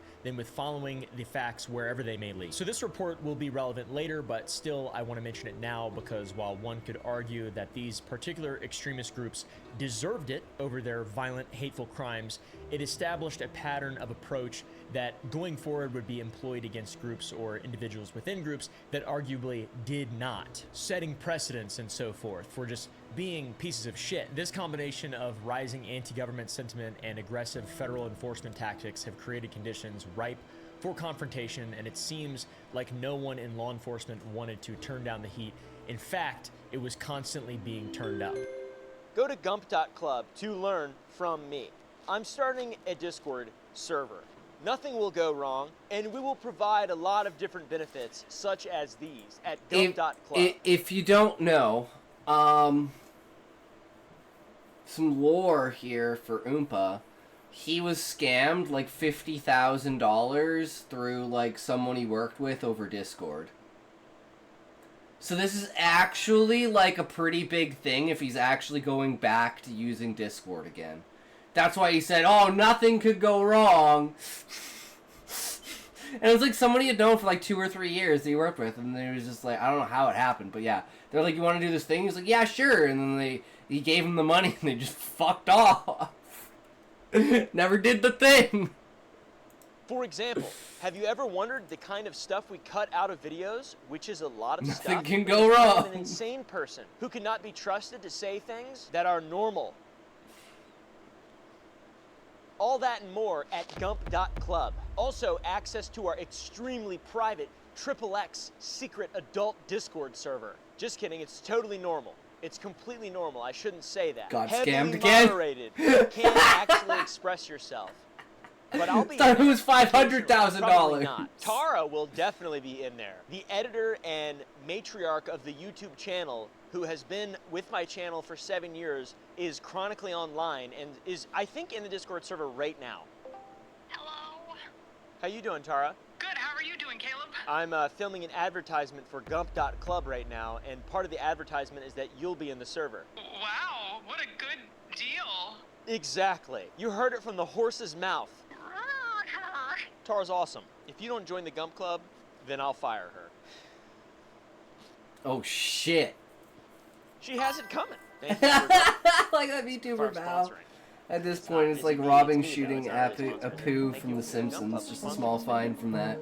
Because it's happened so many Now on times. to the build-up to the siege at Ruby Ridge. Randy Weaver's path to Ruby Ridge began conventionally enough. He was born to Iowa farmers in 1948. He served honorably in the Army, and it's widely reported that he had served as a Green Beret, as Randy had claimed, and he's been photographed in a Green Beret uniform. In spite of that, his claim appears to have been disproven, as his DD-214, which is the document of complete military service history, indicates that he may have received demolition training but was never a Green Beret or a member of any special forces. Upon leaving the service, he married Vicki Jordison and fell into a more mainstream American lifestyle. Randy worked at a John Deere tractor factory, and his wife was a secretary at Sears, and they had 3 children, a son, Sam, and 2 daughters, Sarah and Rachel. In the 70s, Randy and Vicki Weaver underwent a religious evolution, and the two were influenced by several pieces of apocalyptic literature, such as Hal Lindsey's The Late Great Planet Earth, a best-selling book that speculated the end times were fast approaching and current events are signs of the impending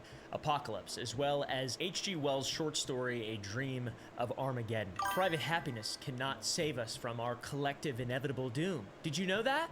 Anyways, also they read Ayn Rand's Atlas Shrugged, which is a horrible movie. They will try like hell to stop you. Ms. Taggart, I think everyone agrees that capitalism doesn't work. Not sure if you've read that, or watched that, or whatever the but Atlas Shrugged is a novel about the dangers of an out-of-control government, which ultimately leads to a societal collapse. Classic books. These readings paired with the prediction of the rapture in the Bible, whatever Bible that they read, or read, I'm not really sure. The one that I've read does not have any rapture stuff in it at all. By the way, you're all so dumb for believing the rapture was last Wednesday. That's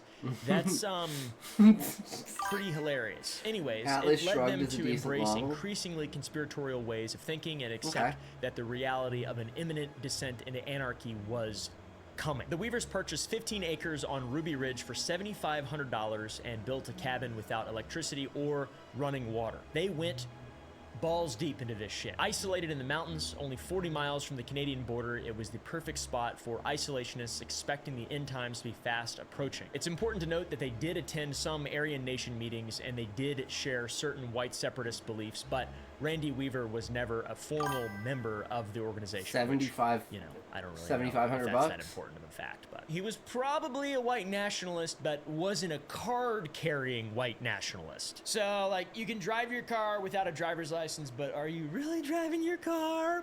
Being sarcastic. Press like. In fact, Randy ran for county sheriff in 1988 on a platform of protecting the public from the government and handing out get-out-of-jail-free cards to anyone who didn't commit violent crimes, so like people who sold drugs and whatnot. This run for public office, even though it was a campaign he lost, suggests he wasn't entirely disconnected from mainstream society. In 1986, an ATF investigation began as he was believed to be associated with white supremacists and to traffic illegal firearms. They believed he was an illegal small arms dealer. Kenneth Fadley, an undercover informant for the ATF, was operating under the name Gus Magisano, who claimed to be a gun runner and had cultivated Weaver over the course of 3 years until 1989. And in 1989, Kenneth, whom Randy knew as Gus, requested that 2 shotguns be sawn off to a length below the legal barrel length, and Randy did so reluctantly. If you don't know, having a rifle shotgun is a rifle with a barrel length of less than 16 inches and still having a stock and not technically being a pistol is a crime. A gun conceptually similar to this is what got Randy in trouble. You see, at first glance, this looks like a rifle. Okay, it looks like a rifle with a little short barrel. This is a suppressor. It comes off. It's not permanently attached to the barrel, so the barrel is this long. It's like 7 inches long. It's a pecker length, and it has a stock, obviously, blah, blah, blah. This is a pistol according to the ATF. Believe it or not, this is a pistol. You're not supposed to shoulder this, or whatever they said in 2012. I forget exactly, but this is technically a pistol somehow. Don't ask me how that makes any sense, but when you have a normal stock on a rifle and the barrel is less than 16 inches and it's not registered as an SBR legally and you don't pay the tax stamp, then it's a crime. It's a federal crime. So like there's a magic difference between this stock. It's kind of confusing, but this is the same thing, just not a shotgun. It's an AR. It's a 300 blackout. It's pretty cool. I like it a lot. Randy needed the money and trusted Gus, so he did it without the proper licensing and registration with the ATF. But it was a ploy that gave the government leverage to use against Randy. The ATF tried to flip Randy Weaver into an informant by using the sale to threaten him with charges if he didn't help them prosecute the Aryan Nations, which was the group that Randy had been attending meetings with, but again, he was not a formal member, and Randy refused to help them, and so the ATF filed charges against him, and a federal grand jury indicted Randy on firearms charges. And Randy would be arrested for the first time in 1991 when ATF agents posed as stranded motorists. According to Randy's recounting of the incident, they'd been pretending to be a family in trouble, knowing that Randy was the kind of person to stop and help them. As soon as I had my hands on top of the radiator and my foot up on the bumper, this guy reaches around and grabs me right here and says, "Freeze, federal agents!" 1 full year after selling the illegal guns, Randy is finally arrested. When he'd approached these several agents, they allegedly jumped him, and the wife of the group threw Vicky Weaver face down in the snow. And for clarification, the October 1989 shotgun sale remains disputed to this very day. To the government, Randy was eager to supply pre-cut illegal weapons, apparently telling Fideli, Magisano, Gus, whatever the you want to call him, that he could supply 4 or 5 guns per week. But Randy insisted that he was pressured into committing the crime during a period of financial hardship, claiming that he'd been entrapped. So, in regard to that, believe what you will. Ultimately, this arrest would serve as the catalyst for the following events, and he was released with a trial set for February 19th, 1991, and what happened next was the fault of bureaucracy and not Randy Weaver. The court date was pushed to February 20th, 1991, and it was only a one-day difference, but Weaver received a letter from the probation office stating that the trial had been rescheduled for March 20th, 1991, a month after he was really scheduled to appear. When Weaver inevitably failed to appear on the correct date, having received contradictory information, a bench warrant was issued for his arrest, and a federal grand jury indicted him again, but this time for failing to appear at a trial. U.S. Marshals were then tasked with apprehending Weaver, but the way that they went about pursuing his arrest resulted in the unnecessary deaths of people on both sides that would result in the infamous Ruby Ridge standoff. Following the confrontation with the Order, Aryan Nations and their associates were considered extremely dangerous with unlimited ammo and weapons, and Randy, though not a card-carrying racist, had attended meetings and was considered an associate by law enforcement. Plus, Randy's military service and claims surrounding his military service pointed to demolitions and Green Beret training, which would only further reinforce federal law enforcement's belief that he was a deadly fanatic who had booby-trapped his compound, living in a fortress on Ruby Ridge and fighting like a Green Beret. On August 21st, 1992, a team of 6 U.S. Marshals, all armed, attempted to infiltrate the Weaver's Ruby Ridge compound. They were in combat gear. They had their faces painted with camouflage. They were wearing full camouflage suits with black ninja-type hoods. They were carrying machine guns and large-caliber semi-auto pistols, and they were trained to kill. That's how Randy would later recall how the U.S. Marshals were equipped when he, his son Sammy, and his friend Kevin Harris encountered them in the woods. They were alerted to the presence of the Marshals when the Weaver's dog Stryker discovered them and began to bark. The boys don't hear Randy, and they continue chasing the dog through the woods until they come upon the Marshals. Sam Weaver's dog, Stryker, reaches the Marshals first. And I heard a bang. They shot the dog. They shot the dog. The sequence of who fired first remains obviously forever disputed. Marshals claim Kevin Harris shot Deputy William Deegan unprovoked, and the Weaver party insists the dog was shot first by the Marshals, which prompted them to return fire. What is undisputed is that Deputy Marshal William Deegan, 14-year-old Sammy Weaver, and the family dog all died in the initial firefight. Evidence suggests Sammy was shot in the back while running away. Kevin said Sam's dead. Well, we just lost him. You know, we were up there and we were just, I was cussing and screaming and crying in combination. On August 22nd, the second day, the FBI's hostage rescue team arrived with modified rules of engagement that Department of Justice investigators later deemed unconstitutional. The FBI's standard rules of engagement about the use of deadly force state, FBI special agents may use deadly force only when necessary, when the agent has a reasonable belief that the subject of such force poses an imminent danger of death or serious physical injury to the agent or another person. If feasible, a verbal warning to submit to the authority of the special agent is given prior to the use of deadly force. The revised rules of engagement as they were employed at Ruby Ridge were quite different. They are as follows. If any male is observed with a weapon before the announcement of surrender, deadly force can and should be employed if it doesn't endanger children. If any adult is observed with a weapon after the surrender announcement is made but isn't attempting to surrender, deadly force can and should be used. If compromised by any animal, particularly the dogs, that animal should be eliminated. The FBI's rules of deadly force were in effect for anyone presenting a threat for the Ruby Ridge standoff. This is clearly a massive change to the rules of engagement that removed agents' obligations to assess immediate threats before shooting. So the whole siege was guided by essentially a shoot-on-sight response against American citizens. It's pretty unbelievable. The first instance of deadly force misuse would occur on the day that these new rules took place. Alongside the FBI hostage rescue team, a helicopter was also on station to observe and protect agents who would have to approach the cabin to neutralize the threat through either arrest or lethal force. Lon Horiuchi, a sniper with the FBI positioned 200 yards from the Weavers' Ruby Ridge cabin, fired 2 shots in another situation of disputed origin. As the snipers settle into position, the FBI prepares to approach the cabin, and the Weavers wait. The Department of Justice stated that when the HRT helicopter flew near the cabin, Weaver, his 16-year-old daughter Sarah, and Kevin Harris came out of the cabin armed with rifles, presumably to shoot at the FBI helicopter. Other reports state that they were headed to the cabin where Sammy's body was being kept to pray over him before Horiuchi opened fire. When no one responds, Randy goes to check the guest shed where Sam's body has been laying since the morning before. I was going to go in and see Sam again.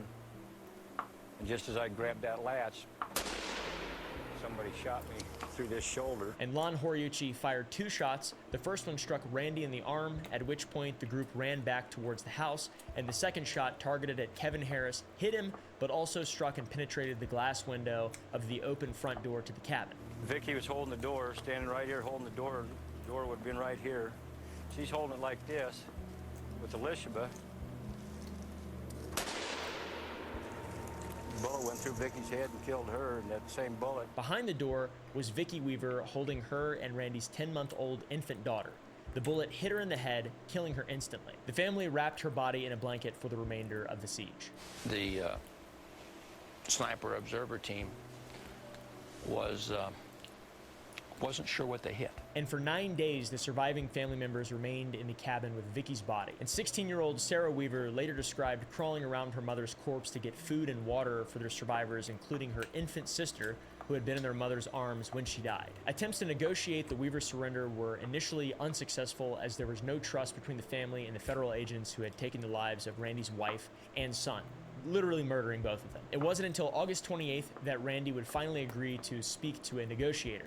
And the negotiator was none other than presidential candidate Bo Gritz, a former Green Beret who was supposedly the inspiration behind Sylvester Stallone's character in Rambo: First Blood. Gritz, a controversial figure with ties to the far right, succeeded where FBI negotiators failed by establishing trust with Randy Weaver. The revelation that Vicky was dead shocked federal commanders who had operated for days unaware of the second shot's consequences from their sniper. A couple days later, on August 31st, the Weavers and Harris would surrender. Kevin Harris was in desperate need of medical attention after being shot by Horiuchi, and Randy had also been shot, though not as severely. Waiting for them after their surrender were hundreds of federal agents, armored vehicles, and helicopters, and a massive show of overwhelming force in response to a single family and what had begun as a failure to appear on weapons charges. Both Randy and Kevin were arrested and faced charges ranging from Randy's original failure to appear in court to murder for the death of Deputy William Deegan. Kevin Harris would be cleared of all charges, and Randy would also be cleared of all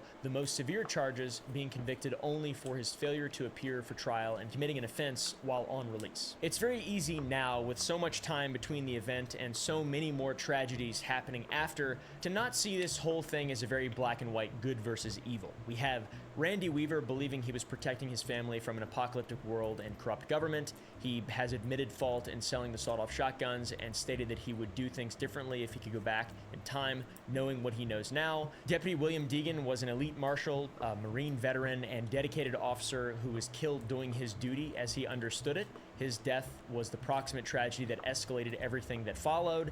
Kevin Harris was acquitted of all charges, shot Deputy Deegan in what the jury deemed as self-defense after Sammy Weaver was killed. He testified that the first time he heard anyone identify themselves was after he had already fired a shot. Then you have Lon Horiuchi, the FBI sniper who followed the rules of engagement he'd been told were legal. His second shot, firing at a moving target with known civilians inside, was later deemed unjustified by DOJ investigators, and there were multiple systemic failures that transformed a minor weapons charge into a very deadly confrontation and tragedy. Exaggerated threat assessments portrayed Weaver as far more dangerous than evidence actually suggested, which created a self-fulfilling prophecy of violent confrontation that, up until this point, the federal government and law enforcement kind of was becoming known for. Plus, bureaucratic errors provided Weaver the incorrect court date, and his absence escalated the federal response even further. The decision to deploy military-trained units with shoot-on-sight orders against an American family, including children, represents a pretty fundamental miscalculation of appropriate force, once again with hindsight. Federal agents' inability to understand or engage with the Weavers' religious worldview prevented effective negotiation until Rambo arrived, literally. Grits. Ruby Ridge fundamentally fractured America's trust in federal law enforcement, which, by the way, this has happened a lot of times. There's been quite a few watershed, for example, the Move bombing I mentioned. There's lots of events like this because the federal government is made up of people, let's be real. But at the time of Ruby Ridge, representatives and citizens alike were outraged at the botched arrest attempt that led to the deaths of a 14-year-old boy and his unarmed mother holding a baby. Are you proud of yourself? Are you proud of yourself? You're gonna kill all the children to get one man. Even during the standoff, Randy Weaver and his family under siege became a symbol that rallied anti-government groups. Protesters gathered on roads near the property where military vehicles would have to approach. Many of them were obviously white supremacists. But of course, it wouldn't just be those with Christian identity beliefs and those from the Aryan nations that would condemn the use of force at Ruby Ridge, because the use of force has affected every group of people inordinately. It's kind of like the point of government. So yeah, in the revelation of the FBI's rules of engagement at Ruby Ridge struck at the core of American constitutional principles.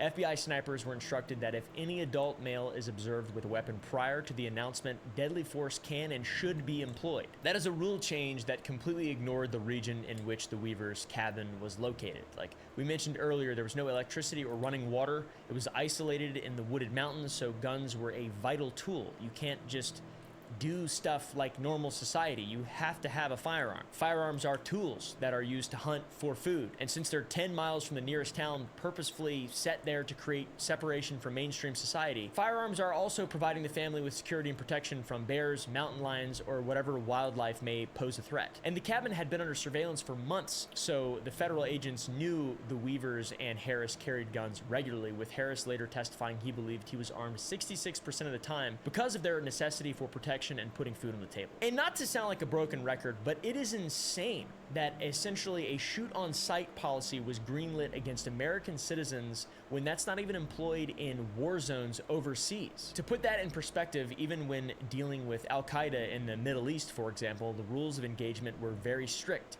Individuals had to display hostile intent or commit a hostile act before Navy SEALs could engage. One might argue that the hostile act was when the first exchange of fire between marshals and the Weavers resulting in Sammy Weaver's death happened, but there are many reasons that this would be a flawed argument to make. For example, the fact that the altered rules of engagement were later deemed unconstitutional suggests that the FBI's approach was flawed from the outset of their involvement in this event. The former chief of the FBI's violent crime section, Michael Cahill, not only failed to disclose an internal conference report that was critical of the way things were handled at Ruby Ridge during the trial of Weaver and Harris, but even went so far as to destroy the report. He was sentenced to 18 months for obstruction of justice. And the constitutional standard established in Tennessee versus Garner requires law enforcement to use deadly force only when the officer has a good faith belief that the suspect poses a significant threat of death or serious physical injury to the officer or others. Yet at Ruby Ridge, agents were permitted to shoot any armed adult without assessing the threat level, and hidden sharpshooters literally did that. While at that time, no other officers or the officer shooting were under threat from the Weavers or Harris. Constitutional scholars Dave Koppel and Glenn Reynolds concluded that these orders were clearly unconstitutional because the Weavers didn't pose a serious and imminent threat, noting that even military rules of engagements and combat zones typically require identification of hostile intent before using lethal force. So take that to the bank, I suppose. Even FBI hostage negotiator Frederick Lansley, with experience in over 300 hostage situations, was shocked by the rules of engagement and called them the most severe he had ever seen. When briefed on the rules, one FBI SWAT team member responded simply, "You've got to be kidding." Another agent remembered the rules of engagement as, "If you see them, shoot them." Thankfully, the FBI is self-regulating, though, and found themselves to be in the right in several instances. These instances are found in the DOJ report published in 2002. The FBI Shooting Incident Review Team finds the shootings justified. FBI Shooting Incident Review Group finds no FBI misconduct.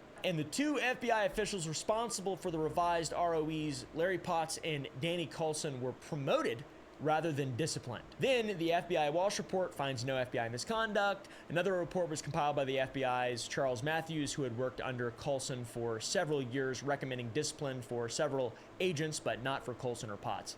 Very awesome. Kind of seeing this going on right now with all these Epstein files. The FBI is like kind of wild. As we mentioned, the only critical report which chronologically fell between the review that found the shootings justified and the review that found no FBI misconduct was destroyed after being withheld from hearings. However, it was the Matthews report that was the last straw. In the Matthews report, 3 agents were specified for discipline. SAC, aka Special Agent in Charge, ASAC Schrader, Breaking Bad reference. Eugene Glenn, the on-scene commander who approved the revised ROE proposed by Coulson and Potts. HRT SAC Richard Rogers for creating and documenting flawed ROE, and Michael Cajo for failures in supervising the Shooting Incident Review Group's review. The report was heavily criticized for essentially using 3 field agents as scapegoats to exonerate high-level officials who helped supervise it from Washington. So classic government bullshit. SAC Eugene Glenn, the on-scene commander blamed by Charles Matthews, would send a letter to the DOJ alleging a cover-up by Matthews' team, citing the close relationship Matthews had with Coulson, leading to an investigation being opened into an FBI cover-up. The investigation of the alleged cover-up led to many concerning discoveries. All of these are available in this DOJ report. Inspectors Robert E. Walsh and Van Harp of the Walsh Report failed to interview key witnesses. Walsh and Harp had edited FD 302s, which are used to memorialize interviews by summarizing them without reciting them verbatim. They captured the essence of interviews without exact quotations. Walsh had a close relationship with Potts and failed to recuse himself. Charles Matthews, of the Matthews Report, also failed to interview key witnesses. Matthews used an unsupported conclusion that FBI HQ officials weren't required to approve ROE rules of engagement to justify not investigating whether HQ officials had approved them in the first place.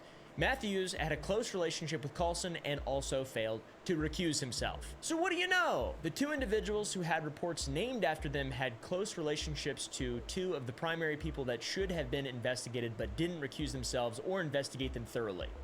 What the f, dude? Potts and Coulson were getting promotions while their scapegoats were being unfairly punished. It was all very damning and led to Potts and Coulson being placed on administrative leave.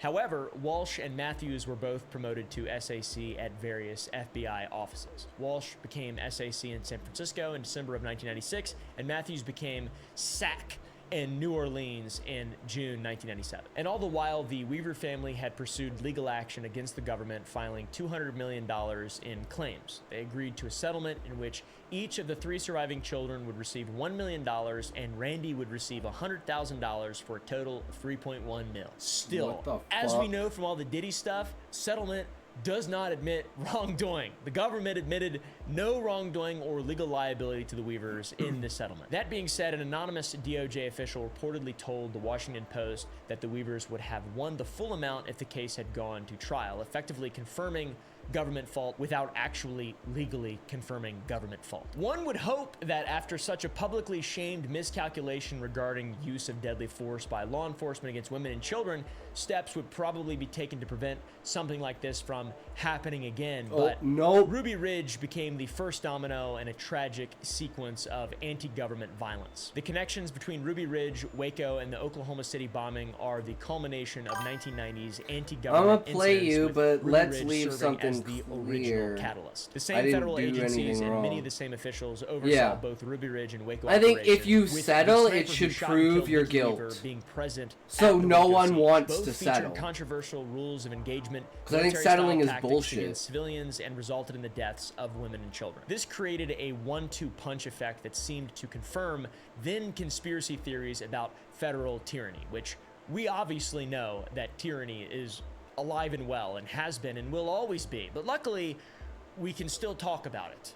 Luckily, that's good. An article in Modern Militiaman magazine declared the militia movement was conceived at Ruby Ridge in 1992 and born at Waco in 1993. Obviously, things are way different now, and it isn't even logical to believe that you can stand up to the might of the United States government in fringe small groups. It just doesn't make any sense. They will bully you into submission, and now they'll fly a drone into your house and or palantir you somehow. I mean, there's just no way to deal with it. There's just no way that any of these desired outcomes from anybody who is massively anti-government are rational and reasonable. It's pretty wild. We live in a dystopian timeline. Freedom is merely an illusion, my friends. What's kind of cool is that we can say that and not get killed.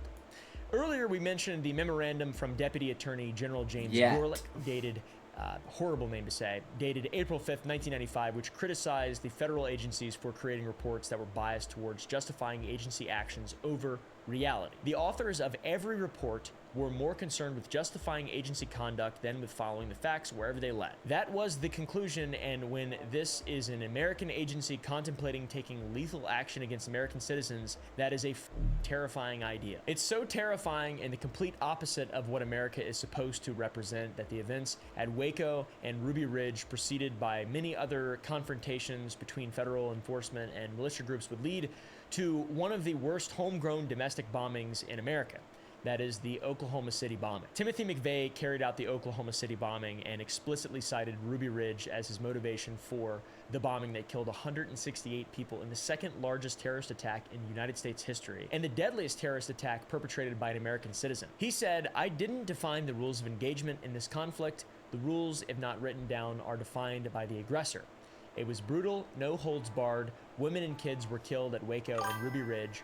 You put I hope back Twitch in doesn't the smite government's me. faces Oompa, let exactly me what introduce they're you to giving out. political Timothy McVeigh assassination. deliberately targeted the Murrah Federal Building because it housed ATF offices, the same agency involved in Waco, and had been responsible for entrapping Weaver with illegal firearms charges. So yeah, let me know your thoughts down below. Go to gump.club to watch uncensored cool videos. We're filming a mockumentary about making a video game, or a documentary. It's real, completely real, about making a video game, which is also completely real. Go to sour.gg, buy some Sour Boys candy that we make ourselves. It's blowing up. I cannot believe how successful the candy company that we put so much effort into is becoming. It's all thanks to you guys. And yeah, I appreciate you guys for watching this video. And yeah, leave some ideas down below. See you in the next one.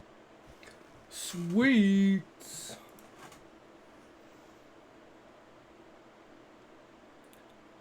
Sanderson.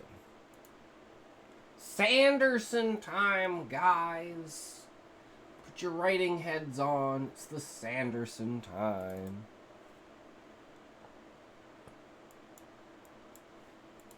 Hey everyone, Brandon here. Somewhat sick. You're like just playing Grand Theft to present Auto to you RL. my I'm writing about to lecture, my spaz. first one on world building. This is Sanderson's I mean, you gotta do what you Laws. gotta do, It's one of my Cody. favorite lectures. I hope that you enjoy it. Welcome to Science Fiction you know, Fantasy Class. You can't Yay, always back. win, so you know, do what you can. So you may notice a certain ruggedness to my voice. During my trip to Hawaii, managed to get sick. Yay! Yeah. And then that Thanks for the follow, sickness me playing managed to GTARL. give me an infection in my sinuses that burst my eardrum. Yeah, never had that happen before. Unique experience. I have been on antibiotics now long enough for that to no longer be an issue, but I'm going to keep my distance back here just in case. So, if I look a little red-eyed and sound a little rugged, that You know who's is playing why. GTA in real So life? It's today, fucking Hunter Biden. Oh, also, President of the United States in so I may have to 2042. ask you to repeat questions. We'll see. This year, still here's just fine. Today we're doing Sanderson's Laws. So this is a fun lecture. I always enjoy giving this one, not just because I named these things after myself, but I do think magic systems have become one of my things. As I may have told you before, I did this somewhat deliberately. When I was breaking in to the business, one of the things I'd noticed in the books that I really liked to read was when they had a pretty well-defined, what we would call hard magic system. I didn't coin that phrase, but it definitely is something that I've helped popularize, the idea of a hard magic. And I think both hard and soft magic are perfectly viable methods of storytelling. They do different things. They're both tools in your toolbox. But I noticed I really enjoyed them, and I liked reading them, and I liked writing them. So I started talking about magic systems and kind of really digging into what a lot of different authors had done and experimenting during those early days, particularly before I got published, with different types of magic systems and really trying to zero in on what I love in a magic system. And over time, I developed these laws. Now, these are not laws that everyone needs to follow. They're not that kind of law. These are rules I made for myself, usually when I did something wrong in a book, and I'll share some of those things I did wrong, and I came up with a rule of thumb to help myself to avoid doing that. That said, I do think these are three very important principles, not just for world building, but for storytelling in general, for you to kind of focus on, and just to use in helping you learn how to not just create magic systems, but in how to plot and how to world build and how to do characters. This one is mostly a plotting one. This one is mostly a character one. This one is mostly a world building one. And as I've said, I feel like stories are plot, setting, character, glued together with conflict. Now, let's go ahead and make the point that in a story, world building is usually the least important of those three. Mm-hmm. Which is odd to say when you're here to hear me talk about science fiction and fantasy specifically, right? In fact, I am the magic system guy. And here I'm telling you, magic systems are the least important of the three. Now, ideally, you'll do all three really well. You want to have really strong characters. You want to have really strong plots. You want to have excellent world building. But it behooves you to recognize that a story with a strong plot and strong characters but weak world building is still usually a strong story. But a story that has really great world building and even good of one or the other, but really weak in one or the other, tends to be a weak story. And one that has great world building and is weak in the other two tends to just be an encyclopedia entry. You might as well be writing an RPG guide at that point. And so we want to make sure that our world building is done in service to story. Mm-hmm. There is a rule above this, which is whatever you enjoy, whatever makes you write, whatever reason you're here, that's totally valid. But if you want to treat writing as a career, like we pretend everyone in the room wants to do, if you want to be selling books, then your world building should be in service of the other two, rather than necessarily a good unto itself. Mm-hmm. This is in maybe direct contrast to Grandpa Tolkien, which is why there has to be kind of a rule above this. He kind of wrote his books to show off the cool philology, the cool, cool philology, cool poems. He made a language and then decided to write a book about it. Fantasy, realism, non-fantasy, go to Wikipedia, the world building is already done. Grandpa Tolkien didn't have to try to sell books in today's environment. Exactly, Raymond. Which is why Isekai is so popular. Because it ties the two together. As a career, you make real-world references and still have a fantasy for world. A career didn't exist when Grandpa Tolkien invented the job. So just keep in mind, you can do it for whatever reason you want, but these days, I strongly recommend world building in service of narrative. And hopefully this will help you. And I'm going to go through the laws, and we'll do a Q&A on each one after each one. And I'll also talk, hopefully, about some of my other kind of philosophies on world building as we go through this. So let's talk about rule number one, Sanderson's first law. So Sanderson's first law arose because I was sitting on a panel at Worldcon. Worldcon is one of the major science fiction and fantasy conventions out there. I had been attending a number of years as just a fan before I sold something. I finally did, and I went in and typed in, they had this form you could fill in saying, hey, do you want to be on paneling? And I said, I just sold my first book to Tor. I'd love to be on paneling. And they, in the form said, what are you good at talking about? What will you be interested in? And I wrote magic systems. I'd already started thinking, this is my thing. And lo and behold, they made they put the paneling together, and they put me on how do you write magic systems, the panel, which I thought was really excellent. I'm, to this day, grateful that they did that. I think this was Boston, Worldcon in Boston, early 2000s.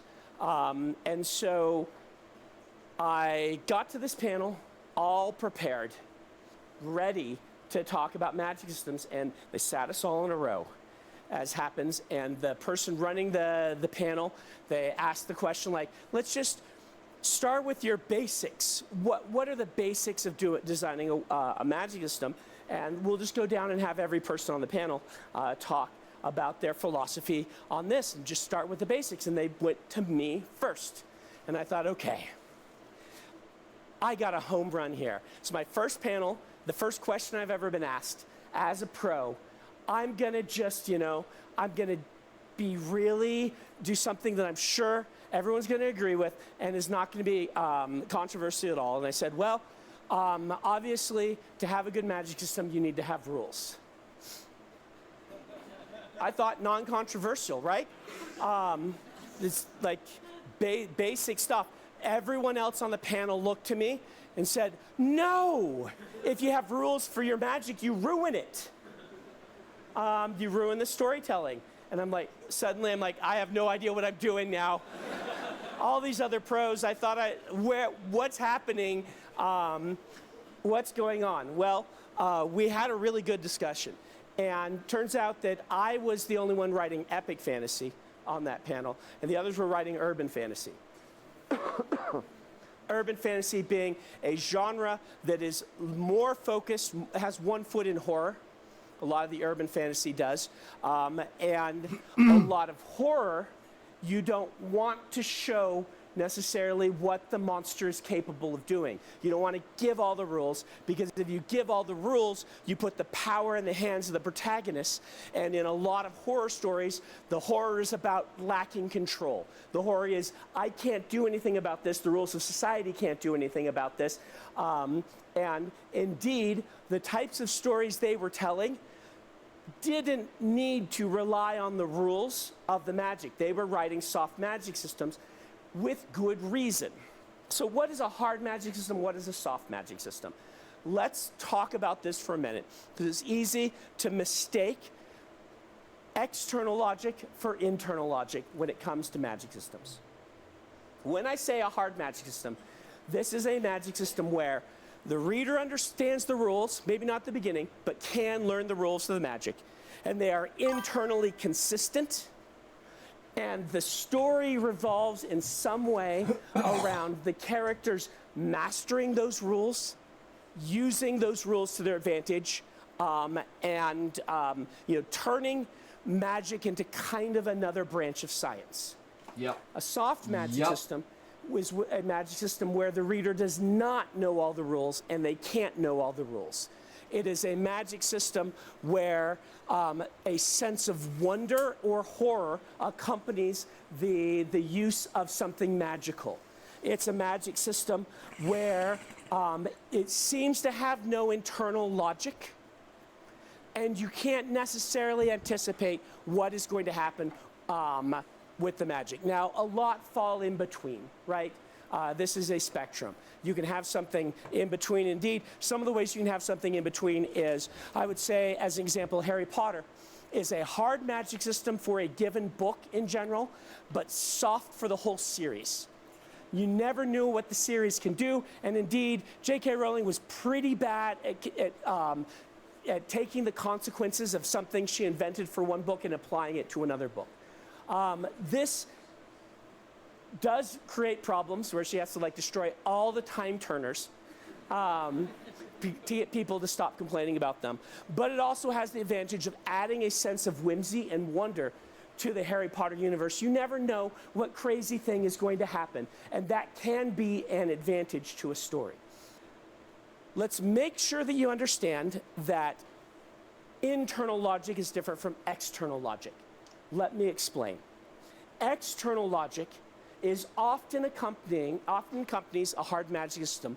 I do this a lot, where you use our real world understanding of science to try to lend credibility to a magic system and or to give it some sense of immediate, what we say in the business, grokkability. You can understand it a little bit better because that's an old term from Heinlein.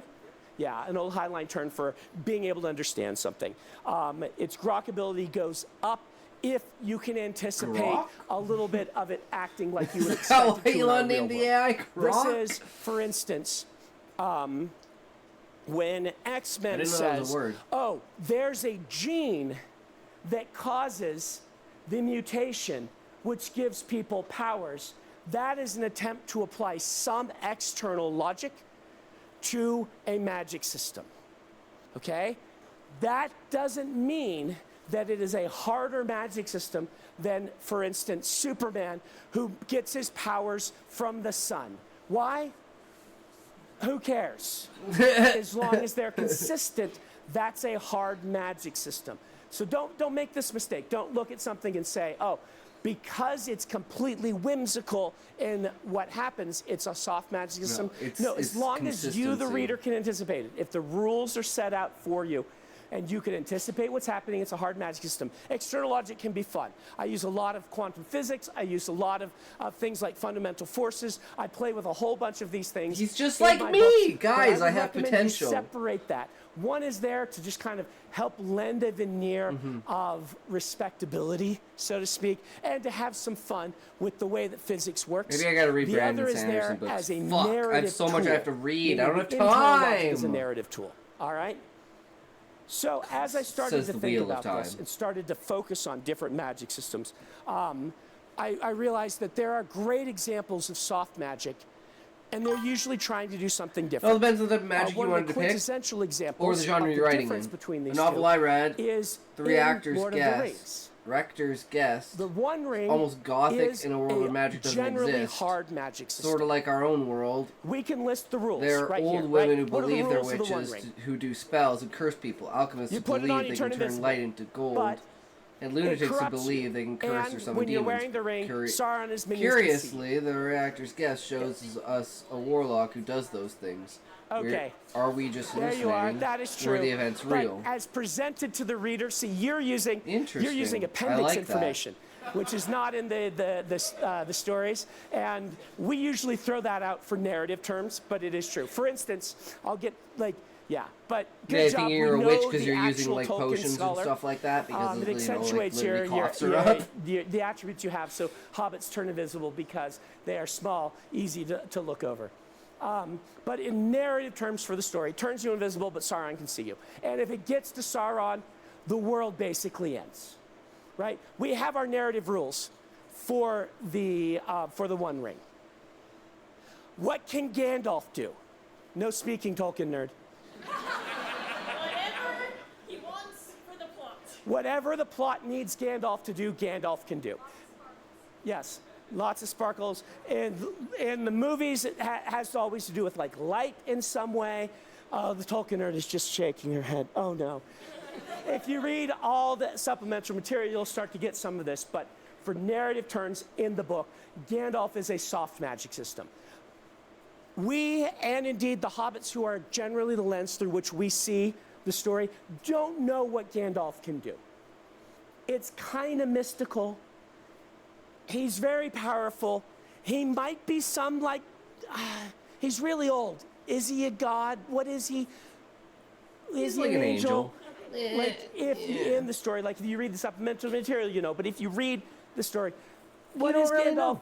He's a friend, and he can do stuff. And these two magic systems work very well to show the advantages and disadvantages of both hard and soft magic. With the One Ring, Frodo can use it to escape problems and to solve problems if he's willing to pay the cost. With Gandalf, he exists to indicate that the hobbits are very small people, literally and metaphorically, in a very large world that they don't understand, and there are forces moving that are completely beyond them and their current ability to understand. Well, for us in real life, Gandalf magic is adds scary, a both sense of because finding a wonder doll made of your hair, and half magic burned in a circle of salt and with mythology to candles the and world. blood is scary. When he uses And his because people who powers, believe in is it, whether they have generally- powers or not, you are can't also understand scary the because they're ramifications mental or what he's doing.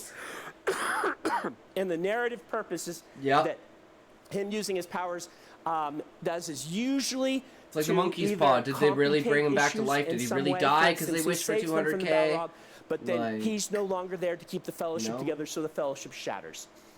Gandalf saving them from Is the he in Balrog his is grave a bigger to this day complication undead as fuck? than it is 'Cause of that a monkey's paw? salvation.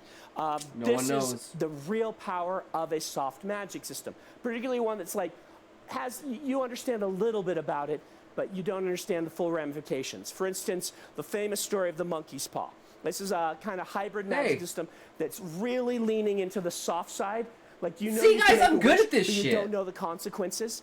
That gives you 1 foot in hard magic, but mostly in soft magic, and that not knowing the consequences, that soft side of the magic, lends a great deal of horror and mystery and even wonder to the use of the monkey's paw, Yeah. to the point that you are horrified About the as knocking on the door. hard side happens, which is, we know you get three wishes, and you see the escalating danger. So, Sanderson's first law. Sanderson's first law is a plotting law. The idea is that your ability to solve problems in a satisfying way with magic is directly proportional to how well the reader understands said magic. One of the biggest complaints that people make about fantasy from the outside, not being part of our world, not enjoying it, is they're like, I don't like fantasy because anything can happen. That removes the stakes and the tension in their opinion. Well, you've been in this class. We've already talked about this. Stakes and tension are something any story can fix with the snap of a finger if they want to. Doesn't matter what kind of story it is. It doesn't even matter if it's historical fiction. You can probably name some Tarantino-esque stories that they just break what happened in in history, Yeah. and say either, oh, it was recorded wrong, or like you don't have to follow history. You as the author can do whatever you want. You have that Abraham power. Lincoln, Your vampire job hunter. is generally to solve problems in a satisfying way, Great fucking example but of that. not always.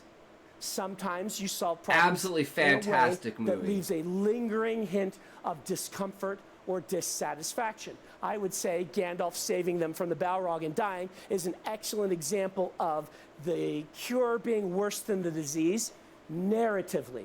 I mean, not actually, because if they've all died to the Balrog, Sauron wins. But you know what I'm saying. Yeah. And so the Of the idea worst is case scenarios, it's the worst case scenario. you want to control, or like the lesser proper one foreshadowing, of how you are solving problems in your story. This is why it's a larger than just magic systems, though magic systems offer a great example. Funny Because is that people religions point at us also and have say, many "Oh, you ritual can just, forms wave and a wand traditions, solve the actions problems." that are Well, like magic. For example, priests no, recite not sacred if we want the words in story the to be designated satisfying. language. The They art speak of a with writer gods. is to Catholic make it priests, for example, through satisfying. Another example, though, of why you might not want to make it satisfying, convert bread and wine into just flesh so you and blood understand, of God, which we devour, very metal. Only I priests don't have the believe I've power talked to about this convert yet, this class. If normal I have, water into holy throw water something at as me. if by magic. Something soft. True, Raymond. I love that idea too. So yeah, people don't see the magic in the real you will world often because they're see- so accustomed Scar's to like, it. don't throw anything at him, I'll tap The him. power of prayer. Even in the government, you've even the often president of seen the in United stories States says, "Oh, I'll pray for you." The sequence where a character shows like, up out of nowhere. That's potent. To save Whether the it protagonist works or not doesn't from matter. a big It's problem that they're having. Belief right? is potent. This happens all the time in stories. This sort of story, this sort of sequence, is very different when it happens in the first third of a story than in the last third. In the first third, you may want the characters to be like, oh yeah, my friend, George, King of Spain he's just as other amazing with a bow. If we had George to help us. To have and then lo and magic behold, powers. they get trapped by thieves, Yeah. and then a bunch of arrows come out of nowhere. They're supposed to and be George on saves them. divinity, right? Is that a satisfying resolution? No. But the purpose of that scene is to let us see firsthand how great George is, so that George can join the crew and then be later used in a more interesting way. The purpose of that scene is not to have a satisfying resolution, it's to introduce a character. If you do this at the end of a story, you have a very different reaction. And in fact, I'm going to use the Lord of the Rings films as my example of this going well and this going poorly. My favorite of the Lord of the Rings films is the second, right? I absolutely love the second film. I love Helm's Deep. And Helm's Deep is a wonderful example of how to use something like Sanderson's First Law. We don't know what Gandalf can do. He is a soft magic. But you can set up a hard magic structure for using Gandalf. And Peter Jackson does that. What does he do in the films? Look for me on the morning of the 5th day, right? They're going to this terrible fight that they can't possibly win. Gandalf says, look to me on the morning of the 5th day and survive that long. It's the plot setup is if you can last 5 days.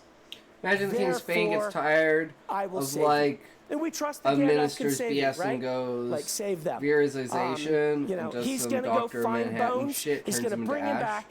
back. And it's not in the books, but it works really, really well. Actually as a strike plot people structure. down. And that whole sequence where Peter Jackson makes you Enter forget technology. that Gandalf had said that. One day. Makes you forget. People will probably think that. 100 like years from now, they'll be the powerful and They've say, forgotten. I When am the God. The 5th day comes and Gandalf crests the rise. Laser from the sky. They don't there's teach anyone Bones anything. With, Look at with us. his You whole didn't team, see shit. Then you're like, oh yeah. And then you'll have the little voiceover. Look for me on the morning of the 5th day. Boom. Wonderful plot cycle, right? It's a setup and payoff. The setup is last 5 days, you win. They last 5 days, and Gandalf comes and saves them, and it's beautiful. It's my favorite moment in all 3 films. They then don't manage to do the same setup with the ghosts and Aragorn. And again, this is some deviations from the source material. In large part, I agree with Peter Jackson's decisions. This one just doesn't quite land, right? We are not set up as an audience or as characters to be like, we need to last until the ghosts arrive to save us. Instead, it's set up, this is our last stand. We must defeat and conquer. Otherwise, Gondor will fall. They fight, they fight, they fight. They lose. Aragorn shows up with ghosts and saves them. And you're left as a reader or as a viewer just being like, why did we fight? Shouldn't we have just run and let Aragorn show up with the ghosts, right? Like, can we send those ghosts to Mordor? Yeah, they say they have to be let go, but come on. Just one more ride, guys. And it ends up being kind of a weaker plot cycle.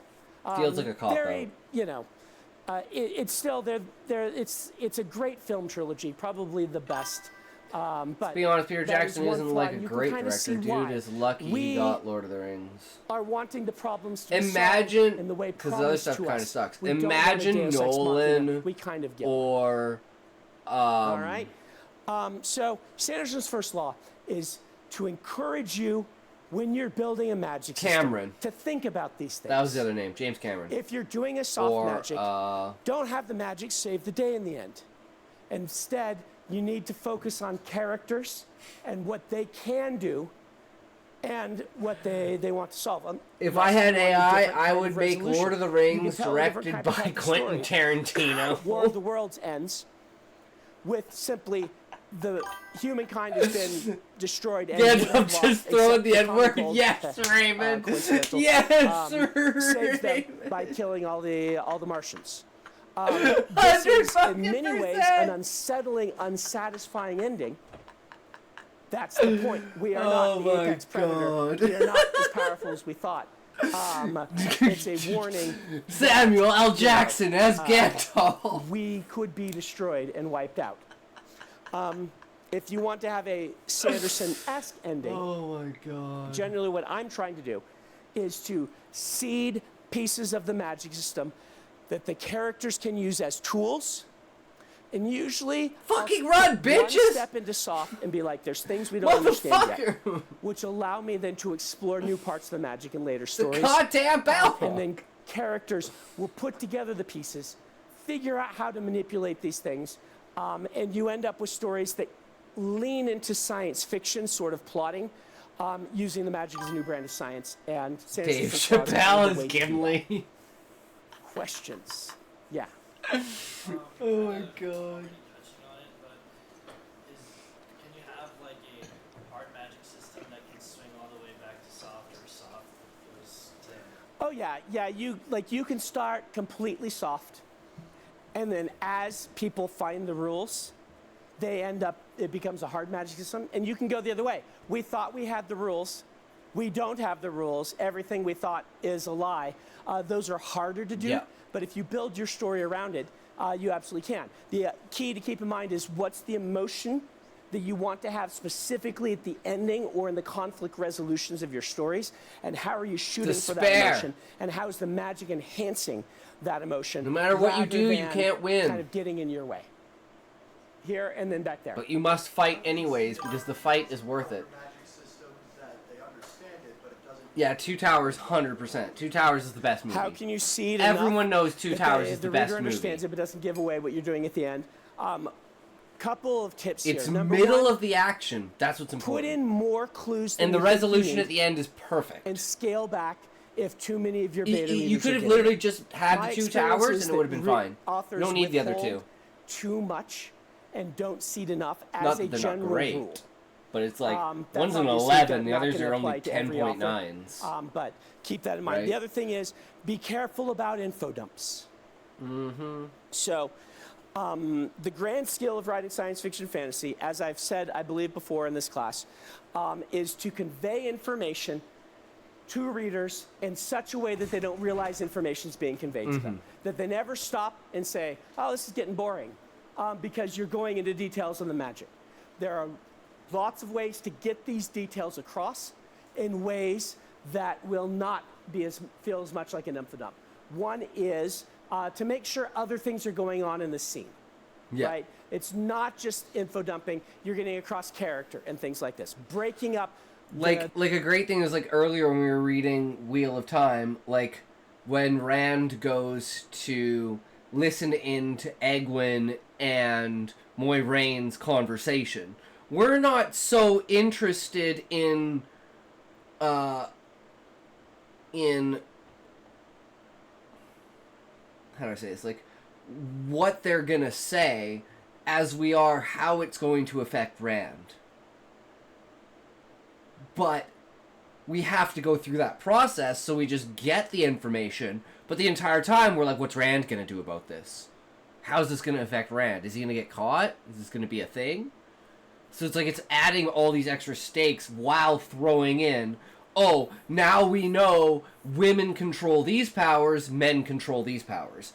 Great fucking world building. That's already foreshadowed that men and women are different, and it also plays on, like, Egwene's, viewpoint and stuff like that. So it's doing so many things in a single scene, but the most important part for the world building aspect is knowing men have this power and women have this power.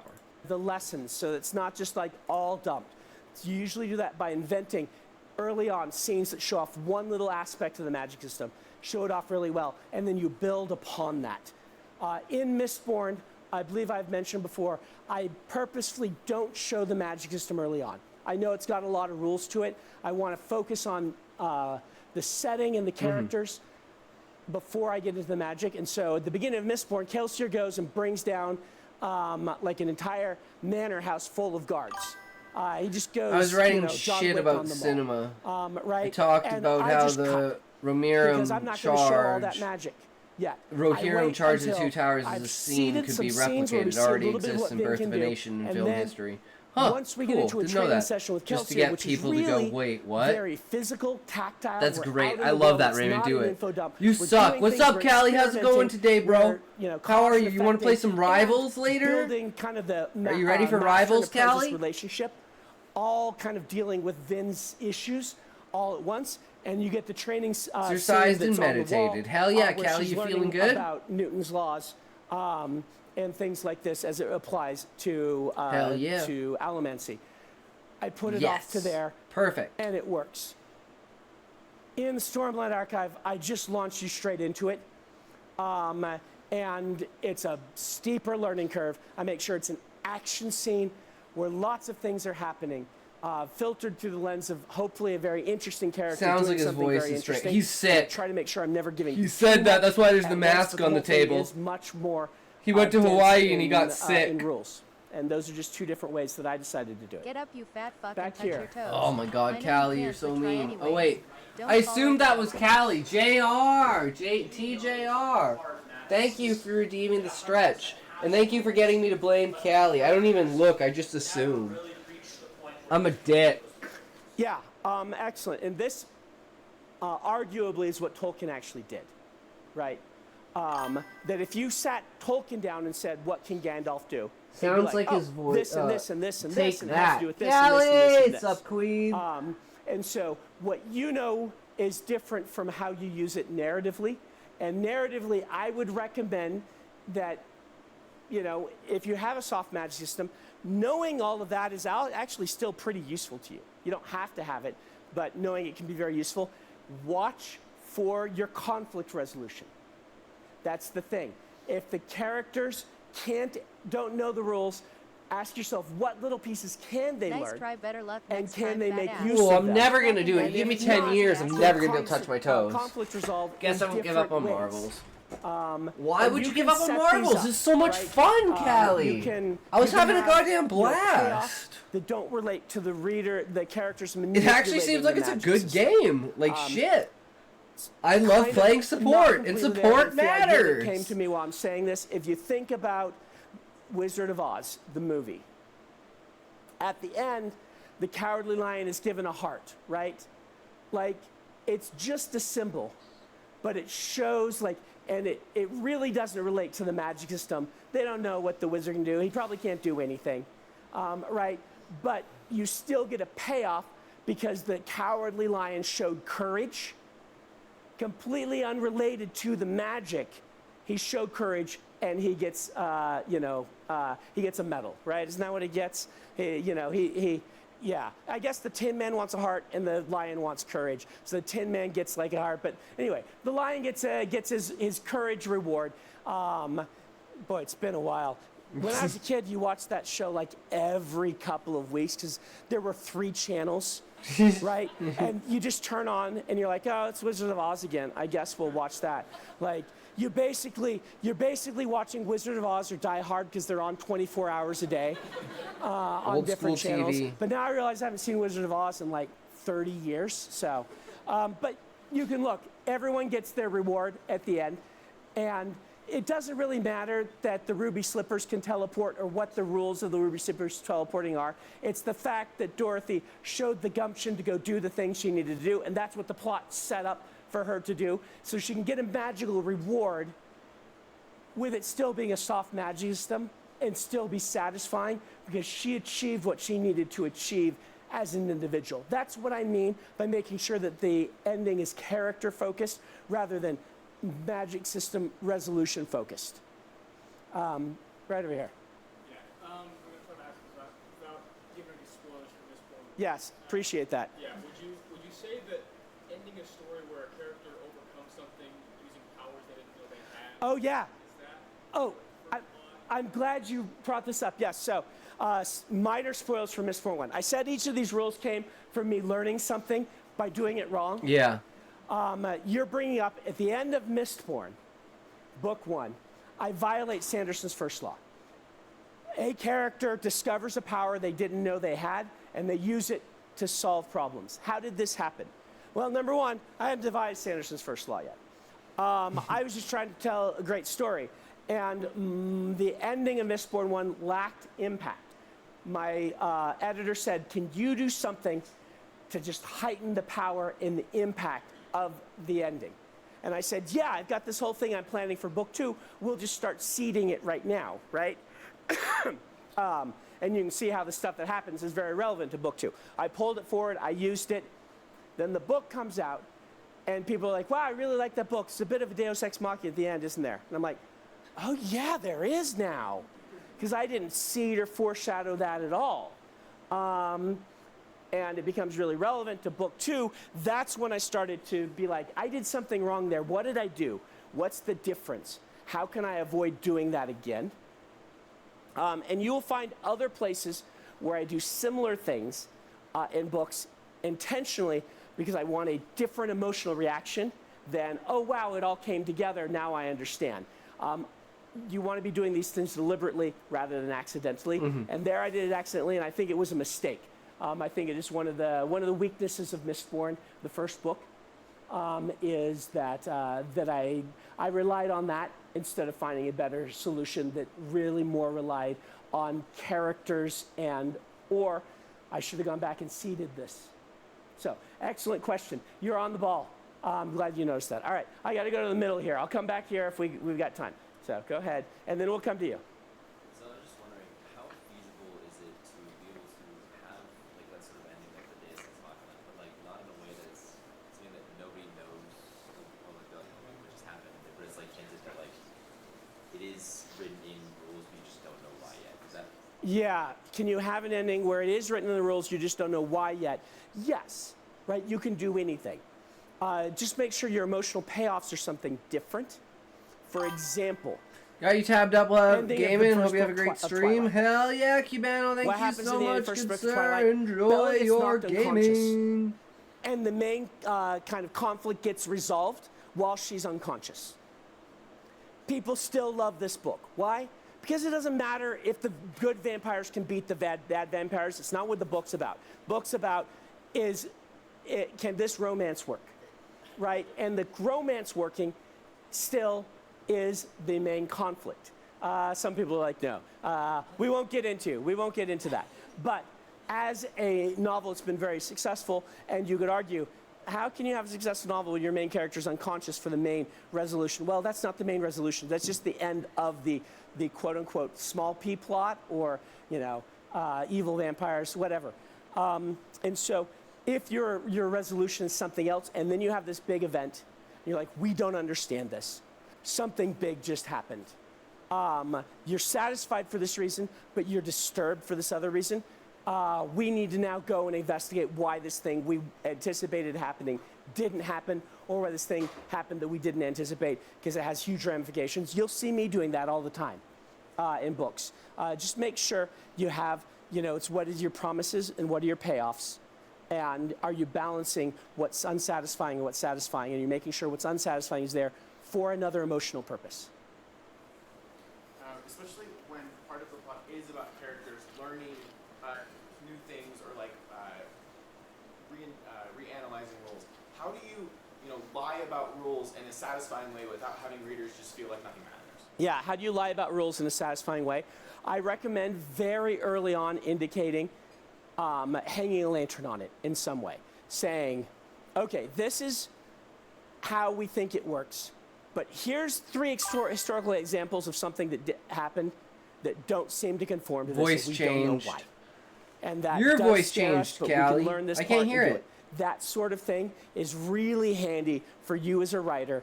And there's lots of different ways to do this. For instance, you can have your character learning, and they're like teaching, blah, blah, blah, and have them say, well, what about this? And the teacher's like, don't think about that. We don't know. Or that's beyond you. Right, and then they're like, oh, that sounds like it's really important. Don't worry about it, never comes up, right? Those sorts of things you'll see all the time in fiction, and that's kind of the purpose. Okay? Back here. So I get that rule 1 applies to solving problems in a satisfying way, but what about Awesome. Good question. Gravely went away. What about creating problems? You may or may not understand. I think I quoted this once already, but if not, Bryce Moore, writer friend of mine. He's probably having fun now, Cal. He's probably, you know, like, fuck, this is going to be annoying. I'm sick as fuck. But now that he started talking, he's into it. That's just how it goes with people like that. Not work that are getting at all crowds talking to people. In the That's how I feel about most things. Latin? Deus, no, Greek. So I'm like, fuck. Latin, right? And then I'm like, but hell yeah. That's confusing. We should go back in time and tell them, you should write this in Greek. Right? But Deus Ex Wrench does not work at all. But the idea is that he says readers will be, they will take a little bit of you messing with things, hand of the author, to make things harder on the characters. But if you do it too much, they'll start to see the hand of the author in the same way that they see the hand of the author solving problems. And readers do want the complications to come from choices that somebody has made. For instance, if you've got a soft magic Smokey put in his resignation. you know you can do. He said I was an L streamer, I was unfun, and I always went offline when he came here. So he was finding a new favorite streamer, and he was leaving. You can make Y as bad as you want, as long as it's kind of foreshadowed, you know, how big these complications can be. If it's the middle of a story, you treat it differently than the end of a story. I don't know how serious he fucking was. Readers want decisions and consequences. I was like, okay, not bro. Just, decisions can be someone else. You can have those you know how to moments troll. where everything seems to be going They well, feel like shit, so I'm and leaving. then something goes wrong, and you realize that flaw was there all along, and it was just waiting to explode. You can have that. He hasn't come back since. So I don't know if he's telling the truth. He was just lurking and laughing at me. But anyway, he's immortalized in the stream as the follow. Be careful follow about message. Deus Ex Wrench. It So is worth he thinking can't get about. away from it. The inverse of this is also true. Making things more hard for no reason on the characters works to an extent, but readers will get tired of it. There are exceptions to this rule. Right? Like, there are entire stories built around how awful things are for certain characters. And how things constantly go wrong. Book is so fucked that, like, by the end, head pat by the character is basically like falling in love. Instead of retiring to a nice because job she doesn't, the main character doesn't know fucking anything about compassion. It's been degraded her entire fucking that's life. That's realistic. You know, thrown away at every opportunity, and then that one character, and it's like... Readers will take that. Completely breaks her down. It's the right type of, you've given the right type of tone promise. Now you had a comment here. Which one? Deus Ex Wrench. Yeah, not French. Sorry. This is probably the whole voice problem. Yeah, the French are always causing problems. No, he called it Deus Ex Wrench. Yeah. Glad you said that. I'm not sure how articulate I am with my current ailment. All right, any questions over here? All right, I'm going to go back to this person over here I told I couldn't get back to. Yeah. How would you present a magic system you want to have come across as hard, but it's like really complex and confusing and based off something most people wouldn't know about? I would present it that way. Meaning, I would have a character start to get involved, and then, you know, I would techno-babble them to the point where the character's like, all right, I understand that you understand it, wizard person, right? This is basically how Star Trek does all of its magic system. It's like, you know, Picard calls down and says, Geordi, I need you to do X and Y. And Geordi's like, all right, me and Data will do, you know, A, B, C, D. And then Picard's like, okay, I trust you. Tachyon something, reflector dish something, solve it. How long will it take? 3 days. Do it in 2, right? We get the sense that Geordi and Data know all kinds of stuff. We don't need to know it because Picard doesn't need to know it. All Picard needs to know is that he has to stall for 2 days. And then if you actually have all that stuff worked out, which, you know, Star Trek sometimes did, then you can use it to great advantage to make your story have internal logic and things like that. But you don't have to throw it all at the reader. Mm-hmm. Be careful about using the cliches, right? Like, oh man, how many of you are tired of the "in English, please"? right, phrase that always gets shown. You go to nerd talks for a second, they say in English, please. When the nerd didn't say anything that confusing, maybe I'm speaking to a crowd that is self-selecting into that not being confusing, but yeah. All right, we're going to do these 2 questions, then we're going to be done, okay? So first here and then up there. How would this first rule apply in a story where one of the main conflicts is kind of man versus nature, where magic is the nature? Right. Yeah, so how does it apply in person versus nature where the magic is nature? I would say it does apply very well. Some of the strongest fantasy stories out there, Dragon Riders of Pern is an excellent example where, like, because nature is the magic, generally these lean very well into hard magic systems. Characters are figuring out how the science of stopping nature works. And it's a kind of a scientific race against time to see, can we figure this out? Can we solve this problem? Right, and if you haven't read Dragon Riders of Pern, Nature is magic! Basically this sort of thing. Creative one, how's it going? Welcome. Conflicts as well, but the idea is like, we're all going to die because a certain phenomenon is happening. We have a small number of dragons that can protect against it, but we need to find out the extra powers our dragons have and learn to harness and manipulate them rather than just going with, you know, what we've always pretended to understand before, and we need to understand the actual why this catastrophe is happening. Scotty! So, yeah.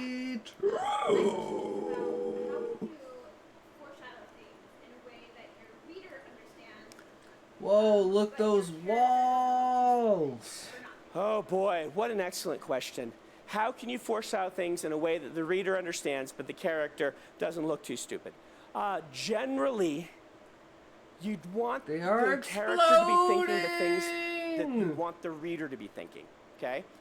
So if the reader is going to guess something, you generally want the character to guess it unless they have, unless they lack information because you've seen from other viewpoints, which is one way to do it.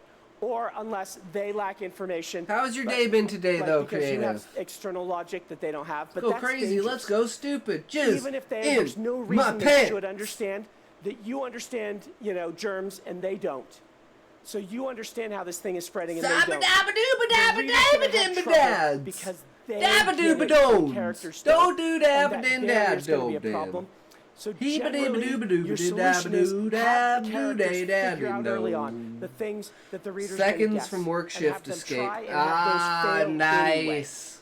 Hell so yeah. There's a layer beyond. And you do this by having red herrings, by having cause and effect reversed, meaning the minor spoilers, well, kind of more major spoilers for Elantris.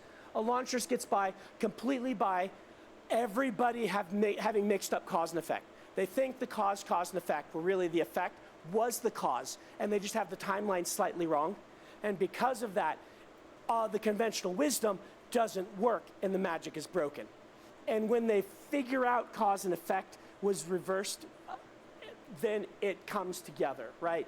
And so things like that, where you can have the character be intelligent and it still not work out, and then slowly get them the information, particularly if you're using a red herring to distract the reader. This works really, really Time well. running backwards. Getting good at red herrings. You know what I watched the other day, creative the reader one? expects it to be this because they've read a lot of books. You make that thing fucking sound like it's gonna be the case, Christopher but not Nolan. Too obvious, so the reader's like, I've got this figured out. Fucking and the reader amazing. will stop trying to guess. So fucking good. Because they have their theory. And then near to where the climax is going to happen, the reveal is going to happen, you show them that they were wrong because the characters think of that, and then it's not true, and then the reader's like, wait, this thing I've been assuming all along that I knew who that the killer movie is was so loud at isn't times. the case. Yeah, it's got an I'm eeriness and then to it. The reader has to A very, very heavy eeriness that I'm pretty sure is very to try and purposeful. Figure out a new theory. While the characters are doing the same thing, it works really well. So, all right, let's go on to Sanderson's second law. I touched on this one already, but I want to dig into it a little deeper. And this is that flaws are more interesting than powers themselves. I want to watch 11. This one came about because I spent a long time trying to think of really unique and interesting powers for my magics, right? When Mistborn came out, I think I've told you guys this story before, but I'll reiterate because, you know, I'm the teacher and I can do that. I thought about how cool this, like, the allomancy, the pushing and pulling came from watching films like Star Wars and reading books where people have telekinesis and thinking about, well, where's the leverage coming from, right? Do Newton's laws apply when I had a dream of Darth Mistborn Maul points before I and then read points it. That's and fucked something up, zips creative across? one. I'm like, wait a minute. I've never have I read ever seen the Mistborn. Force do? I only have point read and it any zips across Sanderson the room book and hits because the I haven't wall? read in forever. What's going on here? And it works just fine for Star Wars, but I'm like, what if you built a telekinesis around vector physics and cause and effect and things like this? And I designed this whole cool magic. And I thought, wow, this is so original. They're pretty And then I released low. the book, and people love it. They're like, wow, it's so cool. It's such a great magic. And someone comes through my line early on. It couldn't have been too early because no one read Mistborn 1. But I told you guys that story, haven't I? Mistborn 1 kind of flopped a little bit. All right, I'll go in tangent mode. I'll finish my story, then I'll go in tangent mode. Someone came through my line and said, wow, I love Mistborn. Magneto's my favorite supervillain. And you just did a wonderful job of having Magneto powers. And I went, oh, I created Magneto just with more steps. It's not that original. He's even my favorite supervillain. I love Magneto, and I just created Magneto. And I'm like, what made it so like, why was it so much fun to write if it was just copying somebody else? And I realized it was in the limitations, the flaws. And by flaws, I mean limitations and Heavy hindrances Magneto. and costs and flaws themselves. And I realized what made it interesting was because you couldn't just move anything anywhere, which Magneto kind of can. The characters had to position themselves in specific ways, and they had to account for the costs, the limitations of the magic, only being able to push directly away from you or pull directly towards you, having to take into account the various weights. And it sounds all very finicky when you explain it, but in the story, it makes the characters have to be strategic in their application of the magic. And it turned out to be a lot of fun to write. And it turned out to be a lot of fun to read. So because of this, I realized that flaws are more interesting than powers. Rather than racking my brain for new and original powers, I found that if I focused on new and original limitations to a magic, in my case, it's manipulations. How can you use the real world to manipulate the magic after using it? To limit your amount of mana, and then you can multiply that and scale that much higher. Right? That's why the scale and power is so different. But bad. Because it's like 5 times 5 times 12 times 22 times 87 times 98. A character can fly, because he's having to make certain decisions and apply certain skills to being able to use his bad flight. And because of that, the reader can anticipate what it can do and what its limitations are, and it becomes way more interesting to read because of that. I went into a few magic designers. This is a large-scale rule that we're going to get into in a second, but I'm going to tell you my tangent. So I have all kinds of magic systems in my head. We'll run out of time. So Mistborn 1 came out, and Elantris did pretty well. Elantris sold 10,000 copies in hardcover. Which is really solid. It's not breaking down any doors, breaking any records, I should say. It's not no one's breaking down my door to get me to sign for more books. There's the mixed metaphor I was looking for. But solid. Publishers encouraged. They paid me $10,000 for it. I earned maybe $20,000 to $30,000 in royalties. That's what they like to see. Right? They got a good deal. They didn't overprint. So Mistborn comes along. They're like, we're going to print a little extra on this, right? But I made the decision to not publish a sequel to Launchers, but do a new book series. And when you're a new writer, you have a little extra shine on you, and people pay attention. Particularly back in the day, the bookstore days, it's less so now. When they could browse the new shelf and be like, oh, Brett, first book by a new author, people would buy it. Mistborn didn't, it sold like 8,000 copies. And then the paperback of Mistborn came out, really bad cover. Love my color illustrator. He did wonderful work on the others, but that paperback just didn't land. And then it just sank like a stone. And so that's the closest my career came to just completely dying. And recovered because I convinced them to put a new cover on Mistborn to release a $5 edition. And we pushed really hard for a repackage. And that paperback took off and sold really well, to the point that Mistborn 2, see, back in the day, the bookstores, they would look and they say, well, his first book sold 10,000, second book sold 8,000. Just to be sure, we'll order 6,000 of Mistborn 2, and that's what they did. But then it instantly sold out, and they had to reprint until it ended up selling like 12 or 14. And so that's when my career, that's when things started to take off, and then Mistborn 3 became a bestseller. So yeah, that's the closest I've ever come to my career completely flopping. Oh, you don't have to clap for me. I got lucky. Part of it was having a really good agent who was like, yeah, this is probably the cover. The book is really solid. People who are reading it love it. We need to get this book into the right hands, and we need to recover this. And then him going and fighting to get a new cover on that. And the $5 edition was my idea. Robert Jordan had done that once with Eye of the World, and so I guess it was his idea. Yeah, so don't applaud. It's scary. Those first few books, sorry, Rachel, are scary. They are scary. All right, flaws versus powers. This is a larger than just magic system thing as well. I said this is a character thing. Your characters will generally be more interesting in what they can't do or won't let themselves do than in what they can do. Superman is the classic example of this. Superman has like 3 different stories that people tell about Superman that are really good. What are they centered around? Someone has kryptonite. There's a monster stronger than Superman. Holy cow. Or, Lois Lane's not in love with me, and my powers, most of the time, depending on who's writing me, don't let me have anything to do with that.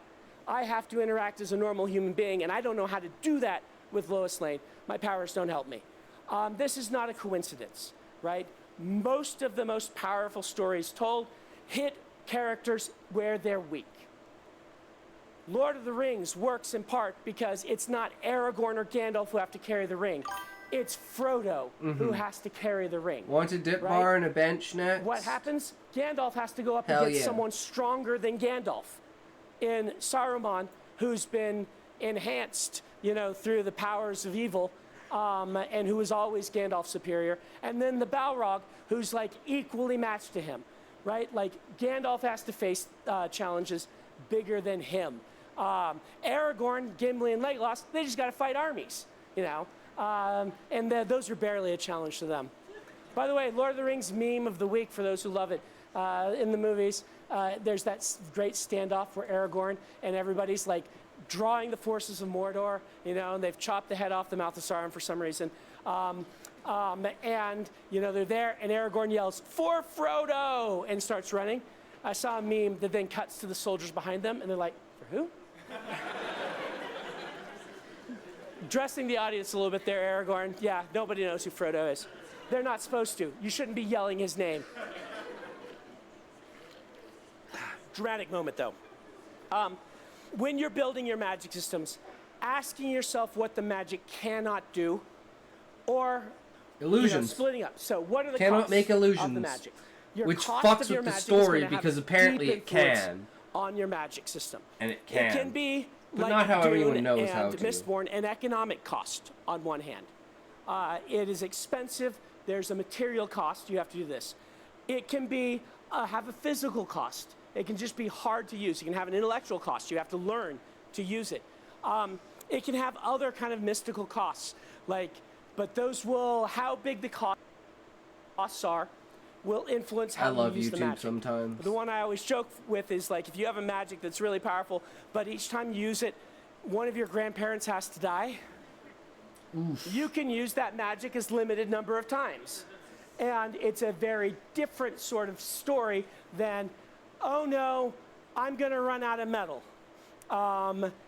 Do be aware that some of these costs you have to be careful with because how much metal a character has or how much strength a character has is very similar to how many bullets are in the gun of a gunslinger in an old Western.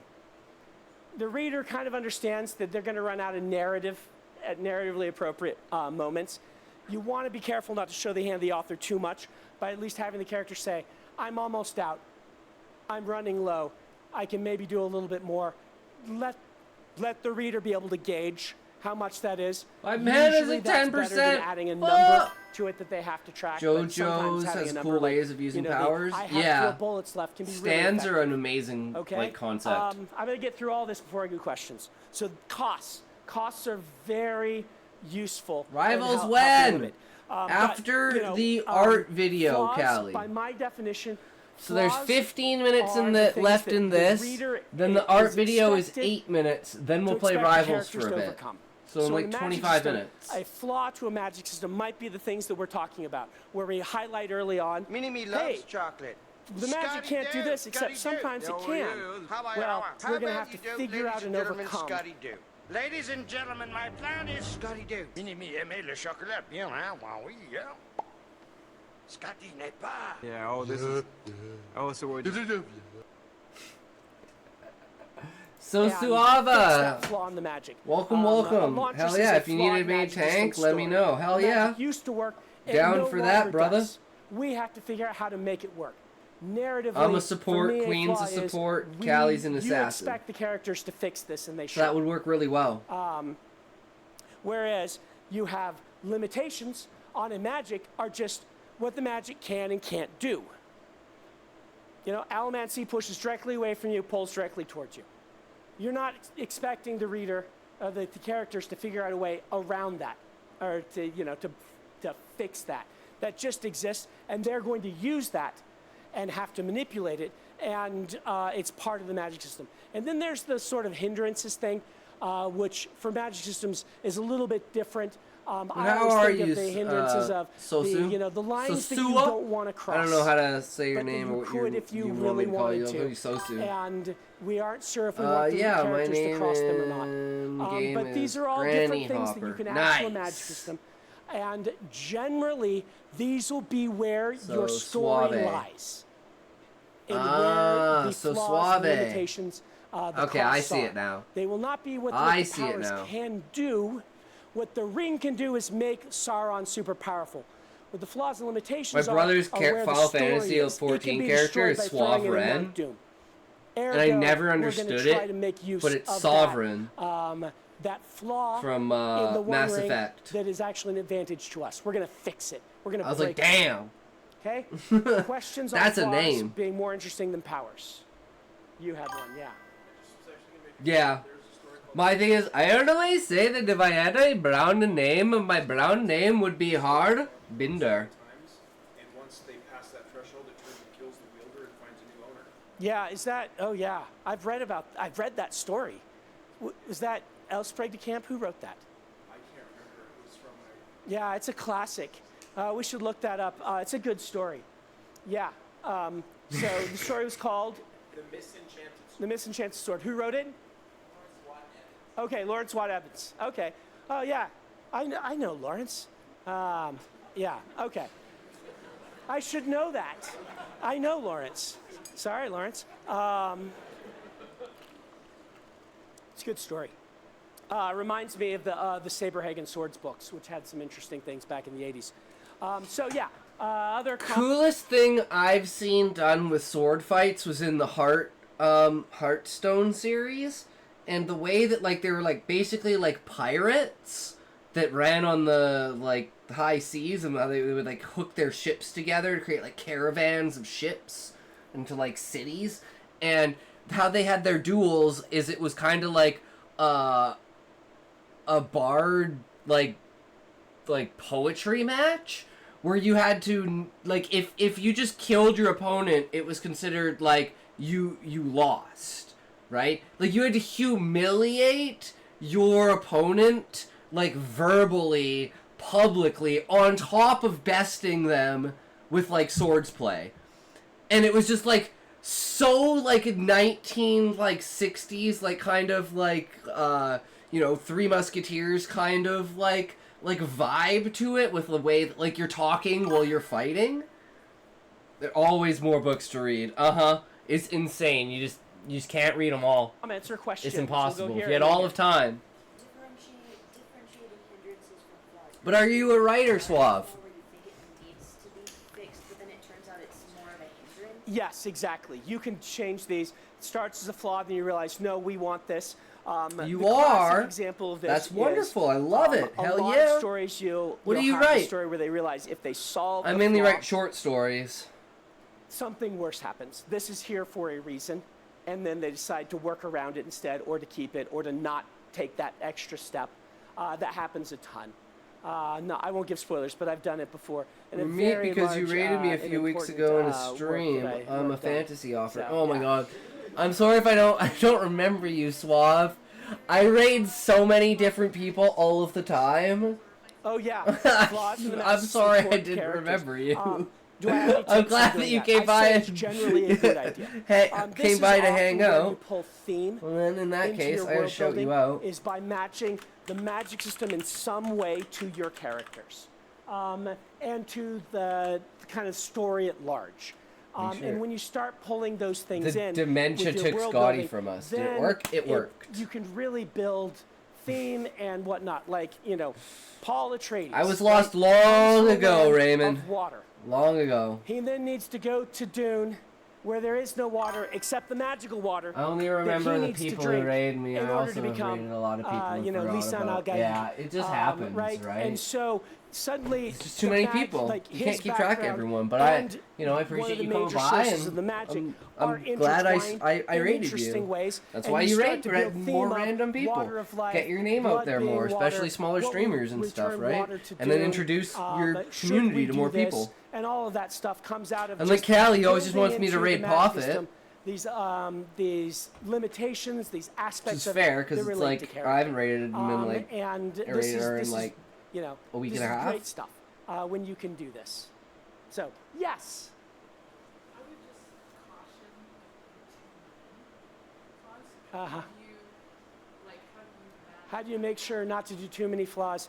Your beta readers will help you with this, but yeah, basically this is where Sanderson's third law comes into play. You can overcomplicate your worlds real fast. You want to use Razor's law. Occam's razor. Usually a couple of elegant rules. In order to have elegant rules that allow for an extreme extrapolation, 30 right? Very interesting but finicky rules. Like there is one rule to my magic system. Consciousness is fundamental to existence, so thus consciousness creates existence, thus consciousness can manipulate existence. So through the invocation of a stronger consciousness, i.e. the moon or Gaia, you can pull your consciousness into enacting something in reality. But the more that you change reality, the more essentially mana it takes from you until your spirit is drained, and then it costs your body. And at any point in time, it will instantly stop the magic before it injures you. And if you can maintain the concentration, you can fight through it, but that's like basically impossible to do. We train in-game awareness today. Okay, sounds good, Callie. And this makes spell components extremely important. Because you could make a giant fireball, or you could throw something that was flammable, make a tiny spark, ignite that, and then control the fire.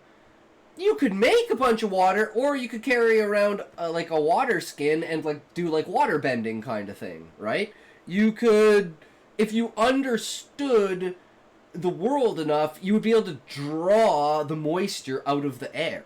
Like, you could draw moisture out of people's bodies. Like, the things that you could do with it if you understood how the world works and how magic works, you could literally pretty much do anything if you had the mana reserve for it, or the,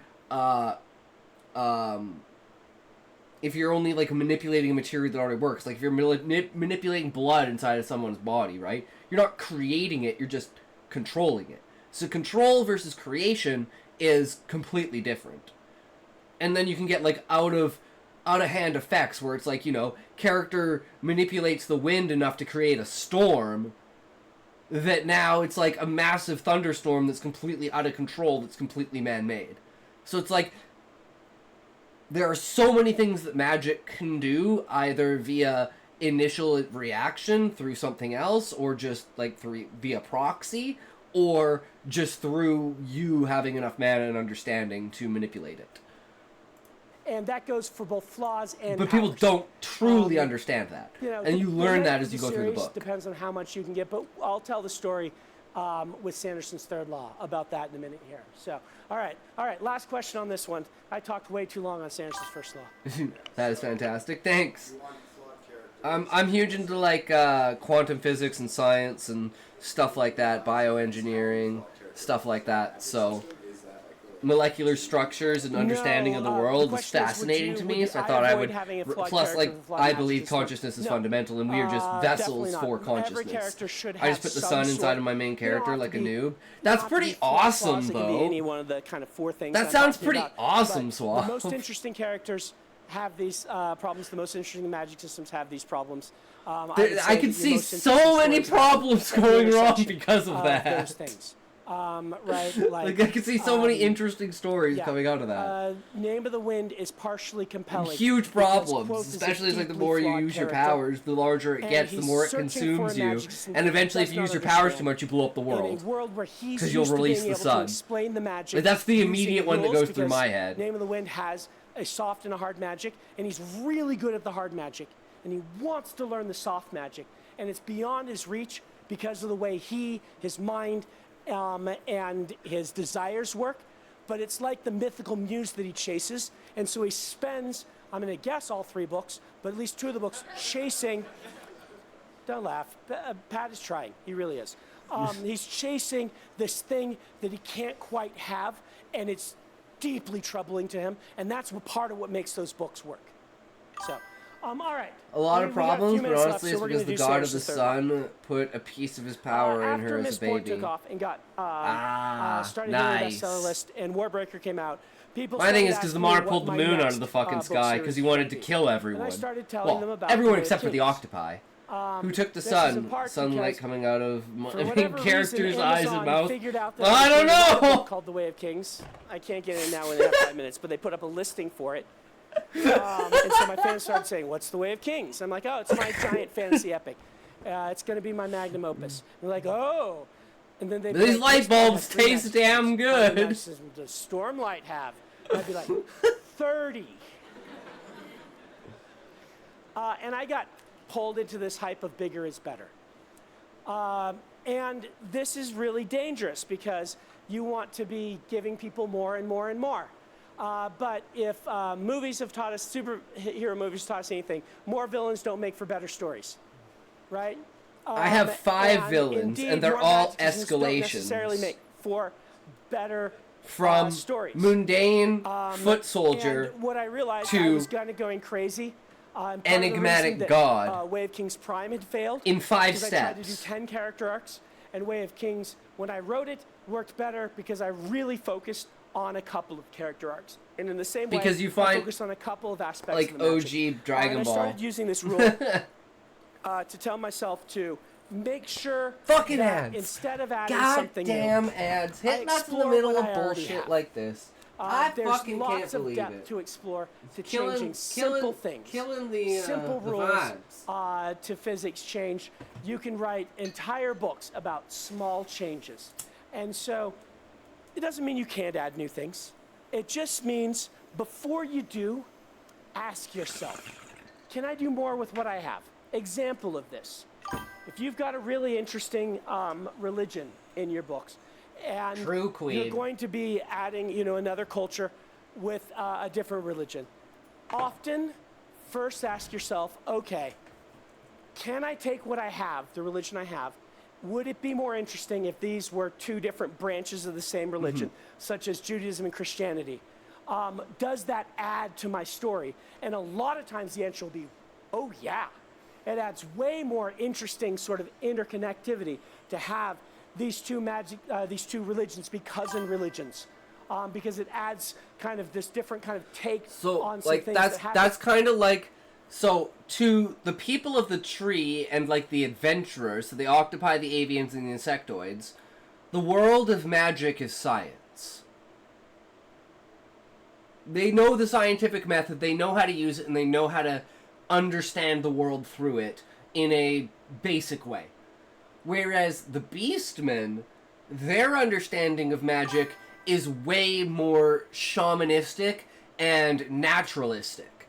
But it's their belief in it that makes it possible.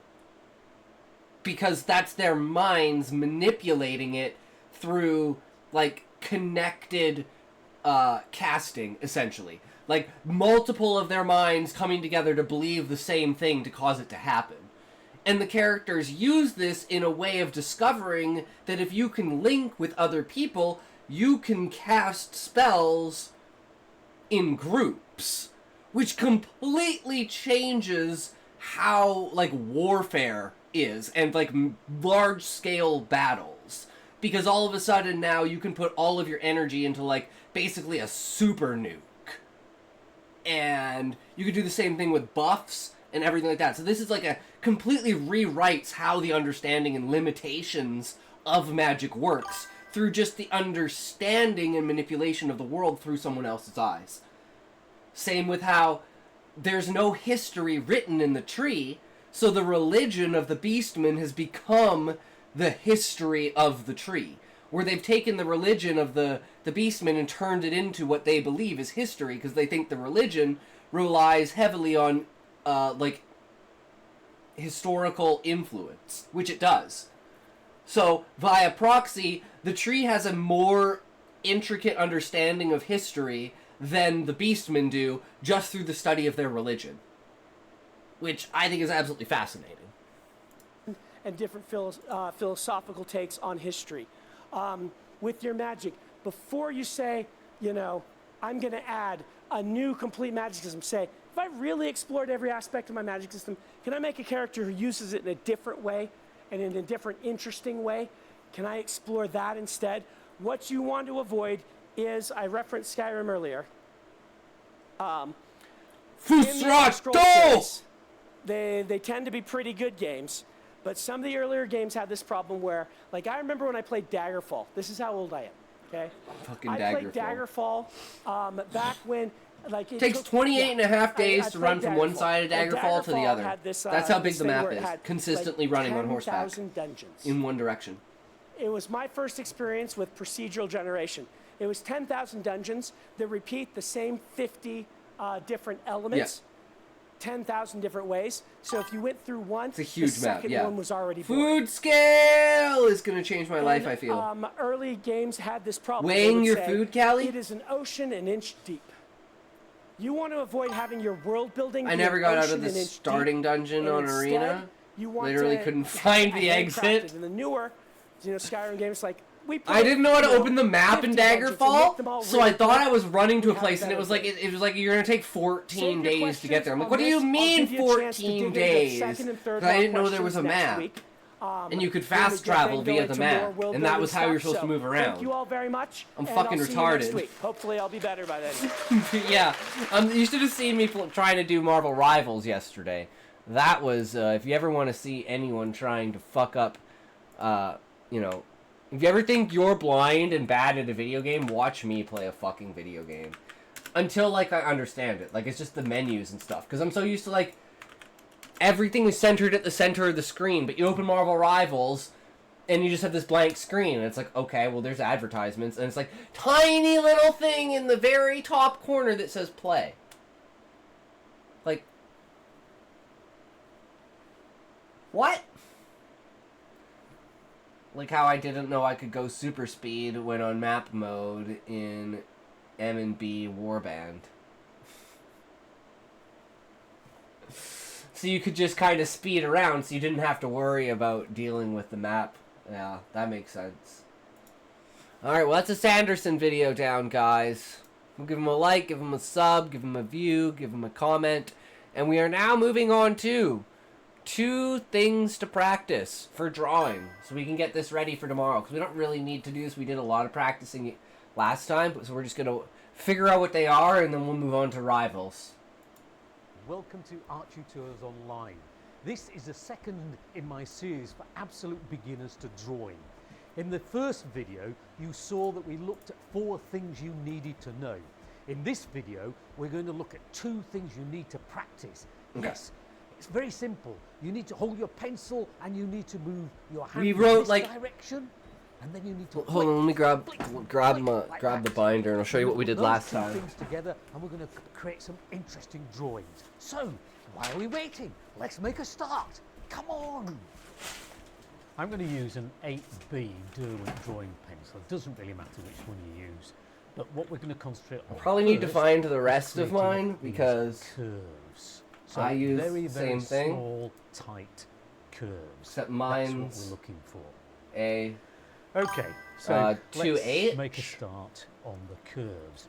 Now you'll notice what I'm doing is going backwards and forwards. And we drew this out of like curves. Nice It's a pirate ship. Here, nice and strongly, It's a Jolly nice Roger. and boldly. You see, and we can create a nice rounded effect. Even though the paper's flat, it looks rounded. And we did now, like if we apply this idea to a very simple tree shape, for I'm just going to draw a circles. few lines here. This is going to represent a very simple tree. And like just Okay? like practicing, Not just necessarily a tree, drawing having this, represent you a know simple tree. the now I'm going to start about here the and pen we're in gonna your start hand and drawing not putting it to just as paper. we've done already. You see how I'm going backwards and forwards, making the curves quite tight, sometimes overlapping them, making each one slightly different, varying them, sometimes not quite so curved, flattening out. You see how it works. Okay. Now notice how it's made that whole section, that tree trunk. Now let's see me do that. Let's see what I can do with that, guys. It's suggested by using line. So we do the same thing here. You see the line now. Look at now, the line looks as though it's curving upwards. Okay, I start again here, and some very tight little curves getting wider and wider, pressing on a little bit harder. Look at this, and then I'm going to move the curves in a different direction. It looks like a route, you see, going off in a different direction. And all this is suggested by the curves themselves. Yo, what the fuck? Bipolar disorder sucks. I'm sad, suddenly happy. Yay, Callie, let's go, let's play it. Direction. You see how it works? And then I can just simply curve again. Look at this, you see? And then it flattens out. So you can keep doing this all the way along. Here I'm going to use wider curves this time. You see this part of the tree trunk? Very, very wide. Then it gets very close and tight together. You see how you can suggest the different shapes and patterns of the tree just by varying the curves. Curves are wonderful to use. You see, look how we're doing this here. Okay? Now, we'll just go up here and finish off the top here. I'm not making this look like a real tree, so please don't say it doesn't look like a tree. It's just meant to show you how to use the curves. But you notice the curves are getting tighter now as we would if we were going to develop these into branches. You see the idea? Now, if you wanted to put Damn, this is a lot better than mine, but I see where he's going with this. I mean, you can kind of see it. In between the curves. You see how this has been suggested here to suggest a little bit more three-dimensional effect by putting on a little bit of shading. But I'm just using line to do the shading. I'm not using flat shading. Do you see what I'm doing? Just adding more and more line. But you notice how everything now looks curved. The line has told us that the thing is curved. Okay, let's look at flicks. Well, now, if you are going to that's draw mine. The grass, it's really important that you flick upwards. The idea being that you follow the line of the grass. I mean, it's not too The bad, grass right? grows upwards. You see, like that. But So if you draw flick. downwards, you get a big thick blob at the top, which you don't want. You want a sharp bit at the top where you flicked upwards. So always flick upwards if you are going to use draw grass. Flick in the way that the grass grows and you won't go far wrong. Okay, now we're going to apply this curve technique to a different type of tree trunk. This is going to be a palm tree, but we're also going to introduce a different idea here. Okay. Now, I'm going to introduce the idea of eye level. If you don't understand what eye level is, Eye level? check out this video that I did, which explains all about eye level. I haven't got time to do it now. Okay, we've suggested eye level. That's where eye level is. Now, everything that's above perspective eye level size. is going to curve upwards. See what I'm doing? Starting very, very shallow curves and making the curves get more and more curved as you go further and further up the tree trunk. You see the idea? Now, below eye level, the curves curve down. Again, starting very shallow and then getting more and more curved as we curve down the tree trunk. Do you see the idea? See how this works? Just put a simple outline around my tree trunk here, but this is going to be the tree. Now, you'll notice when This is way I better don't than use eye mine. level, the tree on the I think left I need a moves thicker backwards. pencil. When I do I need to find my use other eye pencils. level, and I change the angle of those curves, you see the tree trunk looks much more vertical. So remember that, it's a good little tip to use. Now, I'll just fill in a few little shapes here. You notice I'm just scribbling. I'm suggesting the top of the palm tree here. Right, we're now going to flick. Now watch. Flick. Flick. Don't fiddle. Don't fiddle along the line, just flick it. Okay? If you're going to draw the leaves of the palm, then basically what you are doing is drawing lots of very, very thin triangles. So lots and lots of thin triangles. And try to vary each one. Flick again, you see? Draw the lines along the triangle. Okay? You see? Do it quickly, do it boldly. Okay? Don't make it too neat. The tree isn't neat. Okay? Another flick. Up and down, round, there we go. Be confident, be bold, that's what you've got to do. I'm doing it backwards. Really good. Now, you could even flick across and on top of another one. You see what I've done here? And I'm now going to press on harder with my pencil, make it darker, and actually draw over the previous one. You see? It makes my tree look so much more three-dimensional. It looks so fucking good. It's retarded. So we've produced a really convincing looking tree trunk just by using curves and flicks. Now remember, flick up for the grass. Flick up. Oh my God, it's up, so hard up. to do this. Don't forget what you do. Why is You it so flick bright? Up, not down. I've lost That's it. So we keep flicking along here like this just to finish our little drawing up. Now you'll notice how by using curves and flicks you can produce some wonderful drawings. It don't look like his, Use but I your mean, wrist, like, use your right? wrist. You can Use your you can fingers. see it, You see to produce the curves, right? and then you'll produce a brilliant drawing. So don't forget to practice this. and Yeah, flicking like- and bring the two together. in And you know your what's drawing. fucked? It looks way better on If you camera enjoyed than the it does video, in real life because and it's if you it's have, blurring and please obscuring give it. the Like it looks video a like fucked in and real life. if you It actually could doesn't look subscribe that to bad my on channel, camera. which you can see down It here, looks that would fucked be in real life. wonderful. If you would like to Maybe that's the support same way with more his. of It looks these fucked in videos, real life, but it then looks please check really, out my Patreon really good channel, on camera. where you can find lots of interesting rewards. But yeah. Oh, I guess I'm so bad at this.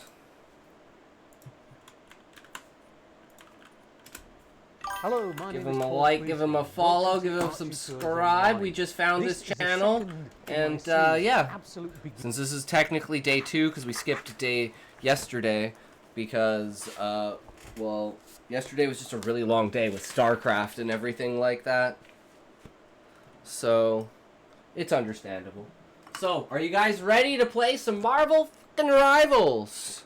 Some motherfucking Rivals. Some rivaling motherfuckers. Something I learned in art class, no art can duplicate the same exact work. There will always be something different. Yeah. Yeah.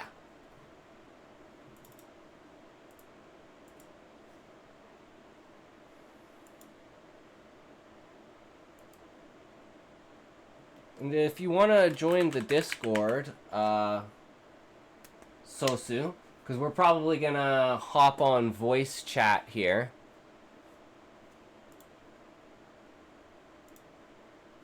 If you want to join us.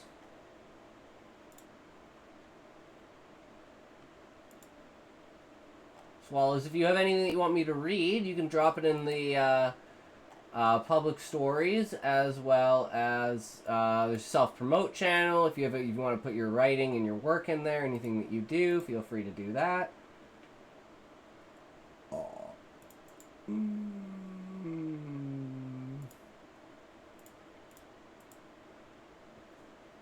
we played for 4 hours yesterday? Damn. Damn, that's crazy. Definitely didn't feel like it.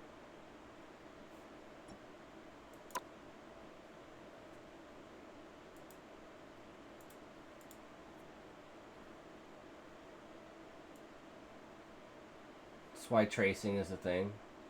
Yeah. I mean, same thing in writing, right? If you think about it. It's just a different medium, so it's like slightly different. But all in all, it's like, you know, understandably pretty much the same.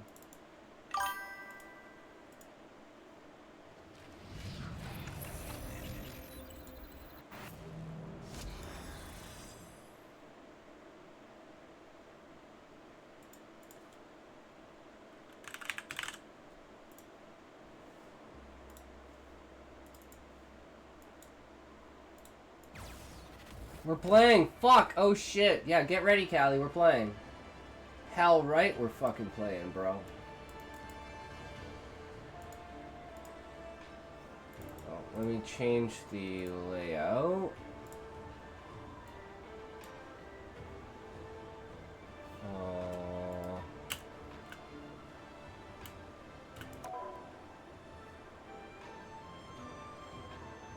Yay, I'm loading shaders again. Yay! Everyone loves loading shaders. No, I don't care. Get out of here. I'm not spending money on your fucking game. Where are we? Here, Marvel Rivals.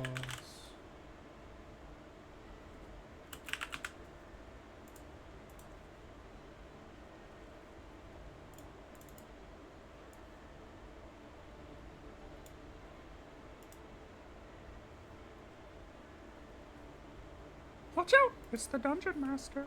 Yo, what's Did I up? have that on? How's it going, sir?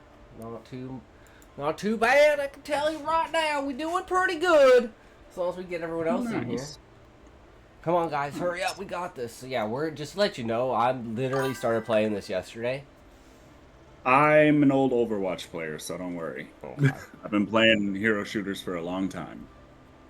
I spent lots of money on this game. I probably will again in a week when the Halloween event comes out.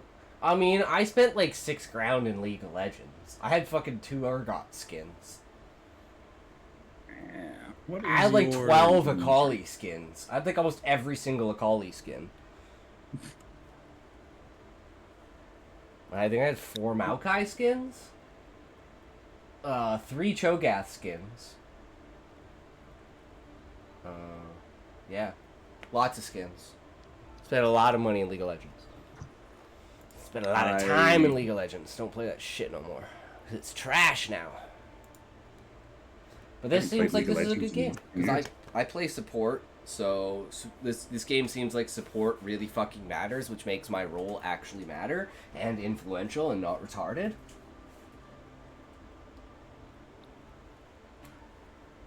What is your username so I can add you? Just Intoxication. Exactly the same as my username without the numbers at the end. Queen, Callie, are you guys gonna jump into Discord here, guys? Everyone matters in this game.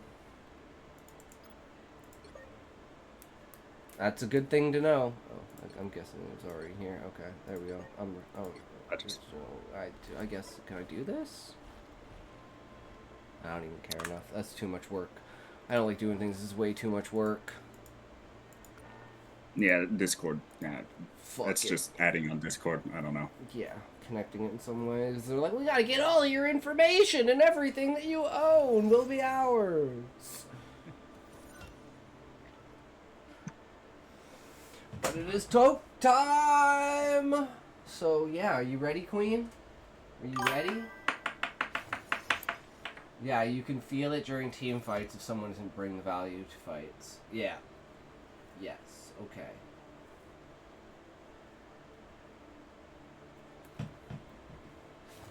Shall we then? 3, 2, 1, spoke! Are we waiting for the other couple, or?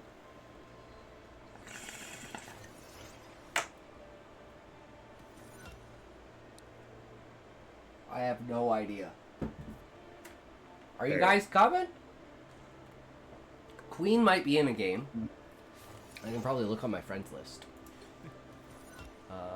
Callie's online. Queen's offline. So Callie should be ready. Wonderful. I'll make you the leader so you can start the games and everything whenever you're ready. Alright. Since you're Mr. Streamer. I always hit will you count down so it can be really synced up.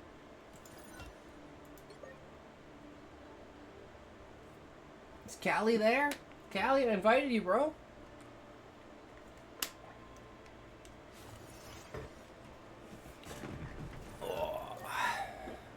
Declined? What? Callie? I'm on No Man's Sky. Let me finish this room and I'll jump on. Sounds good. Callie, are you not playing? You're another No Man's Skyer. I love it. I love No Man's Sky. I never played it, but I know it, like, definitely, like, if I played a game that was like the next MMO type style game, it would probably be like that. But can never get invested in those anymore. Too old now. World takes priority. One sec. Sounds good, Callie. No worries. So now the question becomes, do you want to play against real people or do you want to play against massively multiplayer online? I don't mean like RPG, like MMORPG. I just mean like if I was to play another game that had like that was like an MMO, in the fact of like, you know, a large world like that, No Man's Sky would probably be on the list. Although the new actual MMORPG I'm waiting for is Ashes of Creation, but I'm not being too promising in that factor. But we'll see how it goes.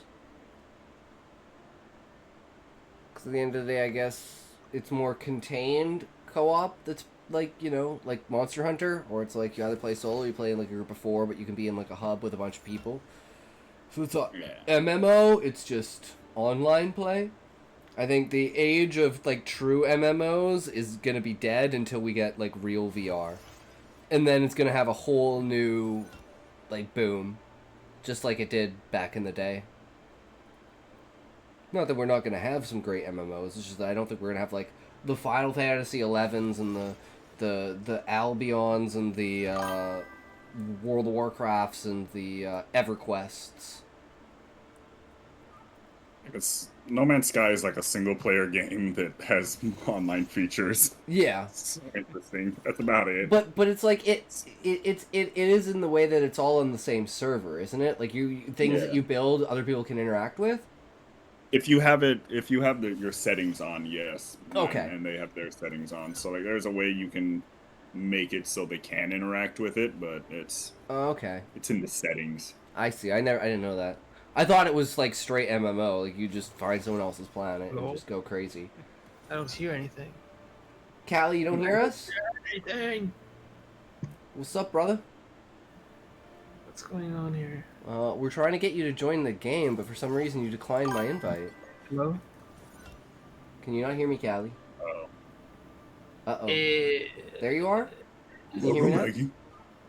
Hear me now! What about now? What about now, good sir? Can you hear me now? Sir? Do not press the redeem button. Please, sir. Do not. I tell you right now, sir, if you press it, I will not be able to take the money off the card, and then I will not be able to pay the payment, and you will not get the $5,000. Okay. So what you have to do is give me your social insurance number and the 3 digits on the back of your credit card, and then we can make this transaction very much, okay? So it is $5,000 every week for the next 30 years. Okay, that is the deal. All you need to do is give me $500 for the code to the money so that I can take the transaction fee. That is the only way it can be transferred. Does that make sense to you, sir? Hi. Hello. I guess you can hear now. Yes, I can. Why aren't you accepting the invite, Callie? Because I hate you! No, I don't. I'm kidding. That's okay. No, it's not okay. Nothing's okay. You can tell I'm depressed. Wait, You're not depressed, Callie. I'm not, what do you know? What do you know about my diagnosis? Huh? You just said you were like happy. No, I'm not. Wait. Wait. Yeah, you just said you were happy. So I'm like trying to play off those vibes. I can tell you it is very rare to run into a real person randomly unless you go to an area that is known highly in the community areas. Community spot, community expositions are closest. Are the closets you can get to closest you can get to being around random people like that. Okay. I'm a complex individual. Callie, we know that. That's why you're so adorable. Man, I know, right? I know, right? It's so difficult being you. Fuck. But that's okay. You. Fuck you, Callie. No, fuck me. Right now. What? Take everything off. Okay, let's go. 100% down. Go away. You're in Canada. Oh. I know, right? All right then. It's definitely a cross-continent. No, it's a half-continental. It's cross-continental. I don't know what any of those words mean. Well, I mean, it's not intercontinental. I was thinking intercontinental, but you're in North America. I'm in North America. You're in America. I'm in Canada. That's technically, one side of the continent to the other side. That's it works. I wish there was a counter on your systems that you name to see how many people have visited your system. Sadly, that is not a thing. Would love it though. Yeah, so many small things like that are huge to players, like the leaderboards, and just like knowing how popular your areas are and seeing if you can become, the most popular one, seeing which ones are the most popular and stuff like that, right?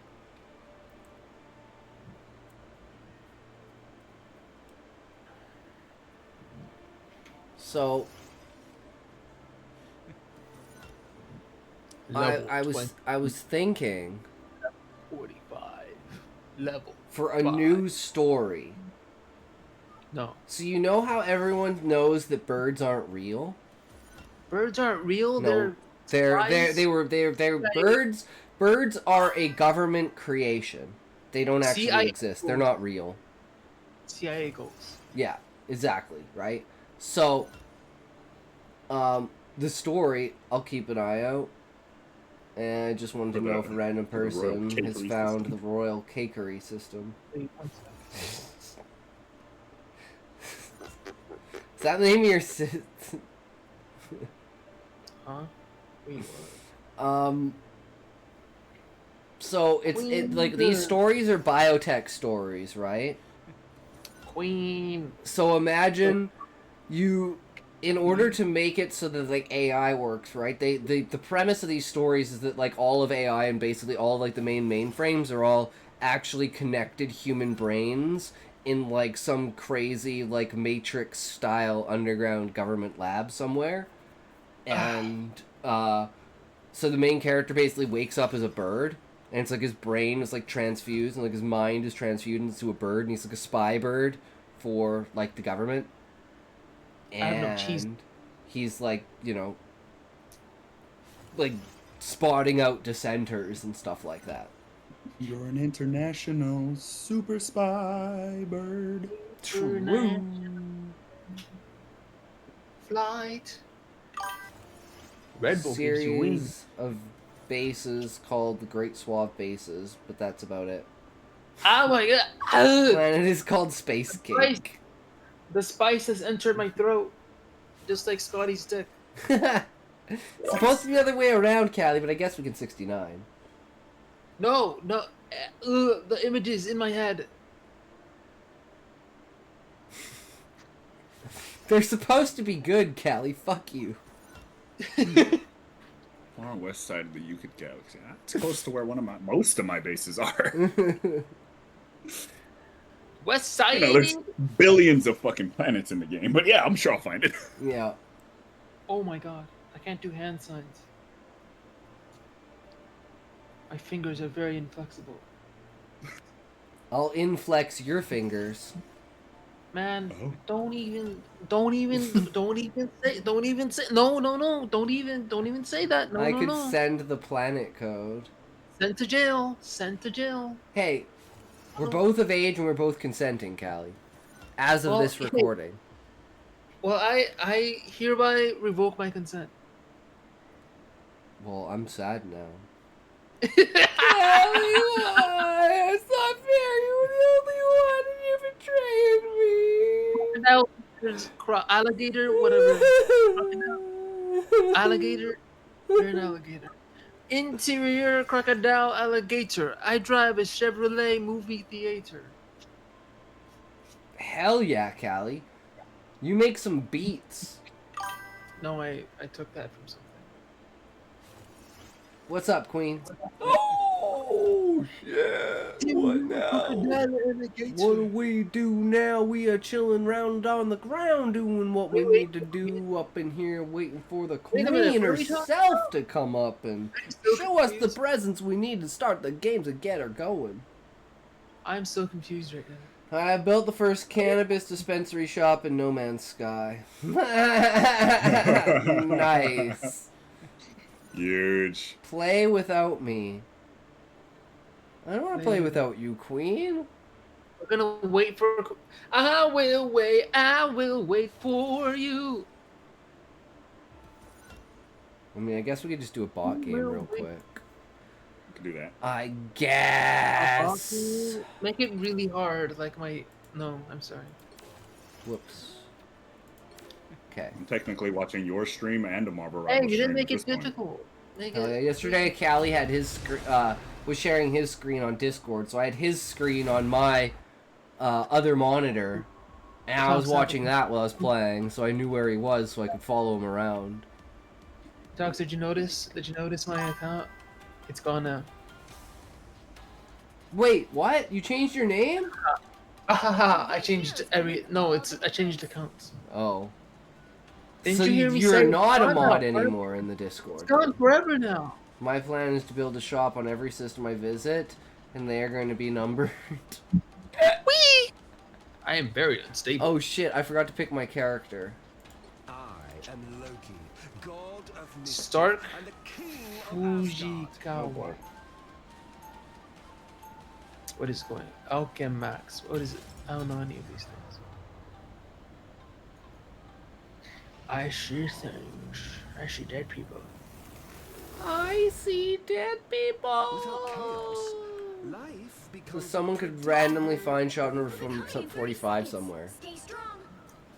And then know that there's at least 45 other ones, and most likely there's at least 90 other ones. Statistically. The numbers check out. Yep. Lightning, god of thunder.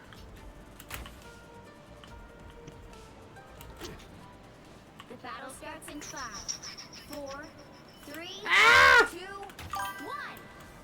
That didn't You work. have to stop them from securing the mission area. What the fuck? I missed the roof. It's okay.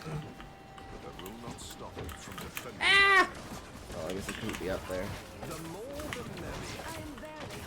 No, I'm falling.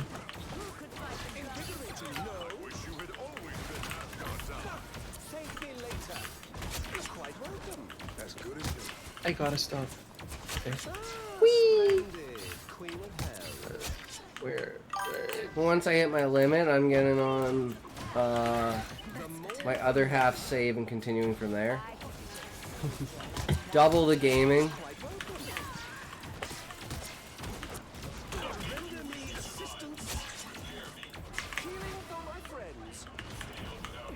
Whoa.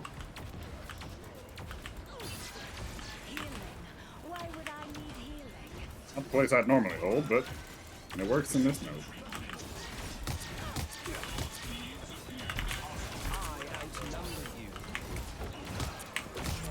Huh. I think you lost the plot there.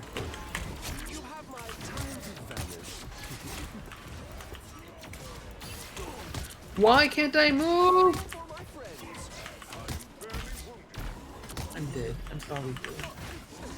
Whee! I'm just gonna stop. Whee.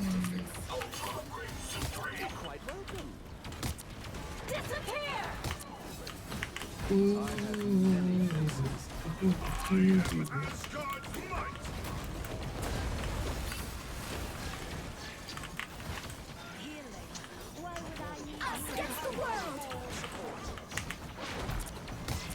I love lagging. That's fun. Cool. Man, I've really disappeared.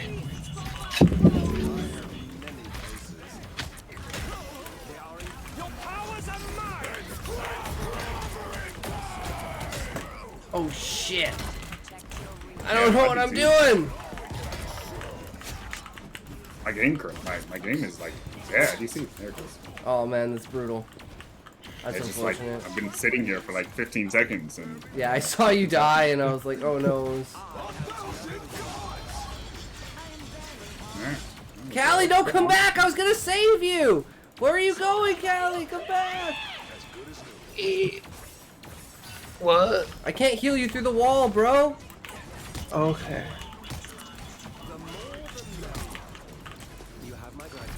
We got all at the same time. I'm going back in. I'm gonna retake this.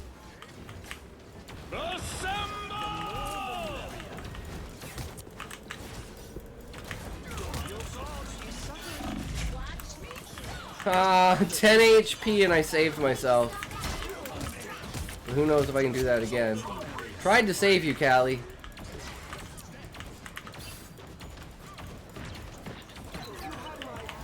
Got this. I don't like Human Torch. Killed me. Just keep trying different characters, right? I'm never playing anyone but Loki. I fucking love this.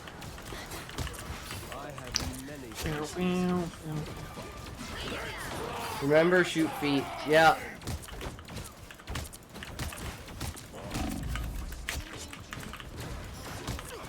We tried.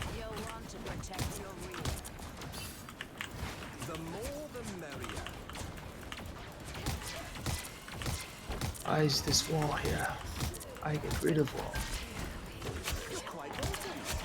I break wall down. Shit, no.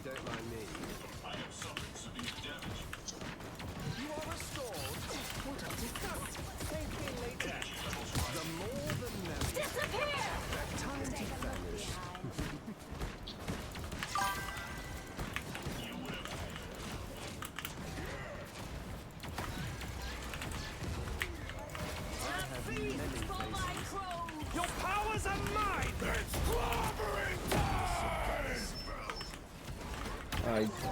I don't know what I did. Why is everything red around the thing? What thing? The thing. You wasted an ultimate. Everything I is didn't red around. realize no one was here, Queen. I just look over and everyone's gone. I was like, I lost okay. the thing. That doesn't help. I'm just gonna keep saying Aren't the we supposed thing. to defend this thing? We just gotta stall. That's the biggest thing about this game mode. Just stall. Stalling is the biggest. As long as they don't reach the end. Shit! Man, I don't know where anything is. I don't know where anyone is.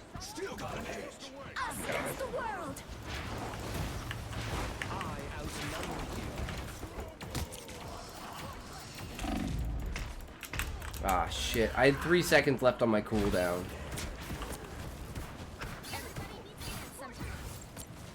Wait, why does it show that Callie killed me? Because I did. I'm on the opposite. We're on the same team. How did you kill me? Why did I have a kill cam from Callie?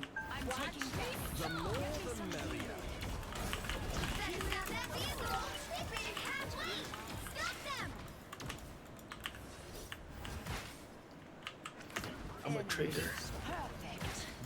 I'm a traitor to this stream and this game.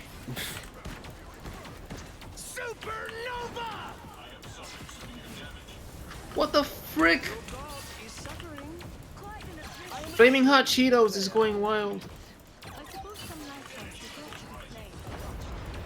I'm gonna just call him Chester Cheetah. Whee! Ah, I got a kill. Okay. Nice, Callie. All I do is last hit. Hell yeah.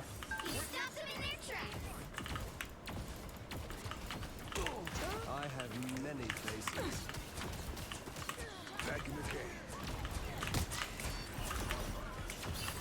Only 60 seconds left. I'm a true team player. It's clobbering time! Shit. I outnumber you. I'm full health. Don't knock me off the wall. Ah, shit, I wasn't close enough. Okay, good.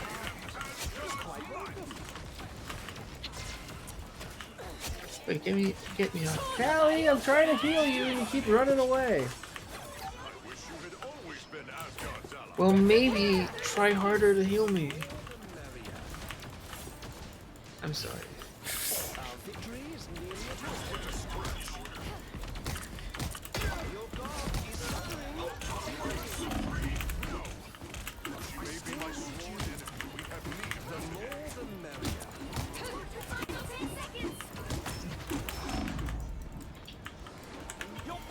I didn't go invisible fast enough. Mother, why'd you kill me?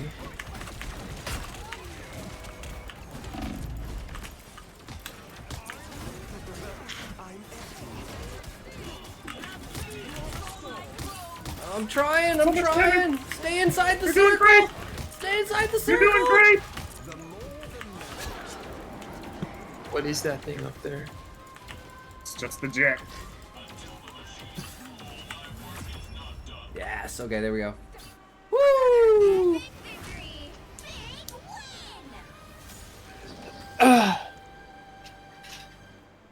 Comment sounds good, Queen. Queen! Pocket Rabbi. 41-3.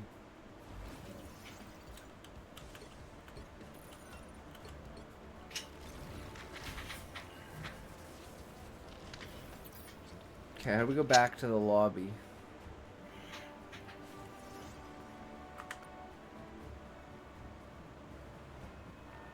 Okay, there we go. That's not the button I want. Razanok.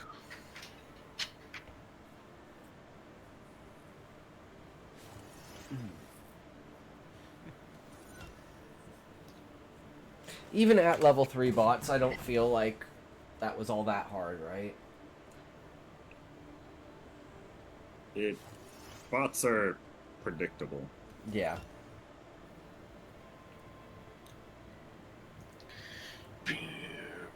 It's up to you guys whether you want to play bots or do you want to play real people. People. People. Like, I don't care about losing, right? Like, I'm People not are competitive. I just like to have fun and play. So it's it I'm doesn't scared of- matter to me what we do. Oh. Yo, what's up, Queen? Hi. Queen. Callie. Queen. Callie. Queen. Why? Callie. Donkey. Donkey. Look at us noobs and then look at Queen. Jesus Christ. is level 89 and she has a banner thingy Yep. with the swimsuit in the thing. That's Mantis. That's Mantis, yes. It's Mantis. That's Mantis? Can't Yeah, really that's tell. Mantis. Can't really tell. Yeah, and if you click on my thing, if you click on my name, you can see the hero that I have selected for my screen With too. the skin. Yeah, this is what I mean. How the background changes whenever you have a character selected.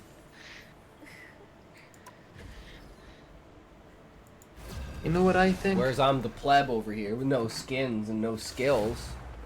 You know what I think? Space is cool. I think space is dope. Cool. Space is. That's why I love No Man's Sky. Yeah. So fucking pretty. Pick your hero. Or I might be a freaking. Actually, I don't know. I don't know. What to do. You don't know what to do. I never know what to do. I never. Stick with me, Callie. I feel you. I'm gonna stick with Queen because she can give me directions. I just tank. Instructions. I just try to keep people alive. You hop grannies. That too. You could follow Black Panther, Callie. Okay, I'll follow. But at the wait. same time, he's literally the Black Kitty. He's literally a Black Kitty. Look at him. Follow this. Where? How did he do that? How did he do that? He's a Black Panther. Get ready. He just crawls up walls. Yes. Like, can I do I this? would say no, you can't. Why? I would say maybe he's not a very good choice for you to follow, because he has a faster movement. I will follow Queen then. As No. You stay with us on point. You I'll stay with stay us on point because Anything go all wrong, three go. of you DPS are dives. Yeah. I'm a If anything, dive. whatever I'm shooting at, you shoot at. Yeah. So follow Thor. Shoot Follow at Thor. the granny shoots at. Okay. Modern warfare. You two are just gonna sit there and bully people. You're just gonna roll up on someone. So hurry up and get to him. Get to him. I'm gonna go. Hurry up and get to Thor. Go to Thor. I'm hurrying. Wait. He got stunned. How dare you? Up IDC. Oh, did you? Yeah. I'm just running into the wall. She just fucking decided I didn't exist anymore, so that's a great time. That's okay. You're pretty defended. You're just running into a wall. Wait. You're not gonna die. I'm probably just gonna like actually DC. That's the problem. I'm trying to kill my clone. Distracted by my clone, idiot. Shit. I got you, Queen. Oh, thank you. Apparently, I don't got myself though. What the fuck? Oh, she left. Oh no, she did it. So She dead. fucked up. She cooked herself. She a bitch. Yeah, you are. Come on, I'm Callie. right beside you. Come to us, Callie. Yeah, I know. I see. We're staying over here because we're waiting for everybody else. I think I did a good job of escaping. Here's Hella. 2, Oh, 1. Shama's Okay, dead. my ability's up. They come for me. I can stop it. I'm not with you guys. Jeff! Look at his bitch ass. Oh, hi, Groot. I just see there. Oh my god, I didn't press it fast Where enough. did you just go? Oh, she killed you that fast? Holy fuck. Tried to press it, but I was Jeff like, up. I was over Really? half health because she just like friggin' killed me. Fuck you, Hella.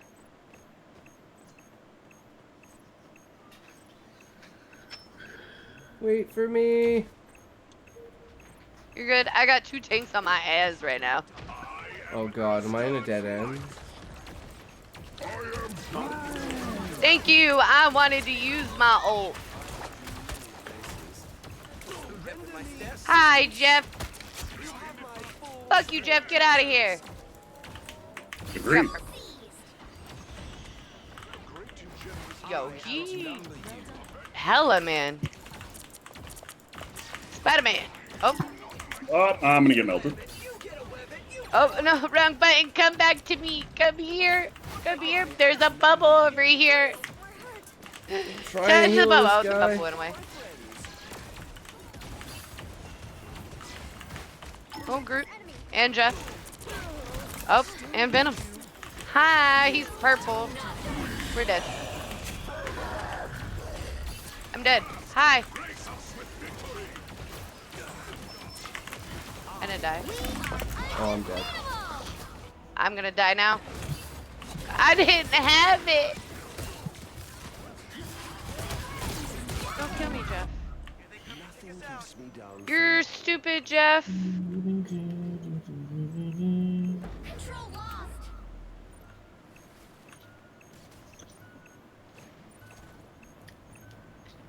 No, I was here. I got here too late.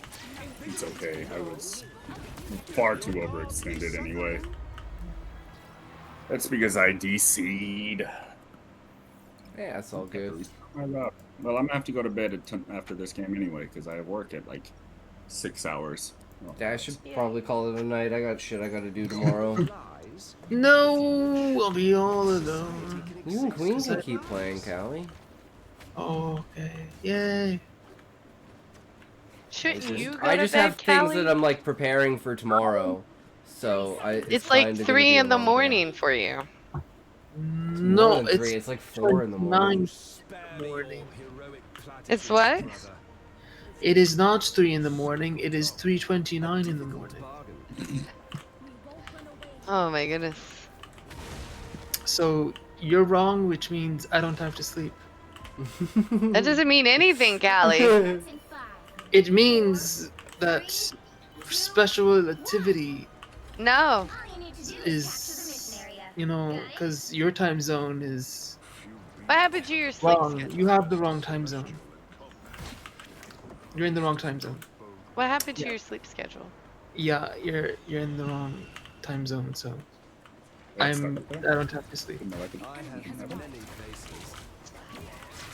Hi, Venom. I don't like this Venom and frickin' Groot are purple. I got bubble. Don't worry, stand in bubble. Well, that sucks. Look at me, Scotty. Look at me and ult. Look at me and ult. Look at me and ult. I'm behind you. Look at me and ult. There you go. Oh. I ulted. You didn't ult. I'm sorry. I don't know whose ult I grabbed. Oh, that was your ult? Yes. That's why I said look at me and ult. Okay. I wasn't sure who I actually ulted on, though. Everyone just dies. This is what I do. I play Thor. By the way, that's what I do. Oh, shit. I play healer. I play a Spider-Man just monk like of healers, but my main is cloak and dagger. Yeah, those walls, you want to stay away from those walls. Those little small walls, because whenever he hits you, he beats the shit out of you. The walls beat the shit out of you. Back up. Come into my bubble. Come into my bubble. Come here. There you go. Touch the bubble. You charge my ult faster whenever you heal in that bubble. Why isn't my mouse moving?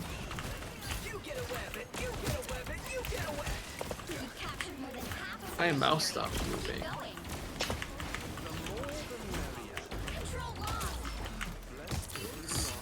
Come on, come to me, stay near me.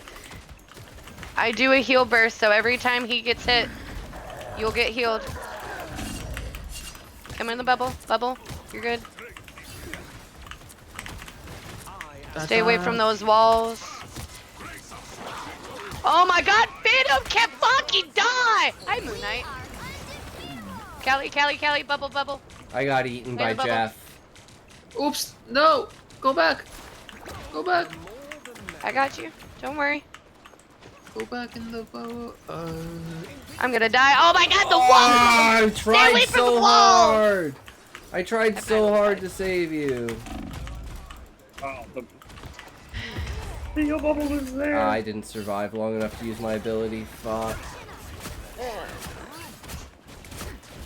Stay away from those red things on the ground too. Or break those if you see them. Yeah, the hunks. Oh, hi, Groot. Oh, hi, Venom. Okay.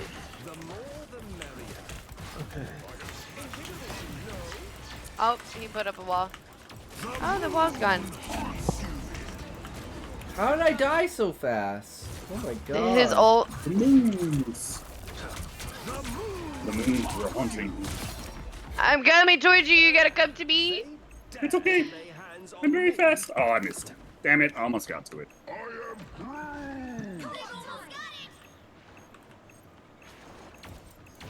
What the frick? He has the walls on the thing. Don't mess with the amazing Spider-Man. I have no idea how to play this character. Fuck you, Venom!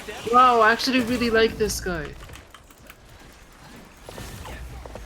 This guy's fun. Oh, Iron Fist? Oh, he's great. I got a fucking penny on my ass. Not a penny. So many people are bullying me. Yeah, we got fucked. Nothing for a god.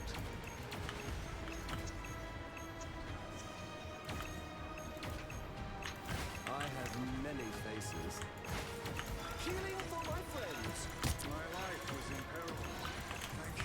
Yeah, what's nice about Iron Fist is you have a passive that if someone assists with helping you get a kill, you get bonus health. You need to be on the point. You need to be on the point because we're in overtime. Do not come off of this point. I'm dead.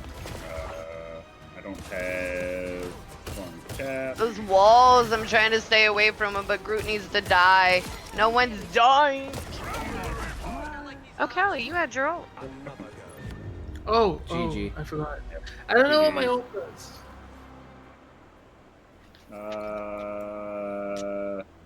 It makes you really annoying. Oh. Yeah. You get really fast. Yeah. Makes you even harder to hit, so.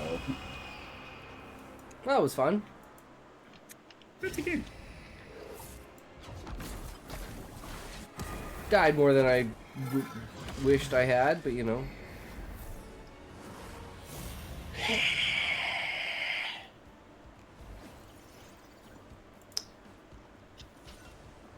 Well, Yeah, it died it's 6 good to times. It's not too bad. Play the game with y'all. If you ever need a tank main, let me know. Hell yeah. I will gladly play with you. Unless I'm playing with my other friends, who also. There's like 3 of us, so who knows? We might have a 6 deck someday. Oh, that would be intense. Oh my god. See you guys. You have a good night. Oh my god. You as well. Have a Take good care. Thanks night. for stopping in, man. Have a great night. Good night. Alright, I'm gonna pop out of Discord here, guys. Great having Alright, fun. have a good Take night. care. Fuck you. Have a good night. Peace. Which brings us to the final moments. So thanks for sticking around, guys. Thanks for hanging out. We had a blast today. We'll be back again tomorrow, as always. So we got a special surprise for tomorrow, so look forward to that. And we will be back. So remember, if you can't say fuck you to your friends, who can you say fuck you to? Fuck you. Alright, let's see who we rated today. Where are we going? What is it about? What's it at? Who's a what's a goat? Got some go. Let's see here.